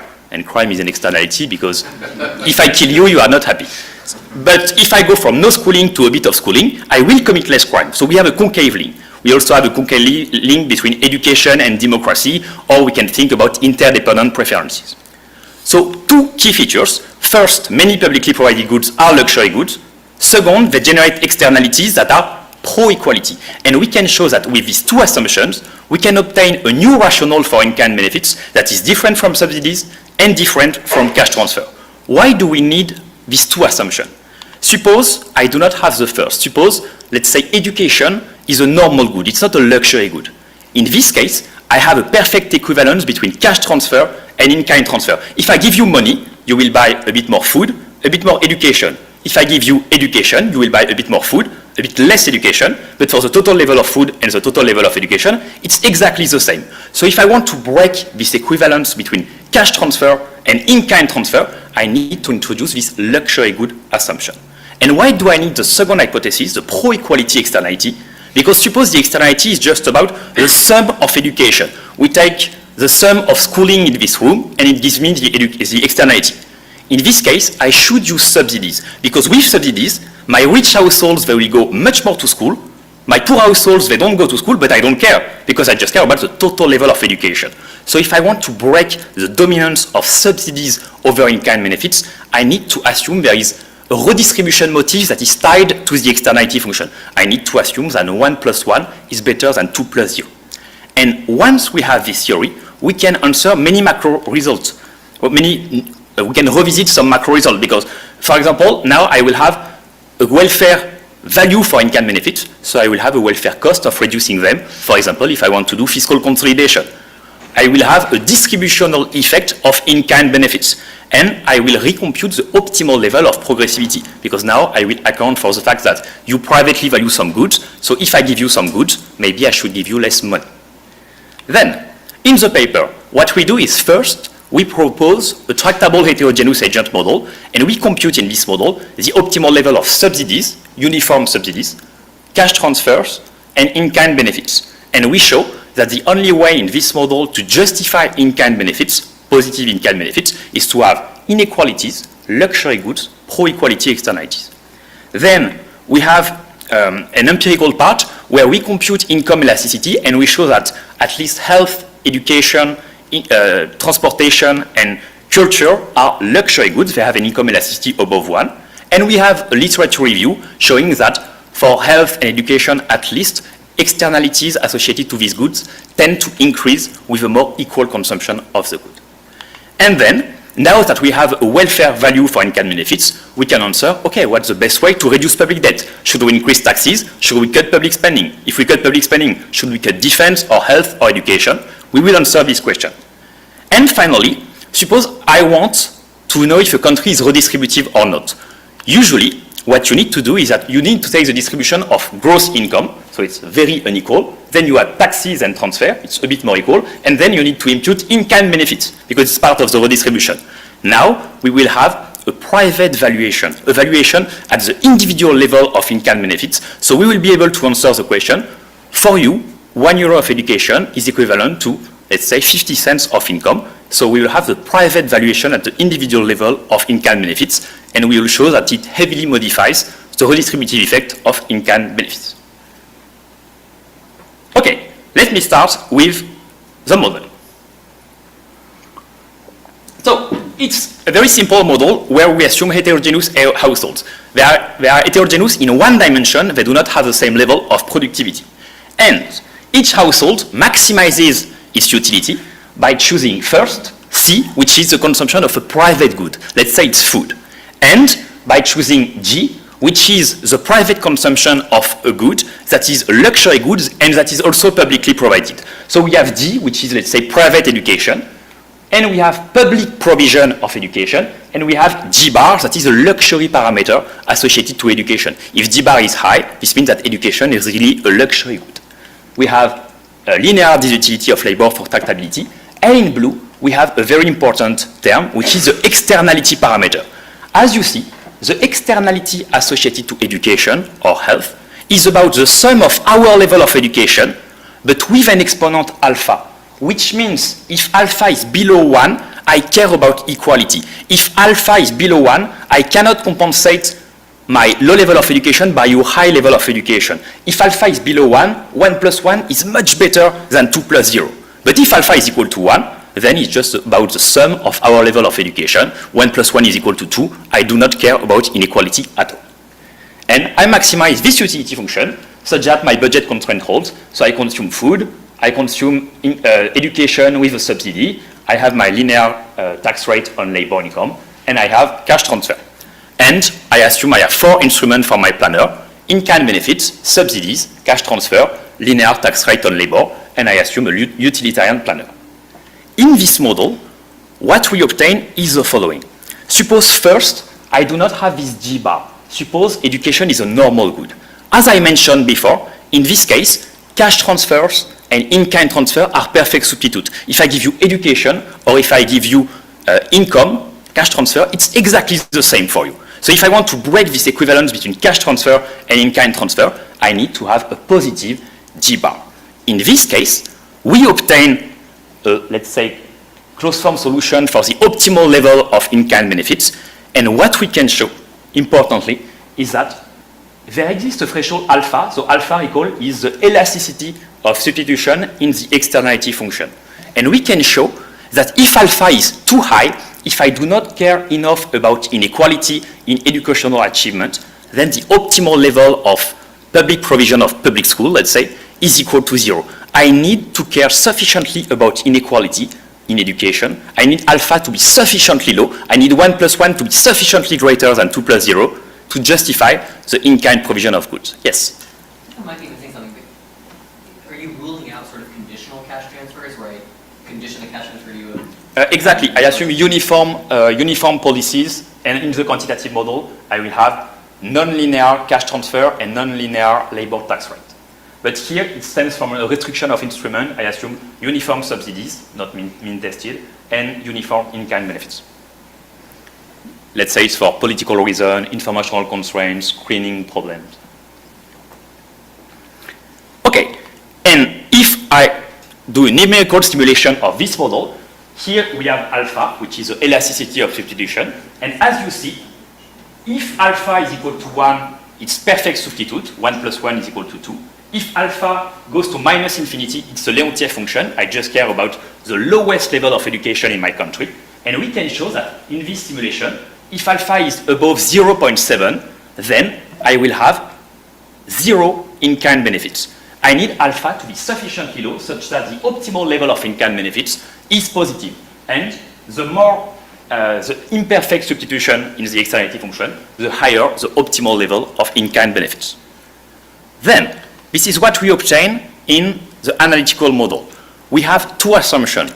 Many publicly provided goods are luxury goods, and these goods generate positive externalities that increase with a more equal consumption of the good.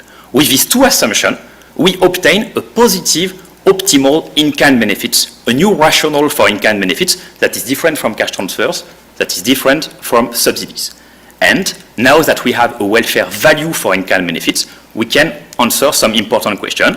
What's the cost of reducing them during fiscal consolidation? What is the new optimal level of fiscal progressivity? And what are the distributive effects of in-kind benefits? Yes? Just clarifying, as long as GI is greater than 0, then the 2 are going to be basically in-kind is the same as a subsidy because they can shift around. Yes, for people above the threshold, yes, for rich households. I don't fully understand, like I understand the luxury good gives you this GI equals to 0, but the GI couldn't be equal to 0 without luxury good as long as the planner would like enough to put money into that thing. So I don't really follow the result of why they're always, when they're not luxury good, indeterminate. Yes, so what matters for us is that poor households do not privately consume the good, so that giving them money is not enough to make them go to school. And what matters is that poor households don't react to subsidies. But in our framework, if you are above the threshold, yes, for you it's perfectly equivalent, subsidies, cash transfer, you can reach the third base with any of these instruments. So I need poor households to be insensitive, inelastic to subsidies, and we see this as a reduced form, for example, of borrowing constraint or behavioral motive or anything that makes poor people not naturally spend their money on these goods. Then, the first application is about fiscal consolidation. Why fiscal consolidation is a natural exercise? Because if I want to reduce public debt, either I increase taxes or I cut public spending. To know what's best, I need a theory of public spending. Now I will have a welfare value for this in-kind benefit, so I will be able to tell we should cut defense or we should cut health. So what we do is we introduce our simple framework into an IAGARI model. And instead of having just 2 goods, before we had food and education, basically, we'll have 8 goods. One will be a pure private good, let's say it's food. One will be a pure public good, let's say it's defense, a goods with no private counterpart. And we will have 6 goods that will be public and private. And it will be health, education, culture, transportation, security, and housing. So we'll have everything basically of what the government is doing in our model. We'll have some dynamics, non-linear utility of labor, and a complete set of instruments for the government. So on the household side, it's exactly the same model as before, but bigger. Now we have some dynamic, we still have food, we have our 6 goods, and we still have private consumption, public provision, and the luxury parameter. We have non-linear utility of labor, and we have this big X, that is the externality function I will define. And I still maximize my utility subject to my budget constraint. I consume, I have 6 different subsidies, saving, and net labor and capital income, and cash transfer. And for the government, basically it's the same. Just now we have public debt, a pure public good, so defense. We'll have 6 sectoral goods with in-kind provision and subsidies, cash transfer, and I finance all this with taxes. So if I want you to believe me, I need to be careful on the calibration. So what we do is that we try to match the consumption share for each of our 6 goods for French data. And for example, in France, education is mostly public, so it's only 1% of private expenditures, while for health, it's a bit more, for example. And we also calibrate this G-bar, this luxury parameter, to match the share of household with 0 private consumption of the good. For example, for health, we take a health survey where people say, I cannot go to the dentist, I have unmet medical needs because it's too expensive. For education, we take people in public school. For housing, we take homeless people. For security, we have a survey when people say, I have a big dog to take care of my house. I have a big alarm. I have armored door. So we try to discipline this with surveys on each consumption good. This is completely untargeted moment. We look at administrative data, we compute the idiosyncratic productivity shock for French data, and we match pretty well the total wealth and disposable income.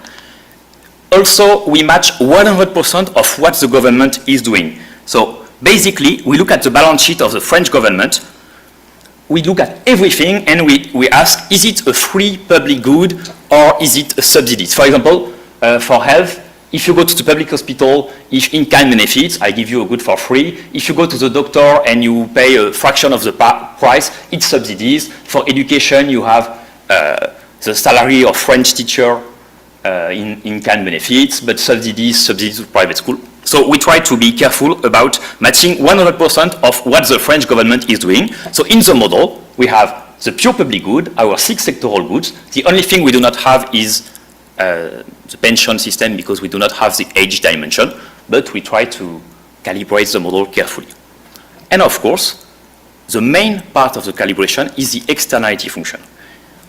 This is the core of the paper, basically, because we have 6 goods, and for each good we have 2 parameters. The first is chi k, which is the strength of the externality, and the second parameter is epsilon, which is the elasticity of substitution in the transportation externality, education externality, health externality. And for the pure public good, we just have one parameter, that is chi p, because we do not have private consumption of defense. How do we model this parameter? We take a leap of faith, and we assume that the French government is so perfect that it's able to maximize welfare. So we reverse the model, and we find what are the 13 externality parameters such that the 13 policies in French, which are the 6 subsidies, 6 in-kind benefits, and pure public good, are optimal. So we ask, okay, what is the set of parameters such that the welfare is maximized at the observed value? And what we obtain is the following. So we call this externality, but we could have exactly the same as saying it's the planar preferences. It's perfectly isomorphic. So what we obtain, for example, is that here we have the elasticity of substitution. So if we go to infinity, it's perfect substitute. If we go to 0, it's Leontief. And as you see, education by revealed preference tend to be a bit more substitutable, but still perfect substitution would be at infinity. So it's 1.4, so it's relatively more substitutable, but it's not that substitutable. And for health, it's less, and security and culture, maybe we don't want anyone not able to speak, anyone being harmed, so let's say it's very unsubstitutable. And I just want to say something. Of course, it's very unrealistic to assume that any government is optimal. But at the same time, we think it's also more robust, because if I do not start from the optimal level of public spending, and I ask what's the best way to reduce public debt, then it's just about your political opinion about what should be the optimal level of education, of health, of anything. Here, I will start from the optimal level of defense, health, education, culture, transportation, and I will ask, what's the best way to reduce public debt? And as we start from the optimal, it's going to be painful anyway. But still, I will show you in 2 slides that you should cut defense, you should not cut health. And it's not because I prefer health over defense. They are optimal. It will be because of internal mechanism of the model. So yes, it's crazy assumption, but also it's more robust for the exercise we want to do. Cannot you calibrate these parameters using surveys of data of households rather than the government? So these are parameters in the household. yes. So if you have any way to discipline this parameter, we are all here, because it's very difficult to obtain the externality function in real life. For education, we have Acemoglu, but it's just about the average externality. It's not about the elasticity, the curvature of the externality. We have some Kramer parameter for the deworming, the paper with health. So ultimately, these are preferences about equality. yes, so let's say it's the revealed planar preferences if you prefer. But we believe that planar preferences stem from externality, not the opposite. So that's why we call them externality. Okay, then I will show you what's the best way to cut public debt in this model. What I will do is that I start from an initial steady state with 100% debt to GDP. This steady state is optimal by construction, because I have set up my parameters such that the steady state is optimal. Then I compute a new steady state with less debt. Now I take the externality parameters constant and I re-optimize the policies. So I go from optimal steady state with a high debt towards optimal steady state with low debt. Then I assume we have an AR1 process on debt to connect the 2 steady state. And I ask the question, okay, what's the best way to find this money? Should we, in blue, cut in-kind benefits? Should we, in yellow, increase, in this example, labor tax, but we could do this with any taxes? And what I will present you 2 polar cases.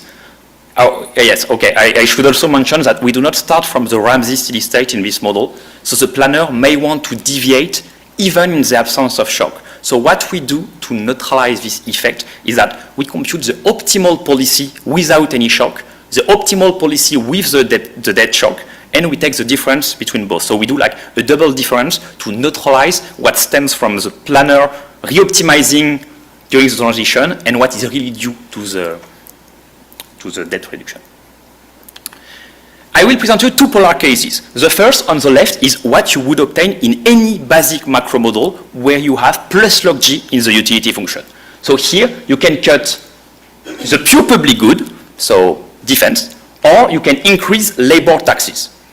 On the right, we can increase labor taxes, or you can cut public provision of health, so public hospital, or subsidies to health, let's say partial reimbursement when you go to the doctor. And what we obtain in the first case is the following. If I want to reduce public debt, we obtain a very basic result. I will a bit tax you, so you will reduce your private consumption. You will have a higher marginality of private consumption, so I need to reduce a bit public provision to equalize the marginality of private consumption with the marginality of public provision. So I need a bit to increase taxes. I need to cut the pure public good. Now, what we gain with this model is the following. Here I can cut public provision in health. And in this case, what we obtain is a negative optimal decrease of in-kind benefits associated to health, which means I need to find money to repay public debt, and yet during the transition, I will increase the public provision of hospital. Why do I obtain this? I obtain this because health is a luxury good. So if I tax you, you will decrease your private consumption, but also your private consumption of health, and you will decrease it by a large amount. So if I cut further public health, you will have a big drop of private health, plus a big drop in public health, so it will be very bad for the health externality. So what I should do is that I should compensate your private decrease in health by increasing the public provision in health. Yet I need to find money, and in this case, I will cut subsidies. Why should I cut subsidies? Because with this example, if I increase labor taxes, it will increase inequality, because labor taxes is the only source of income for middle class and poor households. So and inequality is very bad for the health externality.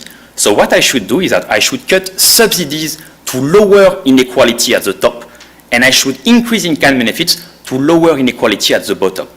I lower subsidies, I increase in-kind benefits to even the distribution of health or education. So if you need to find money to repay public debt, you should cut the public provision of the pure public good, because there is no private decrease in this good. So you should cut defense, but you should never ever cut the public provision of the private good, health, education, culture, transportation. And if you have an increase in inequality, you should cut subsidies to lower inequality at the top, increase in-kind benefits to lower inequality at the bottom. How much time do I have? 9 minutes. Okay. So I will present you the second main application of the paper, which is about what we call the distributional national account, which is one way to measure how redistributive is a country. And as I told you, if I want to know if a country is redistributive or not, you should take the distribution of gross income, very unequal. Then you add taxes and transfer, you have net income, it's a bit more equal. And then you need to impute in-kind benefits, because it's part of the redistribution. When you do that, usually in Piketty and in any distributional national account, you impute in-kind benefits based on their monetary value. You assume that €1 of education is equivalent to €1 of income. But if education is a luxury good, then €1 of education is less than €1 of income for poor households. And it's €1 of income for rich households. So what we do is that with non-homothetic preferences, we have a private valuation of in-kind benefits that may be different from the private valuation of income. And when we invert the model, our toy model from the beginning, we obtain a very simple rule. If you give me your level of income, if you give me the income distribution in your country, if you give me the luxury nature of the good, I will tell you, okay, for you, €1 of education is equivalent to 50 cents of income. €1 of health is equivalent to 80 cents of income. So with very sufficient statistics, we obtain the private valuation of in-kind benefits at the individual level. And when we reimpute in-kind benefits with this method, we obtain a very different things compared to the monetary imputation. Here it's on French data, but it would be the case for any country. Here it's the monetary imputation, €1 of health, €1 of income. And in this case, as you see, in-kind benefits are very redistributive in France, because we tend to give more money to poor people. But when we take into account that, yes, we give them a lot of money, but if it's luxury good, they value it less, in fact, in-kind benefits are not that redistributive. And in fact, we can reduce the redistributive power of in-kind benefits by a large amount with this imputation strategy. Then, You say yes. That redistributed, but they don't redistributive at all, impact on that part? They don't like... It depends which criterion you measure, because for poor households, 10,000 euros may be very good. Then, let me conclude with this. In this paper, we propose one way of rationalizing in-kind benefits that is not redistribution, that is not externality, that is not missing market. We show that with two assumptions, many publicly provided goods are luxury goods. They generate externalities that increase with a more equal consumption of the good. With these two assumptions, we are able to obtain a positive, optimal level of in-kind benefit that is different from subsidies, that is different from cash transfer. We try to support the two main assumptions with empirical evidence, and now that we have a new value for in-kind benefits, we can use it to answer some important results. First, what is the best way to reduce public debt? Should we cut public spending, increase taxes, and which kind of public spending should we cut? And we find that if you want to cut public spending, you should cut the public provision of pure public good. You should never cut the public provision of private luxury goods. And if you have an increase in inequality, the best way is to cut subsidies to lower inequality at the top, to increase in-kind benefits to lower inequality at the bottom. And we also find, I didn't show this, but when you take into account that we already redistribute a lot by giving you goods, I need to give you less money. So the optimal level of progressivity and redistribution in this model is much lower when we take into account that you privately value the good I give you. And finally, we propose a new imputation strategy to impute in-kind benefits at the individual level. And we show that, yes, we redistribute a lot to poor people, but if we give them luxury goods that they may not value as much as income, then it's not that redistributive. Thank you.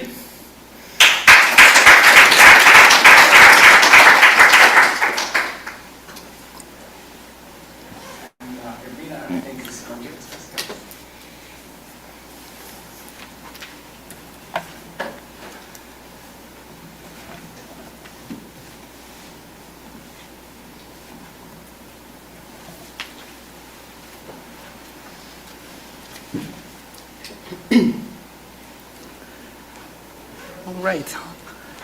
So first of all, thanks to the organizers for having me here. I'm very excited to discuss this paper. Let me start by saying that I enjoyed reading this paper and thinking about these questions, which are quite big and fundamental questions in public finance. So the main question that this paper asks is why governments provide goods in kind instead of just relying on subsidies or cash transfers. Let's consider the following exercise. Let's abstract by assumption from most standard explanations, textbook explanations for in-kind provision. Let's abstract from missing markets, paternalism. Also, let's set aside insurance considerations. And let's ask ourselves, in this world, under what conditions might it still be optimal for the government to provide in-kind?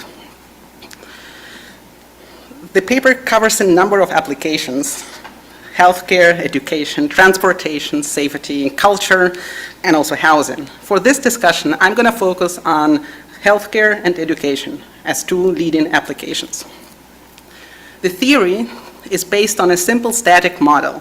So here, households get utility from ordinary good consumption C and merit good consumption X.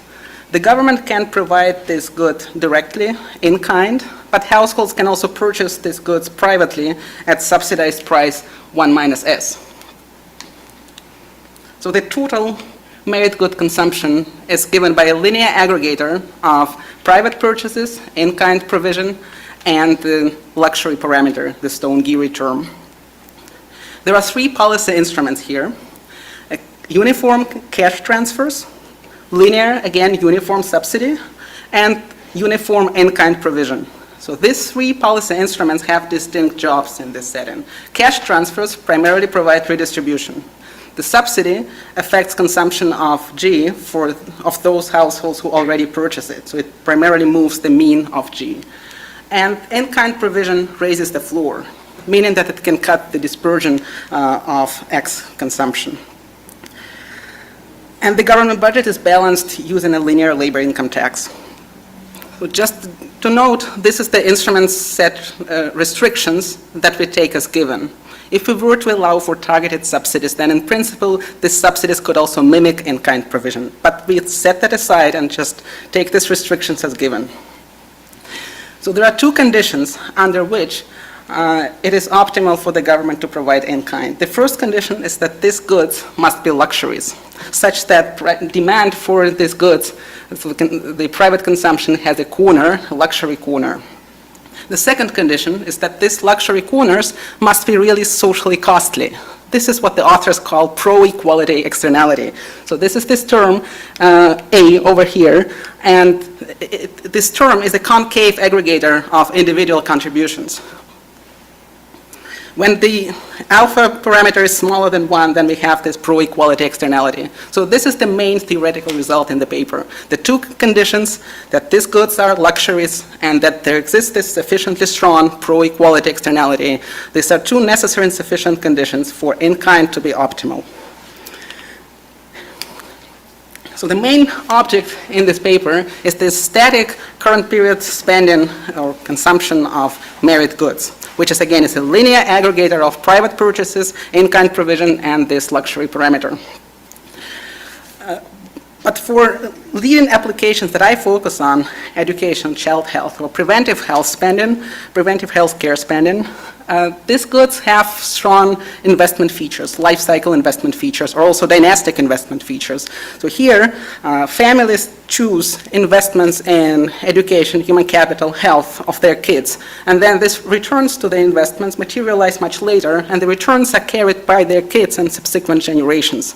So the measured cross-sectional objects, cross-sectional spending objects are actually an outcome of these state transitions, the state transitions that take place under constraints and frictions. So my question here is, that I think is interesting to think about, is whether we can extend this theory to account for the fact that these investment decisions, the returns to these investments, as well as the externality, might all apply to different households, potentially different generations, and also take place at different time horizons. This dynastic and life cycle interpretation is also important for interpreting the empirical evidence for luxury demand. Most of the paper's empirical evidence relies on cross-sectional spending measures. So these are annual or annualized spending measures. For example, for healthcare spending, there has been recent research that argues that it's very hard to interpret this aggregate cross-sectional gradients in spending by income or by family resources because they mask a lot of things. So specifically, a recent paper by Serdar shows that age income profiles of preventive and curative healthcare are very different. So then when you look at the cross-section of everything together, you can't really interpret that. Another interesting point is that there are dynamic interactions between education and health. So here I just refer to the survey paper by David Cutler and co-authors, but there has been also more recent structural work on this, on interactions between health and education. Actually, I figured that last year there was a paper on this presented in this session by Joseph Pigeon Mass and co-authors, and that was exactly about complementarities between education decisions and lifestyle health decisions. So education affects health behavior, occupations, lifestyle, type of jobs you do. And child health affects learning outcomes, schooling, success, later labor market outcomes. So this is the roadmap for the rest of my discussion. How am I doing on time, by the way? Oh, great. All right. So the first question is, what drives the observed zeros in private spending? And that is relevant both, whether you take my life cycle perspective or whether you stay with this static perspective. The second question is, how do we map these different inputs, public core and private add-on inputs, into the observed outcomes, into the observed outputs? So what is the underlying production function? The third question is, how shall we think about the shape of this externality and what is the relevant time horizon? So let's start with the zeros. Again, as I said, whether you take my life cycle dynastic perspective or whether you stay with this static theory, it's if you want to take the theory to the data, then it's important to understand what the zeros are, the private spending zeros in the data. So it can be that they are indeed luxury zeros. meaning that there is just low private valuation of them. But it can also, of these goods, but it can also be that there are borrowing constraints, financial constraints, information constraints, other frictions, meaning that the shadow value is actually high. So in this case, households actually would like to buy these goods, but they cannot finance them, they don't know how to access them, so they face a lot of frictions. Another possibility is that the basic need is already covered by public baseline, that there is crowding out by public provision.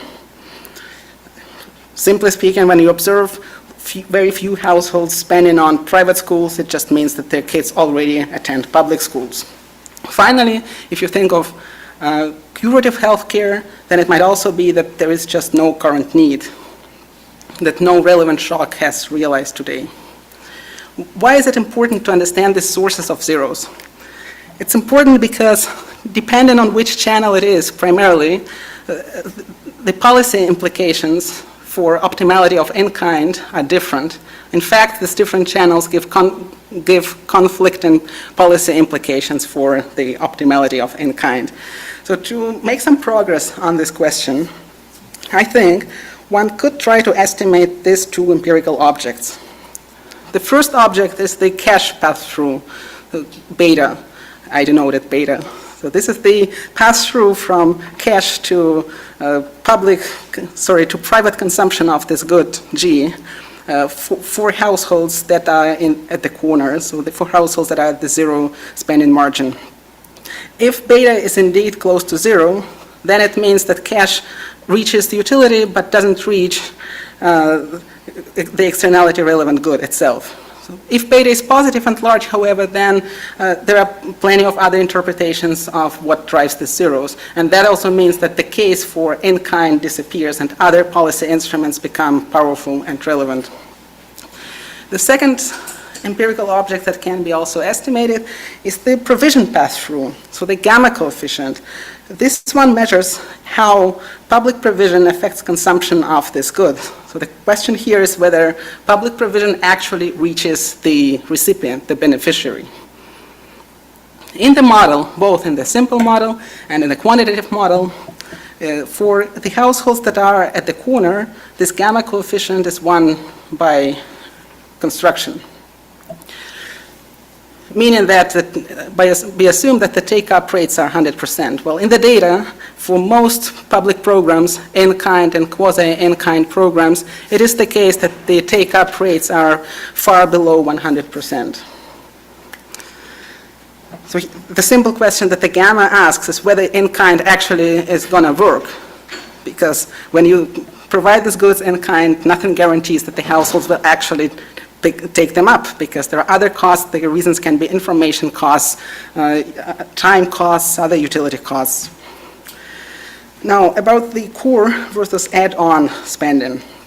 So in the theory, again, this core object is Xi, which is a linear aggregator of private purchases, in-kind public provision, and the luxury parameter. Here, if we observe that GI is 0, that would mean that the household is at the corner of the externality relevant consumption good. That also makes this private spending corners in the data informative about the floor of the externality relevant good. But if you look at the data, so the problem here is the empirical mapping. For example, for both education or child health, private spending is mostly about add-on spending. So it's about spending on private schools, on tutors, on extracurricular activities.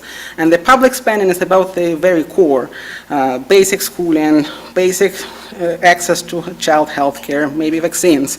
So the externality itself is unlikely to be about this top-up spending. So the externality is likely about the future outcomes themselves. So if you think about human capital or education, then the externality is about this future realized human capital, not about how much parents and families spend today on tutors. So what is missing here is this mapping from observed spending to externality relevant outcomes. What is missing here is the production function, how we map this core and add-on spend and potentially other family inputs to observed outcomes, human capital, health, and so on.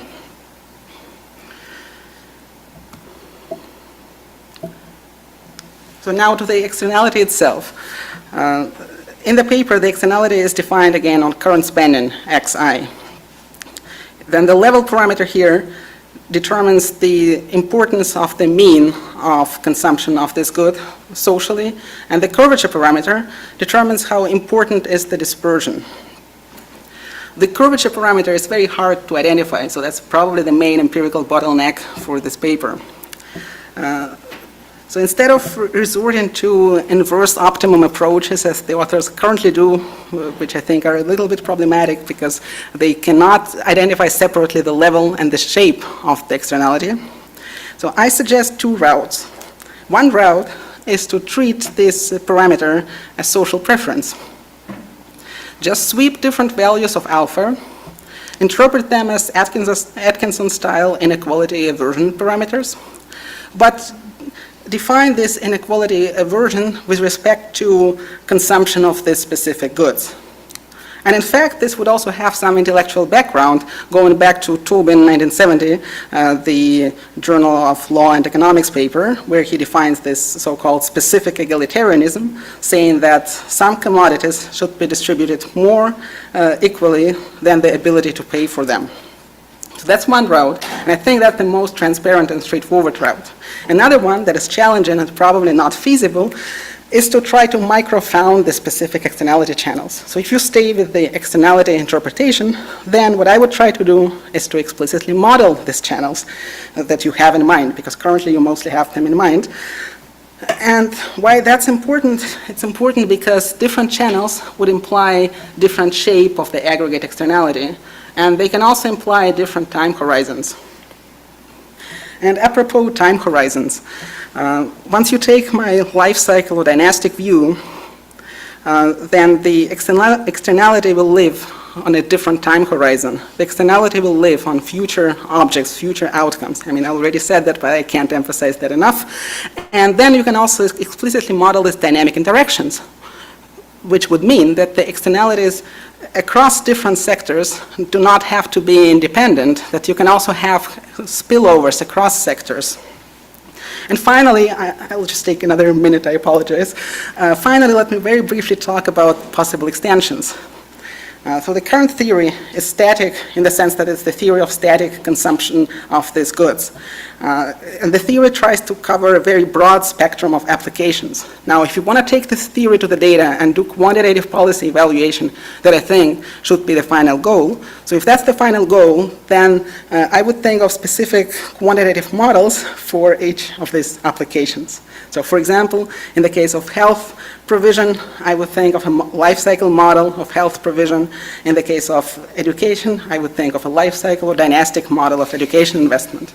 So in the case of the life cycle health provision model, we will have explicit decisions in terms of preventive care today, curative care, potentially also long-term care. Here then, the preventive care decisions today will affect your future health states, your future health risk, and potentially also longevity. For the education investment model, we will have an explicit production function where public inputs, private inputs, and other family inputs, such as maybe time with children, informal childcare, would all be factors, production factors. Then the production function must capture important features that the empirical literature on human capital and education has documented. So these features are dynamic complementarity, self-productivity. So once you have these features, then you can have quantitative mapping from observed inputs to outputs. And then the common denominator for these applications, or bottom line, is that the externalities in both cases will be defined on future outcomes and not on the current spending objects. So the dynamic, all right, so the dynamic G provision will then shape these state transitions over time and eventually shape future outcomes and future externalities. So let me just approximately stop here, even though I still have another sentence I want to say after. So it's a great paper. It addresses big and important questions. And that's something I also want to say, I think we all should do more, think about big questions. And actually the authors come up with a novel answer to these big questions. The theory is static, but in this form it's novel.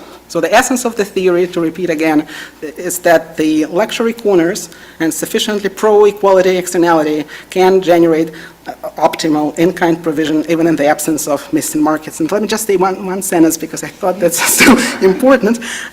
When you define this externality on current inputs, then effectively what you do is that this externality on the current inputs is a projection from the underlying future externality defined on future outcomes through this production mapping that you don't have. And then it means that what you model using this alpha parameter is endogenous to the joint distribution of inputs and accumulated outcomes. So this object itself is endogenous. So the alpha is then not a primitive, but actually an endogenous object. And importantly, it's then also endogenous to the G provision itself. So that's just to say, but then once you take, no, just the last sentence, sorry. So once you take, no, the constructive outcome of this is that if you take this interpretation, namely the social welfare function interpretation, and specifically define the inequality aversion with respect to this goods consumption, then you don't have to deal with that, and you can even refer to Tobin's specific egalitarianism. So thank you so much. Okay.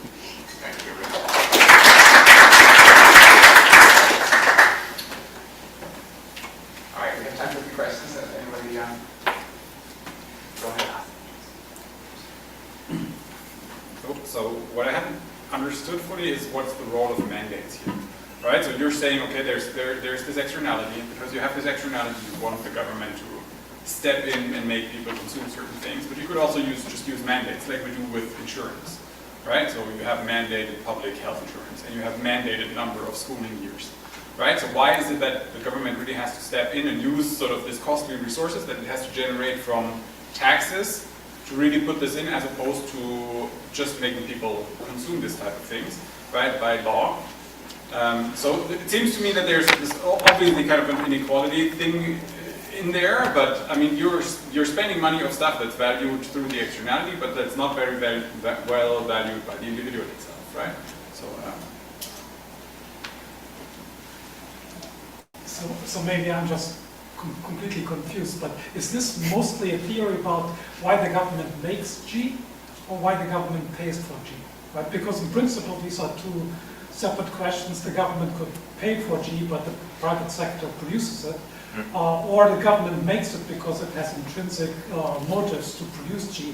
For example, a bunch of people that produce the G are public sector employees that are public sector employees because they can't go on strike, they can be forced to provide the G because the government thinks it's important to not have lapse in the services of this G. So maybe you could just clarify both conceptually but also then empirically, whether this is mostly about the production of G or the public spending on G.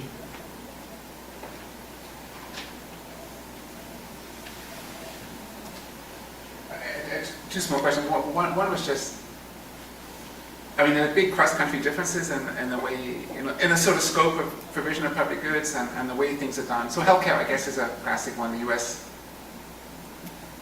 relies heavily on subsidies, and European countries rely much more heavily on directly provided goods.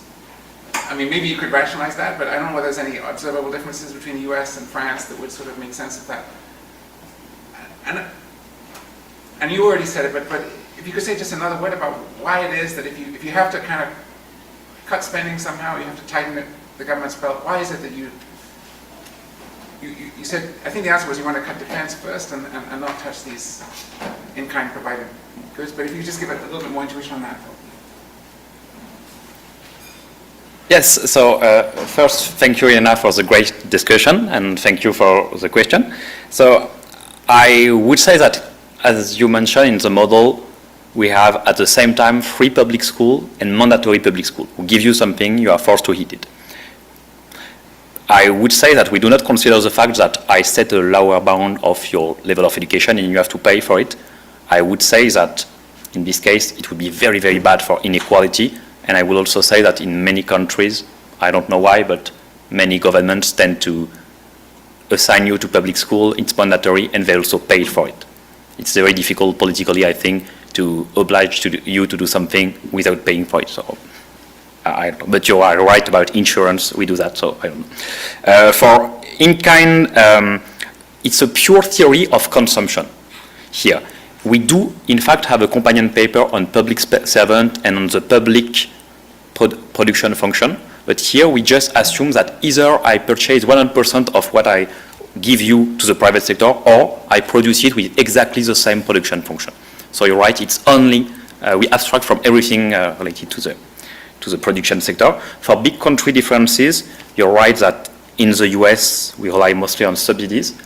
If we take this at face value with the externality assumption, it would be that externality in the US is not affected by inequality because you want some people to be very educated and some poorly educated. If we take this at the planner revealed preferences, it will be that in France, we care a bit more about the distribution and about having everyone basically the same level of education and health. So I do not know what is the best assumption for this. And for the fiscal consolidation, what I'm saying is that if there is, for example, a recession, or if I tax you, the first thing you will cut is a luxury good. You need to eat food, you need to have housing and so on. One thing you need, but less, it's health. So if there is a recession, the health private expenditures will decrease by a large amount, more than one if it's a luxury good, which means I need to compensate your large private decrease by a small or large public increase. While for defense, if I tax you more, you won't reduce your defense expenditures because you don't have one. So that's, you want to add something more? Okay. Thank you.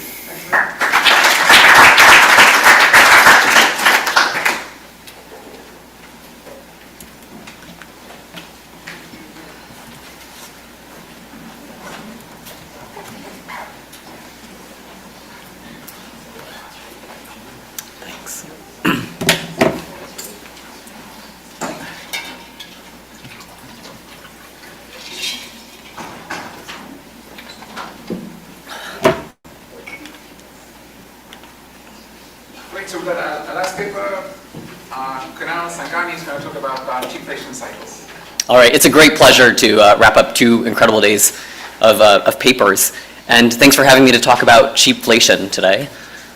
You know, as is often a bad idea, this paper, I started writing it because of a tweet.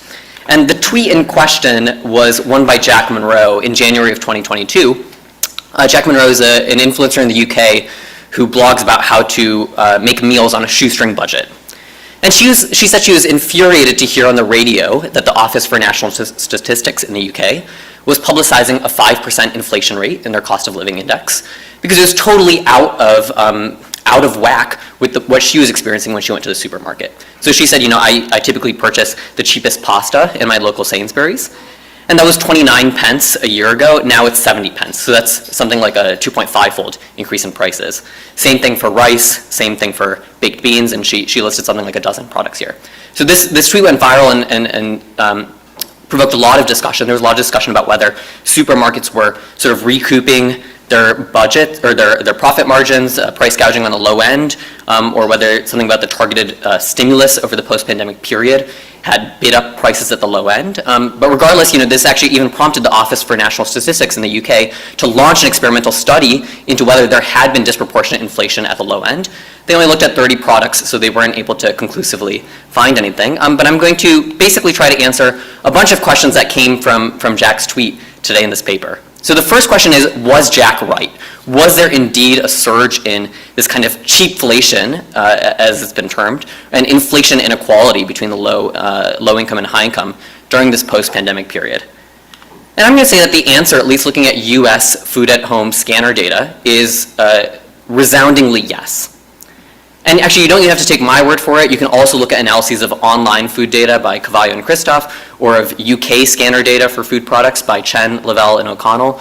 Resoundingly across these data sets, there appears to have been disproportionate inflation rates for low-priced varieties of products during the post-pandemic period.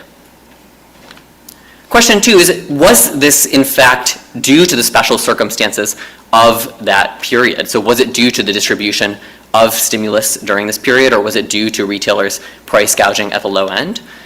I think the simple answer here is no. So actually, if you look at a longer time series, I'm going to look at the period from 2006 to 2023, you in fact see the same exact pattern occur every time that input costs for food at home were rising relative to the aggregate price level. And actually, even if you just eyeball the data, you'll see very clearly that the extent to which low-income or low-priced varieties appear to exhibit higher inflation rates during the post-pandemic period doesn't seem to be out of whack relative to the historical experience, though the degree to which input costs were rising from 21 to 2023 made this cheapflation especially salient. Okay, so if it's not due to the specific circumstances of this post-pandemic period, why do we see this pattern of higher inflation for low-priced varieties, this cheapflation, and the surge in inflation inequality accompany other periods of rising input costs in the data? And I'm going to argue for what I think is a pretty simple explanation that occurs in 3 parts. So the first part of the story is what I've been calling pass-through in levels. So let's take coffee as an example. Say the price of an input like coffee beans rises. So the price of coffee beans rises 10 cents per ounce. What I'll show you is that across the price distribution, Folgers or Starbucks coffee tend to increase their price by just about 10 cents per ounce. So they're passing through that increase in input costs completely to consumers in levels or in dollars and cents. That's part 1 of the story, this pass-through in levels.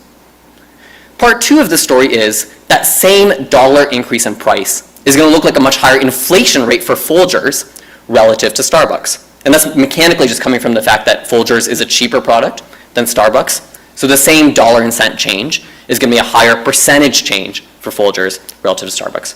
So that gives us this cheapflation when input costs rise, and would give us a reverse pattern when input costs fall. And then part 3 of the story finally is going to be that low-income households tend to purchase cheaper varieties within narrowly disaggregated categories. And so as a result, when input costs rise and the products that they purchase have this disproportionate increase in inflation, low-income households are going to see higher inflation rates on the goods that they purchase relative to high-income households. So that's going to give us the surge in inflation inequality when input costs rise. So that's going to be the 3-part story that I'm going to try to convince you of today. And what I think is kind of remarkable is that if you take that story and you play it through food at home data from 2006 to 2023, in fact, we're going to explain something like 70% of the variation in inflation inequality over that time period.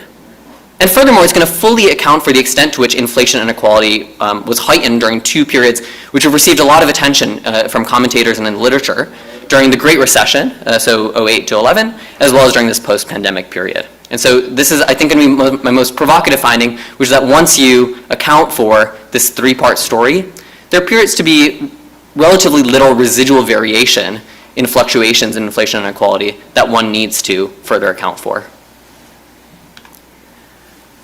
I'm going to try to answer a couple more questions, some of which I'll get to today, some of which I encourage you to read the paper if you're interested in hearing. So one thing that was salient to me is that when you were looking at commentary during this post-pandemic period, there was a lot of mixed evidence on whether there was in fact this surge in inflation inequality or not. And I'm going to argue that one of the key reasons why there was mixed evidence during this time was aggregation. So many studies of inflation inequality look at differences in inflation across households due to their spending shares across categories. So for instance, low-income households spend more of their budget on food or shelter, and those categories of consumption tend to have more volatile prices, so you get inflation inequality from that. But the stuff that I'm going to focus on today that comes from this 3-part story, from this pass-through levels, is about differences in inflation within very narrowly disaggregated categories, right? Between the Folgers versus the Starbucks coffee. And so as a result, even if you used the most disaggregated publicly available data from the BLS, from the Consumer Expenditure Survey and from the BLS price indices, that's going to be one price index for all of coffee. And so you're going to entirely miss these fluctuations in inflation inequality that happen within these very narrowly disaggregated categories. And so if you use the state-of-the-art data that's available for food at home, I'm going to show you that that's still going to understate the differential volatility and cost sensitivity of inflation for low-income households and food at home by 50% plus. So pretty substantial. I won't talk today about welfare implications accounting for substitution, how households can substitute across goods to mitigate some of these inflation effects, or accounting for non-homogenicities. But I'll try to give you a peek of some evidence that this mechanism applies not just in food at home where we have the best data, but even in categories beyond food. All right.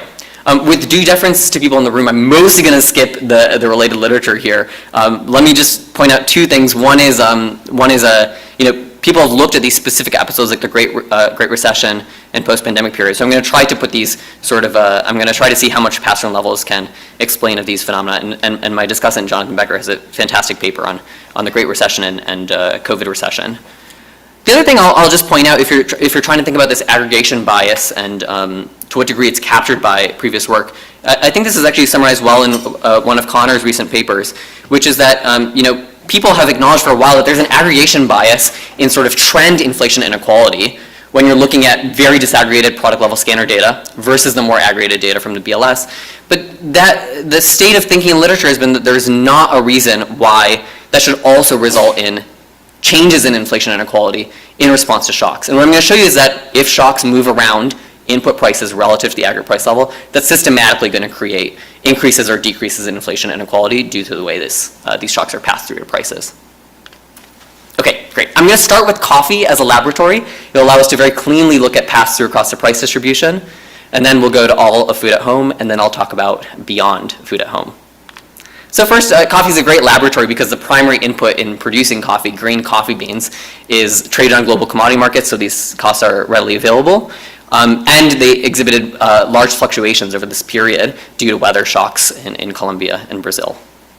So I'm going to pair this data on coffee commodity prices with retail prices for coffee from the Nielsen scanner data. Okay, so part one of the story is about how changes in input prices lead to this cheapflation. So the dotted line that I'm showing you here is the inflation in the coffee commodity price. And that's on the right axis. So you can see that there were some large swings over this period. You can see that in 2011 and in 2014, there were huge hikes in coffee prices that came from weather-related events in Colombia and Brazil. And then the three solid lines that I'm showing you are inflation rates for retail coffee products. And I've split them up into three groups. So the blue line here is the lowest price group. So think of this as like the Folgers and the Maxwell House. The orange line is the middle tercile of unit prices for coffee. And the green line is inflation rates for those coffee products that have the highest unit prices. So think of this as the Starbucks and the Peet's. And what we can see here is that the inflation rates in response to these commodity price fluctuations seem quite different across these unit price groups, right? The lowest unit price group, which is this blue line here, appears to have the most dramatic response in each of these episodes. So if you looked at this pass-through of the commodity cost change to these retail prices on a percentage basis, it would look like a much higher percentage pass-through for the low-price products than the high-price products in each of these episodes. If we look at that same figure, but now looking at price changes in dollars and cents, we see that those differences largely disappear. In each of these situations, low and high-priced unit priced coffees increase their prices by roughly the same amount in dollars and cents per ounce of coffee. So this is what I'm saying, that they increase their price by the same amount in dollars and cents. That mechanically means that inflation at the low end looks much higher compared to inflation for the high-end products. Now this is just kind of graphical evidence to get your mind going, but we can test this pass-through more systematically. So I'm going to use the canonical specification from the exchange rate literature to measure pass-through, though they often do it in logs. Here I'm going to do it both in levels and logs for you. So we're going to look at how the change in the retail price on the left relates to current and lagged changes in the commodity cost for coffee. And so this regression, under some conditions that appear to be satisfied in this environment, the accumulation of those coefficients BK on different lags of the coffee commodity changes should give you the long run pass-through of changes in the commodity price to the retail price. And we'll do the same thing in levels to see how the percentage pass-through differs. Okay, so what do you get? Well, so if you looked at the coffee category in aggregate, the pass-through in levels of this commodity coffee commodity cost change to retail prices is about 1.01. So the point estimate is right around complete pass-through in levels. And then if you split that up by coffee products at different parts of the price distribution, so the cheaper products up to the quintile of the most expensive coffee products, you see that we can't reject complete pass-through around 1 across those price groups. That same pass-through in levels then mechanically means that the pass-through in percentage terms is going to differ because of the initial base price that we're measuring that dollar and cent change against, right? So for the lowest price products, it looks like a pass-through of, I think, 57% in percentage terms. For the highest price products, that looks like a pass-through of 20%. You know, I did this just using the raw coffee commodity price, but you might be concerned about reverse causality, whether demand shocks are in fact causing changes in retail prices that percolate up to commodity prices. So you can do this a bunch of different ways. You can use exchange rate shocks with Brazil and Colombia. You can use weather shocks for those regions. You can change the specification horizon. The punchline is that the pass-through in levels continues to look uniform across these groups, while that mechanically means that the pass-through in logs then systematically declines with the product's relative price. So these were parts 1 and 2 of the story. You know, the coffee commodity cost increases, that results in the same dollar and cent change in prices, and that mechanically means more inflation at the low end for a cost increase. So Yeah. I mean, on the coffee thing, are they literally using the same beans, or no? I mean, you think? No, yeah. So this is, yeah. So it turns out that like there are different varieties of Arabica beans that might go into these, and then some, like I think Folgers and Maxwell House also use a little bit of Robusta. It turns out that the variation for different coffee varieties tends to move right around 1-for-1 in levels with each other. I think part of that is institutional, in that actually different varieties of coffee typically trade at constant or roughly constant differentials relative to the benchmark contract. So for that reason, basically the same, they're experiencing the same level cost shock, even if they're using slightly different bean origins. So now let me go to part 3 of the story, which is connecting those fluctuations in cheapflation to inflation inequality. Here I'm going to use the Nielsen home scan data set, which tracks purchases of specific items by panel of households. And so I'm going to split these panelists into income quintiles, and then I'm going to use expenditure shares that they spend on different coffee varieties to construct the coffee inflation rate that the lowest quintile faces versus the highest quintile faces. I should have said this for the earlier graph too, but everything that I'm showing you here is going to be less pair price indices. So this is always capturing sort of the inflation rate that I change given my initial bundle of what I'm purchasing. It's not going to mix in how I'm reacting, so how I'm substituting in response to those price changes that I face. So 2 things on this slide. The left panel is showing you that high-income households tend to purchase more expensive varieties. So within coffee, high-income households tend to purchase an average, a coffee product that's on average about 24% more expensive in terms of cents per ounce. And so then that means that mechanically they're purchasing those products that experience less inflation when input costs rise and less deflation when costs fall. And so you can see the sensitivity of the coffee inflation that an income group faces when average coffee inflation moves around tends to be muted if that group is higher income. You know, you can see it in the coefficients here, but I think it's easier to see in a graph. So the dotted line here is again the same inflation for coffee commodity prices. And now the blue line is in the Nielsen home scan data. Let's construct the difference between the inflation rate faced by the low-income households relative to the high-income households. And I think a remarkably sort of mechanical pattern seems to emerge here, right? Which is that when the coffee commodity price rises, you see that inflation rates that the low income face relative to the high income face systematically rise. And conversely, when coffee commodity costs fall, that difference in inflation rates falls. And you can even see that during some periods where coffee commodity costs were falling in a very pronounced fashion, so in 2012 to 2013, that inflation inequality gap that households were facing in coffee actually turns negative. So low-income households were actually facing a lower inflation rate for coffee than high-income households in that period. Okay, so that's the story for coffee. We saw the 3 parts. We saw pass-through in levels leads to this cheapflation for low-priced varieties when input costs rise, and that leads to more inflation for low-income households relative to high-income households when costs are rising, and the opposite when costs fall.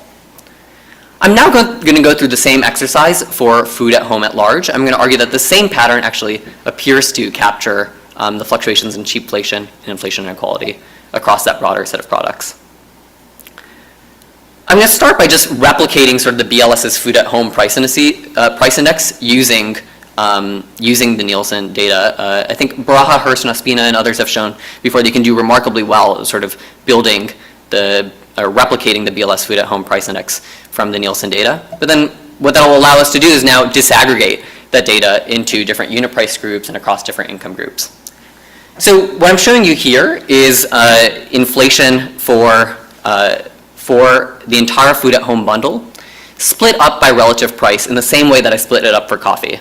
Now here we have many different product categories. So what I'm doing is I'm taking the same amount of sales from each category. So think of this as the top third most expensive coffee products, the top third most expensive tea products, top third most expensive yogurt products, etc. I'm putting those all together versus the least expensive third of products in every category. So when you're seeing differences across these lines, these are not coming from differences in shares across products. It's all coming from different price dynamics for products within those categories. The blue line again here is the inflation rates for the cheapest products, and the green line is the inflation rates for the highest priced products. So what stands out immediately on the right-hand side is what Jack Monroe talked about, which is that during this post-pandemic period, there was a much higher inflation rate for these low-priced varieties relative to high-priced varieties within these categories. Yeah? So do you recategorize every period? Yeah, I recategorize every quarter based on average unit prices over the past year. So that's attempting to get rid of some mean reversion. I've actually showed that if you recategorize off of lifetime average price of each product or past 2 or 3 years, it doesn't change things basically at all. So actually it turns out these relative price rankings are quite persistent. Okay, so what stands out is that behemoth of cheapflation during the 2021 to 2023 period. But as I mentioned at the beginning here, once you look at the entire time series, actually you see systematically that whenever food at home inflation was rising, the gap between inflation rates for the low price products versus the high price products systematically widens, and it systematically tightens whenever food at home inflation was low. So this is what I mean to say is that actually even if you eyeball this, it doesn't look like the extent to which low-priced varieties had higher inflation during the post-pandemic period was out of whack with what you'd expect, even given what you see in the time series before. And I'm going to argue for this more systematically, but first let me make the case that this is caused by pass-through.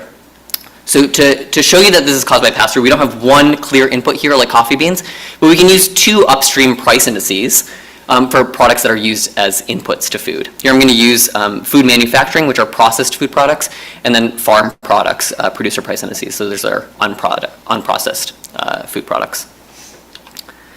Okay, so if you look at the pass-through of those producer price indices that are upstream of food at home to these retail prices, split by decile of unit price, what you see systematically is what we just saw for coffee. So the percentage pass-through looks highest for the cheapest products in food at home, and then it systematically declines with the unit price. And for the most expensive products in food at home, you see pass-throughs of these upstream PPI that are roughly half as large as you see for the lowest price group. Now this shows you that qualitatively, the patterns of pass-through in percentage terms match what we saw in coffee. But it doesn't tell you quantitatively if pass-through in levels really can account for the degree to which pass-through in percentage terms here is declining across product categories. So I'm going to take on that challenge next. How much of that decline in pass-through across these unit price groups can be explained by pass-through in levels? And to do that, I'm going to posit a simple pricing rule that's consistent with pass-through in levels, and then derive how much cheapflation we should expect for a product category and for all of food at home, given what's happening with upstream input costs. And so here's a simple pricing rule I'm going to use. I'm going to assume that within a category, different varieties all use some same material. So this goes back to John's question. They're all using the same Arabica coffee beans. And then they combine it with some inputs that are priced relative to labor. And so now Starbucks is going to use the same Arabica coffee beans plus a lot of value add, while Folgers is going to have the same coffee beans plus just a little value add. So this is the simple pricing rule I'm going to work with. As you can see, this is going to generate pass-through in levels of changes in M to changes in P, so it's going to be consistent with what we saw in coffee. But it's also going to have the desirable property that if we scaled up all prices in the economy, then everything would scale multiplicatively, right? So we're going to have neutrality with respect to changes in the aggregate price level. So now if we want to calculate what the differences in inflation is between N2 varieties or N2 bundles of varieties, it turns out we can have a very simple formula for doing so. So the cheapflation, the delta in inflation between a low-priced group of varieties and a high-priced group of varieties, is going to depend on two things. First is going to depend on the price gap between those two varieties, so how much cheaper are the low-priced varieties relative to the high-priced varieties. And the second is going to depend on how much excess inflation was there in the category over just wage inflation. And intuitively, that excess inflation of the category relative to wage inflation, that's capturing basically how much M is moving relative to W in the first formula, right? Because it's using the entire bundle of products. And we can just simply operationalize that, take that formula, that prediction, to the data. So I'm going to implement exactly that specification. I'm going to look at the cheapflation for each product module at each point in time. So the extent to which products in the lowest decile of relative price had higher inflation rates than products in the highest decile of relative price. I'm going to regress that on the price gap between those products' initial prices, and then the excess inflation for the whole module relative to wages during that year-long period. And the prediction of just the simple pricing rule here is that we should get a coefficient close to 1 if pass-through levels is explaining the different inflation patterns of the low versus high-priced varieties. Okay, so what do you find? First, let me focus you on the leftmost column there. Well, if you just run the regression naively, you get something that's, I think, remarkably close to 1. The standard error is a little tight, but looks like it's quite close to 1. In that last formula, we had this excess module inflation was the inflation for the product module minus the wage inflation. So you can actually split those up, and what the theory would predict is that you'd get positive 1 on the module inflation, negative 1 on the wage inflation. And you in fact see that if you do split them up in column 2. Now columns 3 through 6 are going to try to go a little further. So first in columns 3 to 4, I want to understand how much just the simple accounting exercise for the extent of cheapflation can account for the extent to which we saw cheapflation during the post-pandemic period, to which we saw Jack's observation there. So here I'm including an additional control for the post-pandemic period. And what you see is that actually once we account for the pass-through and levels here, in fact, if anything, we're getting that the extent of cheapflation during this post-pandemic period was slightly smaller than we should have expected, given sort of the pre-pandemic fit, I guess you could say. And then finally, columns 5 and 6 are going to go a little further, and they're going to say, well, what if we try to control for all time-specific or product category-specific variations in cheapflation, so that we're cleansing out anything that has to do with, say, changes in real income over the business cycle that might lead to cheapflation, et cetera. How much would we be left with? And what you find is that there's actually, first of all, these coefficients on the predictions here don't change all that much. And I think what's even more remarkable is that adding these time and product module fixed effects explains very little additional variation in cheapflation across product categories or over time compared to the baseline pass-through levels. So this is what I was mentioning as what I think is the most provocative result, is that once you account for this 3-part story, it looks like there's very little excess variation that you can explain with time-specific factors or with product category specific factors. Now let me complete part 3 of the story when we go to all of food at home. So parts 1 and 2 of the story we just saw, which was that we have these differences in pass-through in percentage terms coming from pass-through and levels that leads to cheapflation of the low-priced products when input costs move around.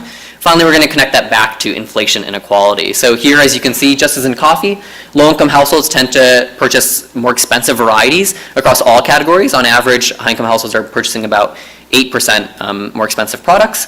And that means that the inflation rates that they experience within each of those product categories are less sensitive to product category inflation rates. And again, just to see it more easily in a graph, if you look at the time series of food at home inflation, and this blue line here is inflation inequality in food at home, so the gap in inflation rates that low income versus high income households face, you can see that these track each other pretty closely. And we can actually go a little further. We can just take that formula that I just showed you for how much cheapflation you should expect and aggregate them up across product categories, and see how far that takes us. So if you do that, That's the black line there, which is the predicted difference in how much inflation and inequality you should have over time. It's scaled up to have the same mean as the data, so there's the secular pattern in inflation and inequality documented by Jaravel that I'm not explaining. But if you look at the fluctuations, it looks like we explain, we have a correlation there of about 0.88. So seems to get the fluctuations in inflation and inequality pretty bang on.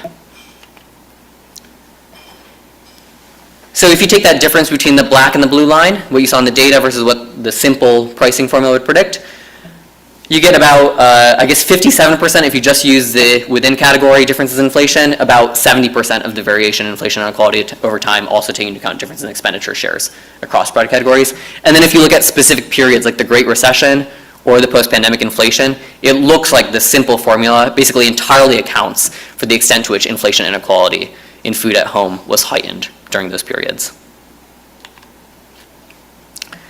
Let me take a few minutes to talk about what happens if you use the most disaggregated BLS data available.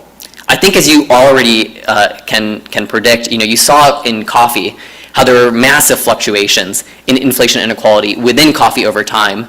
Of course, if you use the BLS data, the BLS produces one inflation rate for coffee products. And so if you try to look at inflation across income groups using BLS data combined with expenditure shares across product categories, you're going to miss all of that rich variation that's happening within coffee over time. And so let's do that exercise. I'm going to use kind of the state of the art here, which is Xavier Jaravel's 2024 paper creating distributional price indices. He matches the CEX, the Consumer Expenditure Survey data, to the BLS data at the most disaggregated possible level. And I'm going to compare that to what we see in the scanner data for the same period for inflation inequality across food at home. So first, on the left-hand side, I'm showing you the pass-through of these upstream producer price indices. So here I'm showing you the food manufacturing producer price index. And you see that within the disaggregated scanner data, low-income households face about a 10% higher pass-through of food manufacturing PPI to the prices that they face compared to high-income households. If you use the most disaggregated official statistics available, you'd get something like 2%.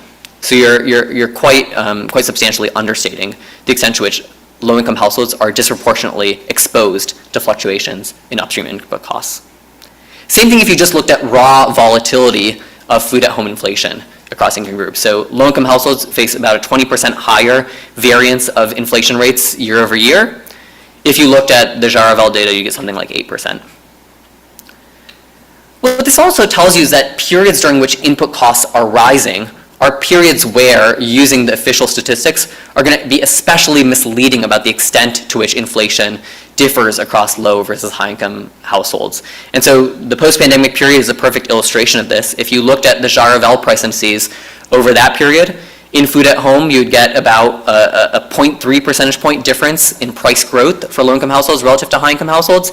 In the disaggregated data, the difference is about an order of magnitude larger. So low-income households faced about 2.4 percentage point higher price growth over that period relative to high-income households.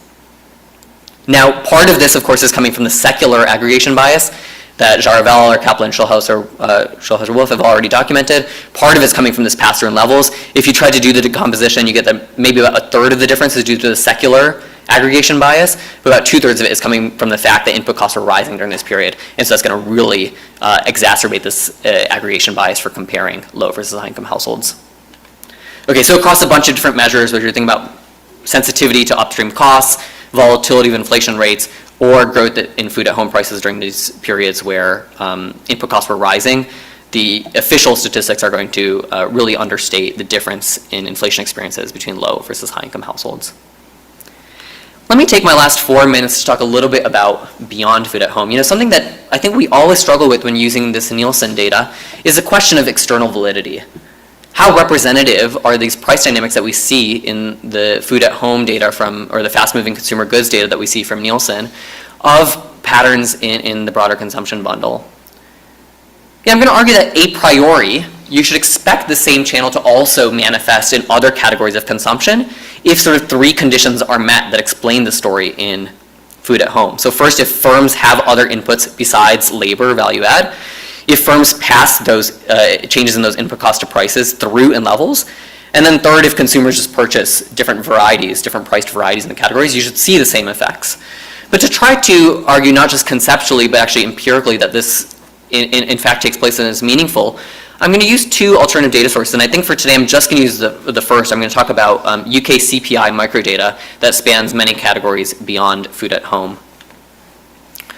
So here I'm doing the same thing. Oh, and by the way, I should mention the UK CPI microdata will allow us to just talk about cheapflation. It doesn't include the consumer panel component, so we won't be able to talk about inflation inequality. But here's on cheapflation from the UK CPI. So here what I'm doing is I'm taking the UK CPI samples price quotes, just like the BLS, from a bunch of different stores for varieties of the same product. What I'm doing is basically the same exercise. I'm categorizing products in that data by their relative price over the past year, and then looking at their inflation rates over the subsequent year. And as you can see, in the left-hand panel, we have a pattern for food at home that looks a lot like what we saw in the US Nielsen data, which is that low-income varieties tend to have these, the gap in inflation rates for low-income varieties relative to low-priced varieties relative to high-priced varieties seems to widen every time inflation overall is increasing. But you can do the same thing for durables, for non-durables excluding food, and semi-durables like apparel, as well as for services. And you seem visually to pick up the same pattern. And if you estimate this systematically, if you look at the inflation rate for varieties as a function of the average inflation rate for all varieties of that item, multiplied by those varieties' relative prices, so is a variety cheaper or more expensive than most, what you find systematically across all these categories is that the lower priced varieties tend to be more sensitive to overall item inflation, and the higher priced varieties seem to be less sensitive, hence the negative coefficient here. The pattern is actually most pronounced in food, but you actually see the same pattern across all of these.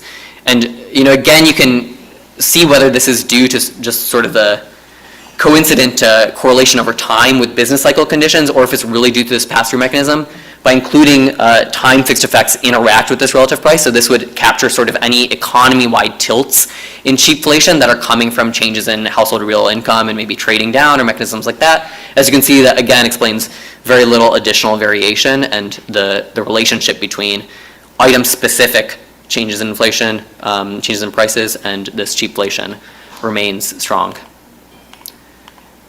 So let me wrap up there.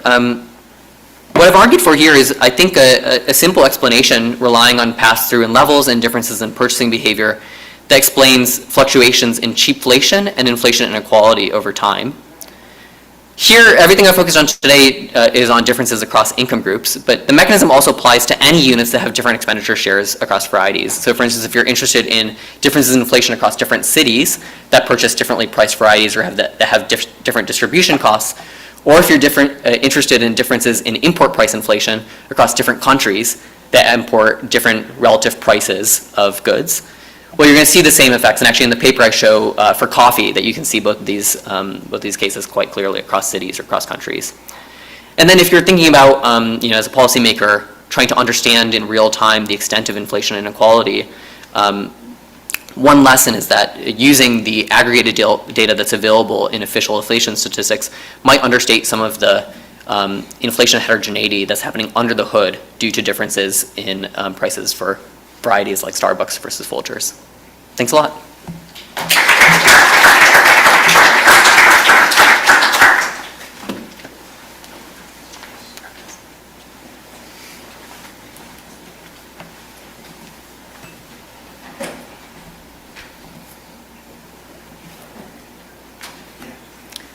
All right. Thank you so much for having me for this discussion.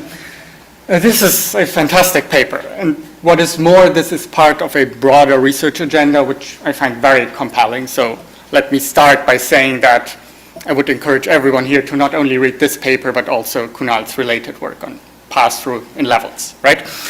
Now, with that being said, let me jump right in. So we start from this very simple observation that experienced inflation across households is really not only about movements in the aggregate price index, right? From household level transaction data, it is very well documented that lower income households spend relatively more on cheaper varieties in extremely narrow consumption categories, right?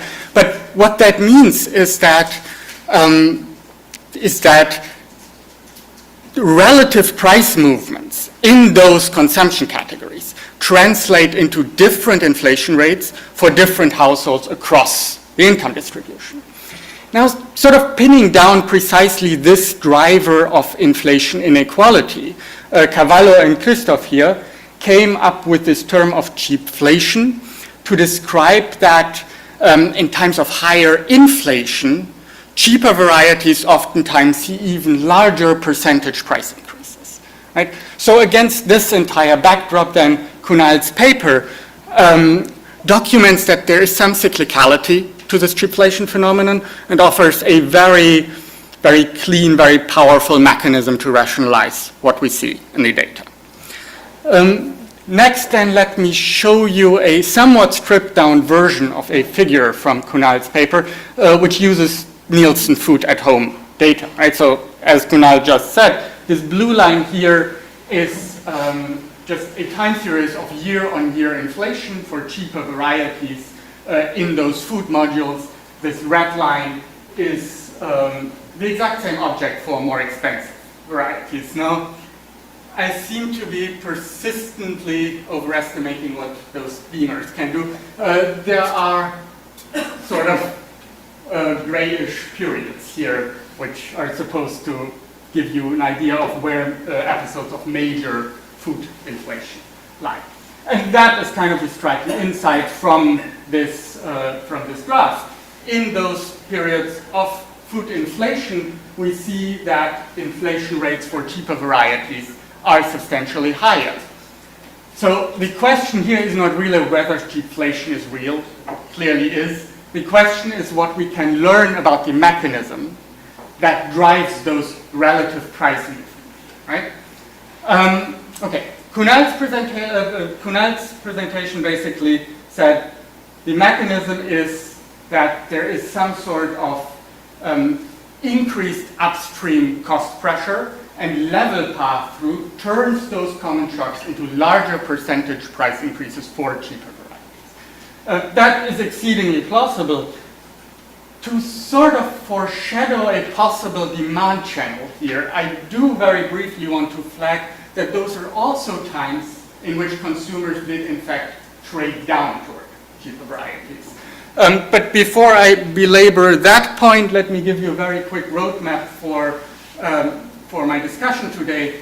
First, I am going to push back a little bit on what exactly it is that Kunal's main cheapflation regression identifies. And then second, I am going to entertain a sort of entirely different mechanism, right? So I'm going to ask whether a data generating process that features trade down and some sort of markup channel would still be consistent with the paper's regression results. All right. So this is very much repetition, right? So let me be very brief here. This idea of cost-driven cheapflation is really predicated on the mechanism from Kunal's QJE paper, so namely complete level pass-through. What does that mean? Suppose there is a common input cost that goes up, firms pass this shock through to consumers, one for one in dollars and cents. As a result, products across the entire price distribution are going to see very similar absolute price increases, but inflation is a percentage, right? So the exact same, let's say, 20-cent increase in price is a much larger inflation rate for a cheaper variety than it is for a more expensive. That's extremely intuitive, and sort of anecdotally speaking, I think very much in line with how the private sector thinks about pricing. So the paper's next step then is to bring this entire intuition to the broader food at home basket, right? To make things concrete here, we can start from a reduced form pricing equation. Kunal's QJE paper has some very elegant micro foundations for this, but we really just need to note that prices contain a common material cost component and then a product-specific component that scales with wages, or you can think of this as any sort of non-material cost, I guess. Okay, from this equation, the paper then derives a predicted cheapflation statistic. So effectively going through a little bit of algebra, Kunal shows that this differential in inflation rates for lower price versus higher price varieties just collapses into a single sufficient statistic, which is pinned down through some sort of price gap and a notion of modular axis inflation. Okay, the empirical exercise that follows then is very natural. We take realized cheapflation and regress it on this sufficient statistic. Running those regressions, Kunal finds this coefficient of 1.18, I want to say, and that is close enough to 1 for the paper to read this as evidence that complete level path-through, as it underlies the construction of this sufficient statistic here, does in fact explain cheapflation. Now this is where I'm going to ask 1 or 2 questions just to show you what I have in mind. I'm going to relax this reduced form pricing equation a little bit, right? So instead of saying that material costs enter prices 1 for 1, I'm going to posit that they enter with some arbitrary coefficient rho, right? So this is still additive. This is still common across the entire price distribution. I just sort of dropped the assumption that level pass-through is anywhere close to complete. Okay. So, if I can ask you to indulge me for some borderline derivations, we can totally differentiate this guy here. We can then express things in terms of local percent changes, which allows us to write down this very neat expression for barcode level inflation. Next, we can go ahead and aggregate, and we can do that for any sort of arbitrary subset of barcodes within a given product model. So we can write down inflation for cheaper varieties from more expensive ones or across the entire product module. Now, using basically this expression right here, we can rewrite our cheapflation statistic. And now this turns out to be a function of, among other things, material costs. But that is somewhat problematic, right? Because outside of very specific data environments, which would include coffee, we do not readily observe those materials. Okay? But not all is lost. We can use this exact aggregation step from a previous slide and express our cheapflation statistic in terms of observed module inflation. But in doing so, what we learn is that even though I allowed for the possibility that level pass-through is vastly incomplete, cheapflation is still predicted by the exact same sufficient statistic, right? So I would just argue here that a coefficient close to 1 is not really uniquely diagnostic of complete level path-through explaining cheapflation, but rather speaks to some sort of common additive pricing element, right? Just to be clear, what I'm saying here, this does not weaken the result in the paper at all. If anything, that makes Kunal's point about cheapflation even more general, right? Okay. Let me move on to my second point, which kind of explores the possibility of a demand channel. So the storyline here would be, in times of economic hardship, households trade down toward more affordable varieties, right? But this is a margin that is really only available to richer, to middle-class households. Having consumed cheaper varieties to begin with, poor households are sort of just locked in, right? But then producers of those cheaper varieties, they do not only experience an influx of demand, but with some element of granularity and due to this lock-in effect, they're going to face lower residual price elasticities, demand elasticities, which means they're going to charge higher markups. So this is an alternative mechanism that would also generate cheapflation. To make this a little more tangible, I augment this reduced form pricing equation with a demand channel of sort of precisely that nature. So suppose there is an additional term here, zeta, which we can think of as a demand shift due to some sort of trade-down pressure, right? The parameter theta here then captures how exactly a given product is exposed to that demand shift. So with cheaper varieties, being more exposed to trade down kind of by what they are, right? The key insight now basically is that this demand channel is going to move the exact same cheapflation statistic that Kunal's paper attributes to cost pass-through. Now, if trade down happens to be stronger in times when cost pressure is high, right, which is arguably true in the data, then this demand channel can very well be correlated with the paper's cost statistic. But what that means is once we run our cheapflation regression here, there's going to be an omitted variable lines, right? This demand channel is now going to load onto our coefficient beta.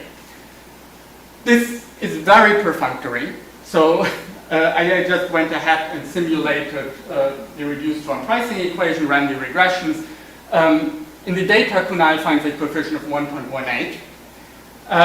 If I shut down this entire demand business, a purely cost-driven process, I get coefficients very close to 1. Now, as we've established a little earlier, this is completely irrespective of whether pass-through in levels is complete or not.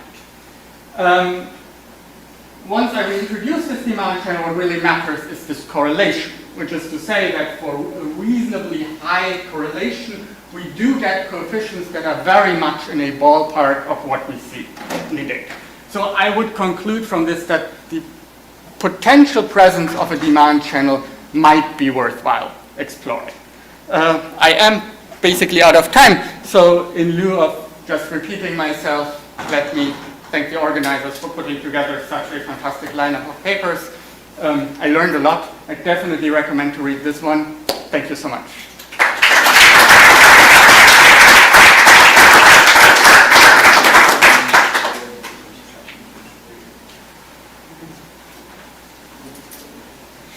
Fascinating. I'm a little confused.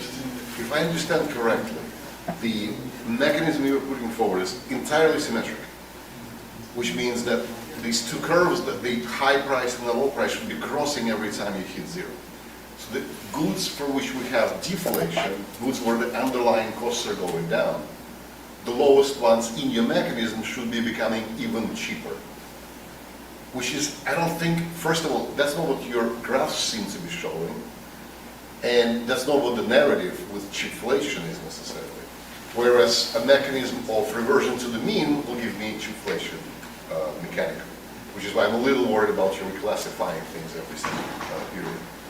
And now we can get into what would be reversion to the mean, whether this is like a customer acquisition and they start always with lower prices and then raise them, or whatever else it is. But my basic concern is the mechanism you're putting forward seems to be symmetric, and that means higher volatility, not higher inflation at the bottom.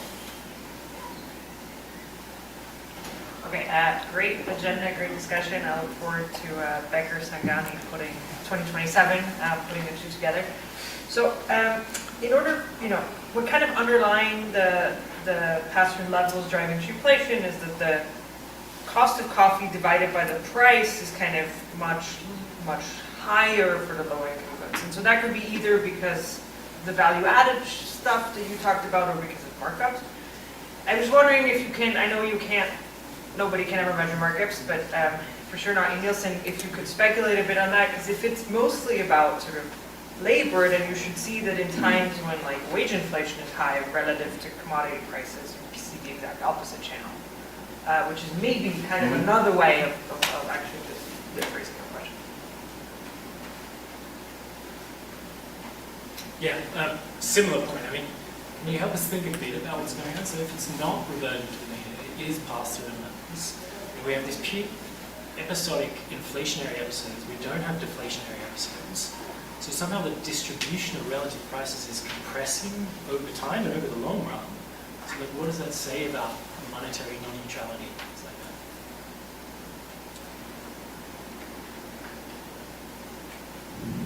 like that. Very interesting presentation and also a great discussion. I have a question about more like whether there's any empirical evidence on heterogeneity in the cost composition of low price products versus high price products. Like for example, in your coffee example, I can imagine that like coffee beans as like input actually accounts for like a smaller share of the total marginal cost for like a high price product versus a low price product. Like for example, Starbucks may spend like more cost on basically doing advertisement or labor cost on selling their coffee. So that could possibly also explain why you get different pass-through even in like a standard field, where everything is in percentage. Wonderful. Well, thanks for a very sharp, great discussion, John, and for the questions. So let me start with the question about why the inflation for low-price products is secularly higher than the inflation rate for high-price products, and how my patterns of fluctuations in the relative inflation rates for low-price products versus high-price products sits on top of that.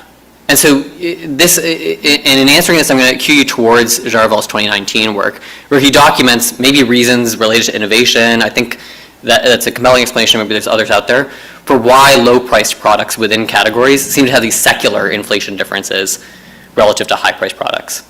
So now my mechanism is going to sit on top of that. There's going to be secular differences in inflation, but then you're going to get these fluctuations in response to input cost shocks that are going to lead to this widening and to this narrowing, and sometimes even a crossover if you have particularly sharp negative input cost shocks. So that's why the patterns look as they do in the data. Let me comment a little bit on how mean reversion and concerns about mean reversion might play into that. So in fact, if you try to use longer run measures of products' prices to sort them into categories, that should help overcome some of these concerns relative to mean reversion. So in the paper that will be out on my website in a month once it's gone through the KILTS clearing process, you'll see that actually the appendix does a bunch of different sorts where we even sort on lifetime average price of products, so completely kill anything that could be coming from transient price differences, and that's for mean reversion.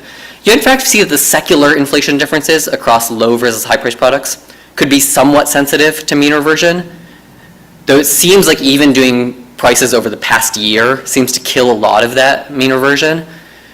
If you look at the covariance basically of initial prices with future price changes, that's much less affected by mean reversion, and that's what matters for pass-through, right? Is the covariance of products' initial prices with how their prices evolve due to input cost shocks. So I do think that the secular inflation differences are still a mystery, and maybe mean reversion plays a role there, but I think for the pass-through results here, you shouldn't be too concerned. Alessandra asked about markups versus other components of cost, and I think that was also shared in the last question. Sorry I didn't get your name, about how much of this is different due to differences in cost shares versus differences in markups. So I think even the simple pricing formula I wrote down is entirely agnostic about that, right? So you could write this price of a variety as this material cost plus some additive component that's indexed relative to wages. That could literally be a cost, that's the cost of value added that's going into those products, or it could be an additive markup that's priced relative to the wage. And my point for this paper is that actually if there is an additive markup that's priced relative to the wage, you don't need to distinguish between those two. So you could rationalize everything I told you today with just perfect competition, where all of the differences are due to differences in the amount of value added that's bundled with this material. You could also do it with imperfect competition, where everyone just has the same marginal cost, but they charge different additive markups, and they're pricing those additive markups relative to wages. Wouldn't change the results that I showed you at all. And then Connor asked about non-neutrality, and this came up in John's discussion a little bit too, which is, if I see the price level in the economy rising over time, shouldn't that mean with pass-through levels that I have a convergence in the price distribution or a compression of the price distribution? And I think that's why it's key to have this additive markup being priced relative to the aggregate price level or relative to wages. As I mentioned, if you have generalized inflation, that's going to be completely neutral with respect to relative price differences in this model, but you just have fluctuations in input costs relative to the aggregate price level. That's going to give you this compression or expansion of the price distribution, which is what you see in the data. So that goes a little bit to Jonathan's point too about, I think Cavallo-Christoph remarked that maybe this cheapflation is a consequence of generalized inflation.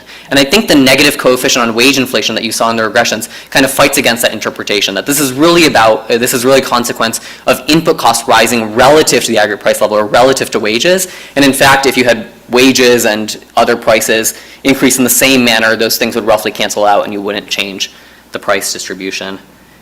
And then let me just remark on some of John's points that came up, and then I'll let you guys go, I promise. I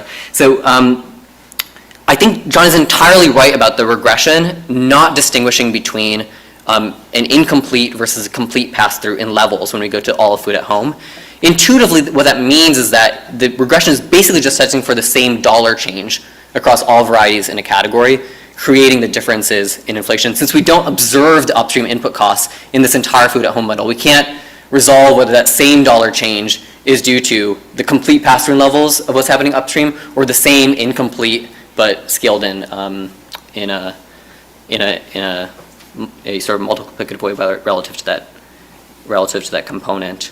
The other thing I came up with was the demand shock. So I really like Jonathan's paper, and so I think there's a marriage of these that has to take place. You know, one way in which I want to caveat that or fight that in some ways is this is a little bit that the time fixed effects are attempting to deal with in regression. So I think in the simplest versions of these mechanisms around trading down, if my real income changes and that causes me to trade down, it doesn't matter if that real income changes because the price of coffee went up or because the price of flour went up or because the price of housing went up, right? So any fluctuations in real income should cause me to trade down in the same manner across product categories, which should result in this cheapflation tilt.